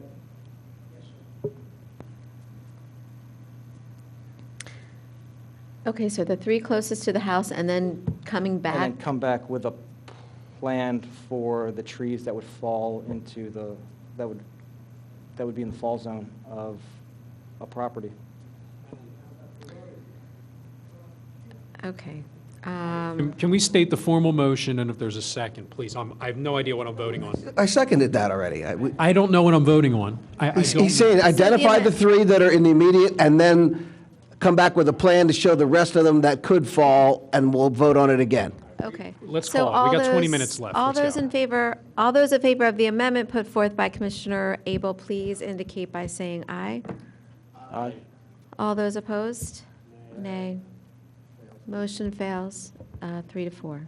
Thank you, Commissioner Booker. All right, so back to the original resolution. Is there any additional comment on the original resolution? Is there any staff comment, additional staff comment? Is there any public comment? Hi, Jane Galley, 7th Ward. I don't live close to that, but I do go down the trail, et cetera. I know because I have to take an ash tree down, it's cheaper to take trees down this time of year than any other time of year. And it's easier to take them down because they don't have leaves. So that would be saving money. And if you have the crew there all at one time, that saves money than having the crew go and come back and go and come back. So in essence, I bet you it would cost us more to do it in pieces than it would be all at once. And I don't believe, from what I've seen or going by there, that these are heritage trees or any such type. I mean, there may be, ash trees, which I'm very sad about, but most of them I think are like, this size tree. So I would go with, yes, take them down. And I don't like taking down any. I've been paying thousands of dollars to keep my ash tree alive, and now they finally say it's got to come down. So, yeah, I don't think that. Thank you, Jane. Any other public comment? Sure, come on up. Thank you for waiting. I know you've been here for quite some time. Thank you. for hearing us. I live at 166 Conestoga Road, and my neighbor is 164 Conestoga Road. So we have those trees behind our homes, and they have taken down some already that were quite close to my house. And I'll tell you that during Superstorm Sandy, and that was prior to the massive wetland that's already, I mean, there's always been wetland back there, but now it's especially wet. This year, I mean, it's like a lake back there. We've never seen it so wet, and I've lived there over 20 years. During Superstorm Sandy, we did not leave our house. There was a lot of wind, obviously. A tree came down in the night. My daughter and I, we jumped out of bed, and we didn't know why we jumped out of bed, but it was because the tree came down, and it was 12 inches from that back bedroom. There are more than 3 trees, I'm sure, that are close to my neighbor's house. I believe the ones closest to my house have come down already. I'm not sure, but it's a mess. There's definitely a mess back there, and I think it should be looked at closely. And obviously, I'm sure, I'm not an arborist, but I'm sure that there's many more in the woods. I don't see many people walking through the woods. I mean, most people use recreation on the trail. So I don't know, I just think it should be taken into consideration. They're old and they are failing. There's a ton of water back there if you haven't seen it. Thank you. Thank you very much. Thank you. Any other additional public comment? All right, I'll call the vote. All those in favor of Resolution 2019-02, authorizing the removal of trees behind 164 Conestoga Road in the West Wayne Preserve for arboricultural risk management at a cost of $15,000, please indicate by saying aye. Aye. Aye. All those opposed? Motion passes 6-1. Okay, on to Resolution 2019-03, authorizing the installation of a 356-foot fence separating the Friends of Radnor Trails Park from Liberty Lane at a cost of $12,985. Can I get a motion to approve? Can I get a second? Second. Okay. Move. Who is speaking to this? That would be me Steve? again, Commissioner. Okay, thank you. The fence is in disrepair, it's dilapidated, it's a safety issue. We actually took the whole fence down already in hopes that this would go through. Okay, is there any commissioner So you comment? recommend this, Steve? Yes, I do. It separates the park from Liberty Lane, and it's the buffer between the residential part of the driveway there, so. All right, thank you. Any commissioner comment? Was this fence installed when we built the trail, Steve? I believe it's been there longer. I think it was been there when D'Antonio was there, I think, So it's more a part of the park of the park. development than it of is the park, trail? yes. Yes. Okay, thank you. Madam President, if I may, this was taken in front of the Parks Board, and Parks Board did look at it, and they were part of the selection process, as well as Jake worked with the neighbors there too as well to make sure they were okay. And then there will be some tree replanting that will be done as well in this particular area. Thank you, Mr. Zinkowski. Any commissioner comment? Commissioner Abel? So, Bob, what's the trend in the township? Is the trend to put fences on park property, or is it to remove the fences from park property? In any cases where we can remove fences, it's beneficial. However, in this particular area, because there is so much traffic that is utilized going in and out of that area, foot traffic, pedestrian traffic, as well as that has become the dog park too here as well. So I think having that physical barrier between the neighbors there, I think works out very well with the fence, and you don't have that issue of dogs running over into that private neighborhood where there was a fence there at one time. I think this will enhance both the neighbors and the park at the same time. And I'm okay with it in this instance because we're replacing what was there. And I think it's a good resolution for the neighbors. Correct. On the tree issue, the trees will be, that'll go through shade tree or parks, just so we get, and the neighbors, so we get the right variety and look that the neighbors and the Parks Commission wants? Absolutely correct, yes. Okay. Okay. All right. Thanks, Bob.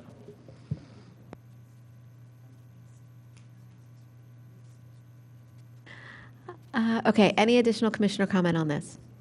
Any staff comment? Any public comment? All right, I'll call the vote. All those in favor of Resolution 2019-03, authorizing the installation of a fence separating the Friends of Radnor Trails Park from Liberty Lane at a cost of $12,985, please indicate by saying aye. Aye. Aye. All those opposed? Motion passes 7-0. Okay, on to item G, Villanova University versus Radnor Township Zoning Hearing Board, 17-10314, possible motion to appeal. January 17th, 2019 order. Mr. Rice. Yes. The township received a one-page order in the last couple of weeks from the Court of Common Pleas reversing the zoning hearing board's decision and ordering that building permits be issued. The township would have 30 days to file an appeal, which would go to the Commonwealth Court, and that's what's in front of you tonight in terms of moving that to the Commonwealth Court. Once the township files an appeal, the judge typically will write an opinion, so we'll understand what the legal analysis was and the reason for it. Is there consensus on the board to put forth a motion to appeal? I'll move that we appeal. Second. All right, we have a motion and a second. Any commissioner comment to this? Any staff comment? Any public comment on the motion to appeal? All right, I will call the vote. All those in favor of appealing the January 17th, 2019 order of Villanova University versus Radnor Township Zoning Hearing Board, please indicate by saying aye. Aye. All those opposed? Motion passes 7-0. All right, on to ordinance 2019-01, introduction. No parking here to corner on west side of Radnor Avenue, 30 feet from the fire hydrant located on Conestoga Road at Radnor Avenue. Okay. Is this you, Superintendent Flanagan? Yes, ma'am. We got a call from the resident. I also believe they contacted your office. Not only will this allow for better sight distance exiting that street, but also make sure that the fire company can hook up to the hydrant in case of an emergency.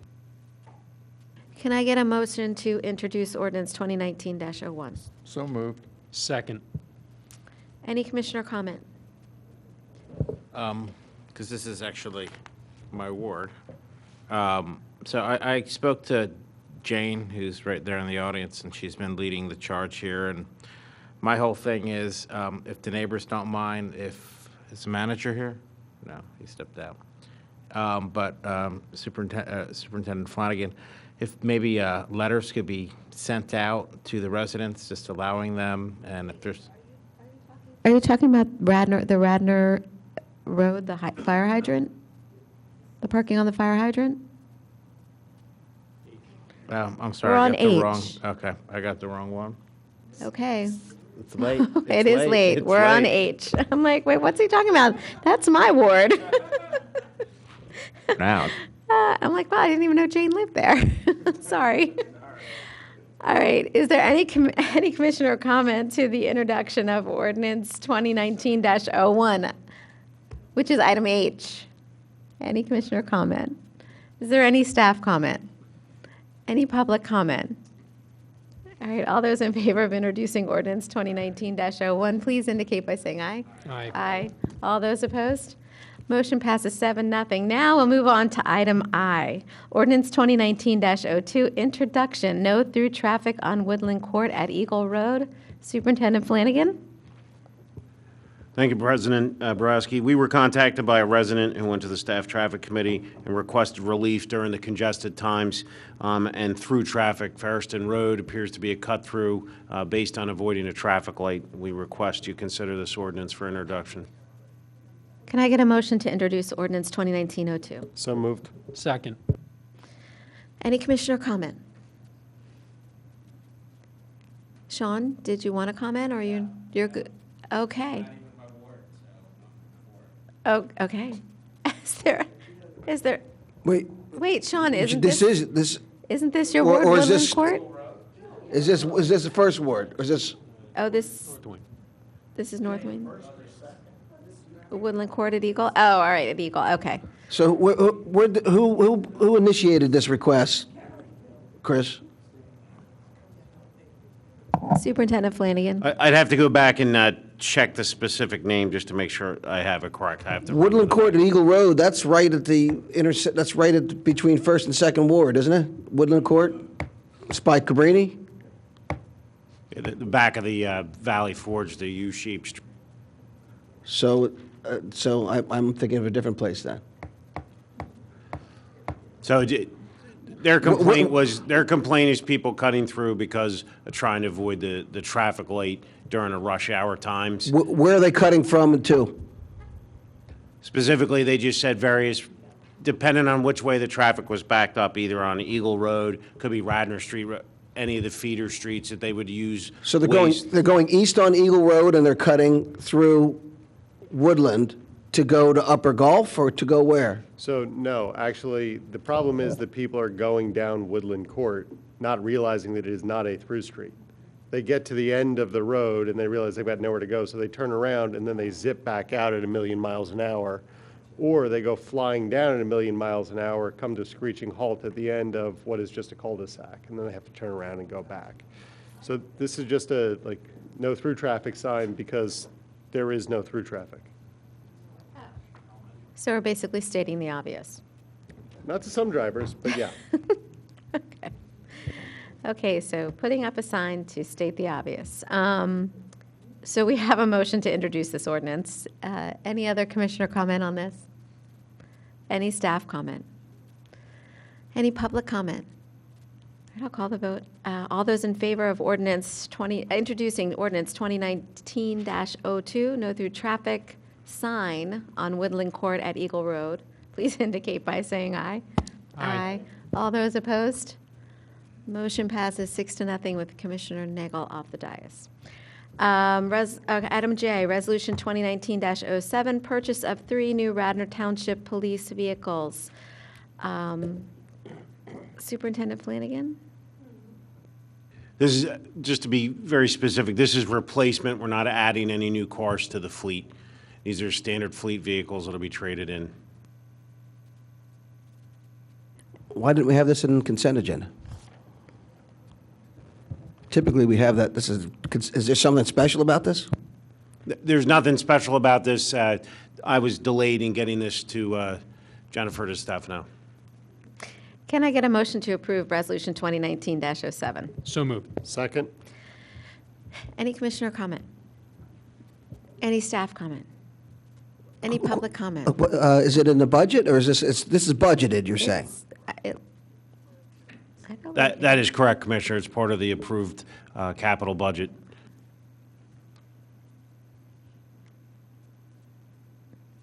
I'm sorry, Sarah, please. Sarah Pilling from Garrett Avenue. In the interests of sustainability, is there any thought to getting hybrids or electric vehicles for at least one of these 3? That's an excellent question. The 2019 Ford Explorer will be a hybrid vehicle. In the future, all of our vehicles will be hybrid. Ford is changing their fleet over. The 18 Expedition is not, but just so everybody knows, we switched by the direction of Mr. Zinkowski to reduce our carbon footprint. All our vehicles are V6s with the exception of 2 existing Ford Expeditions. Thank you very much, Chief. Any other public comment? All right, I'll call the vote. All those in favor of Resolution 2019-07, purchase of 3 new Radnor Township police vehicles, please indicate by saying aye. Aye. Aye. All those opposed? Commissioner Booker, how did you vote? I'm sorry.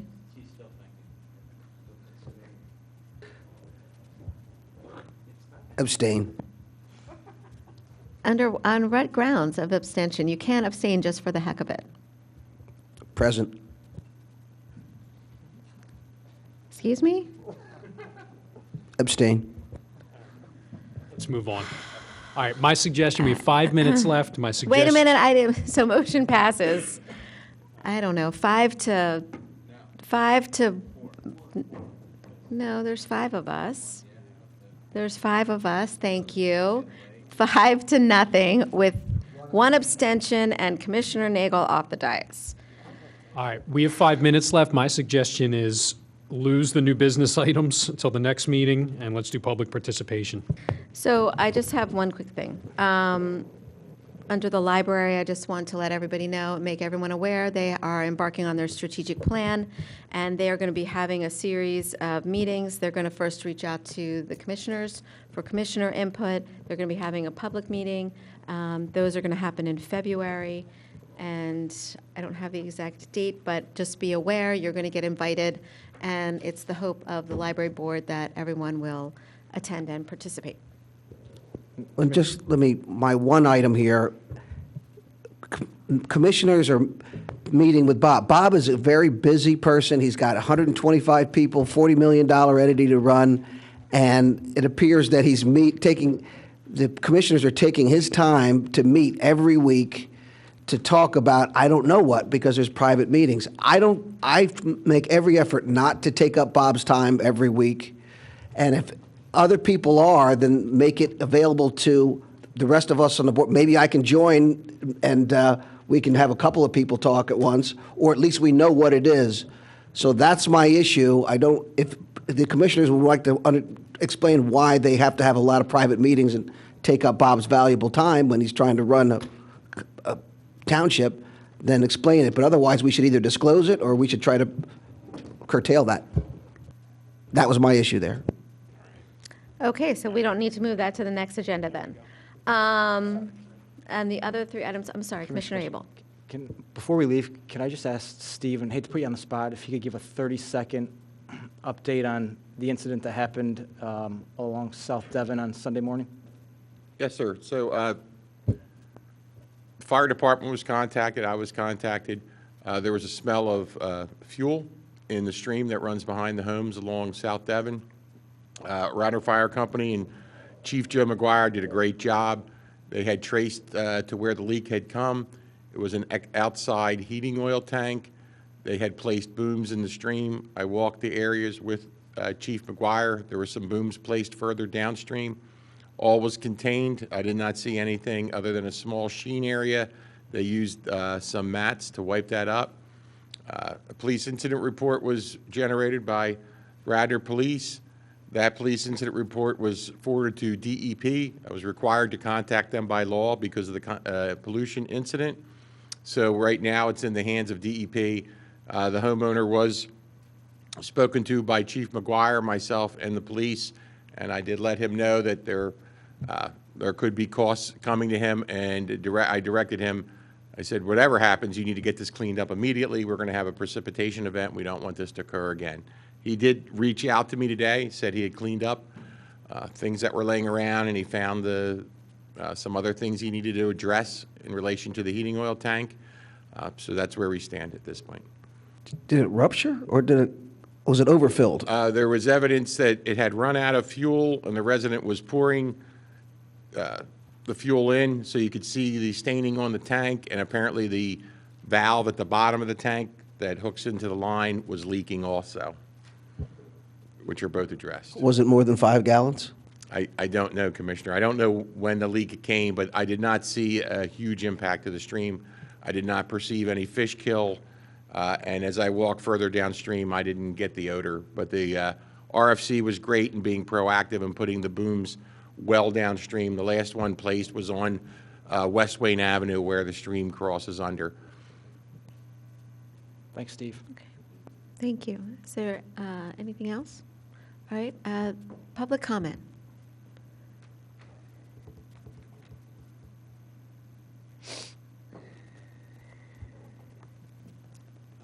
Thank you all for being here so late.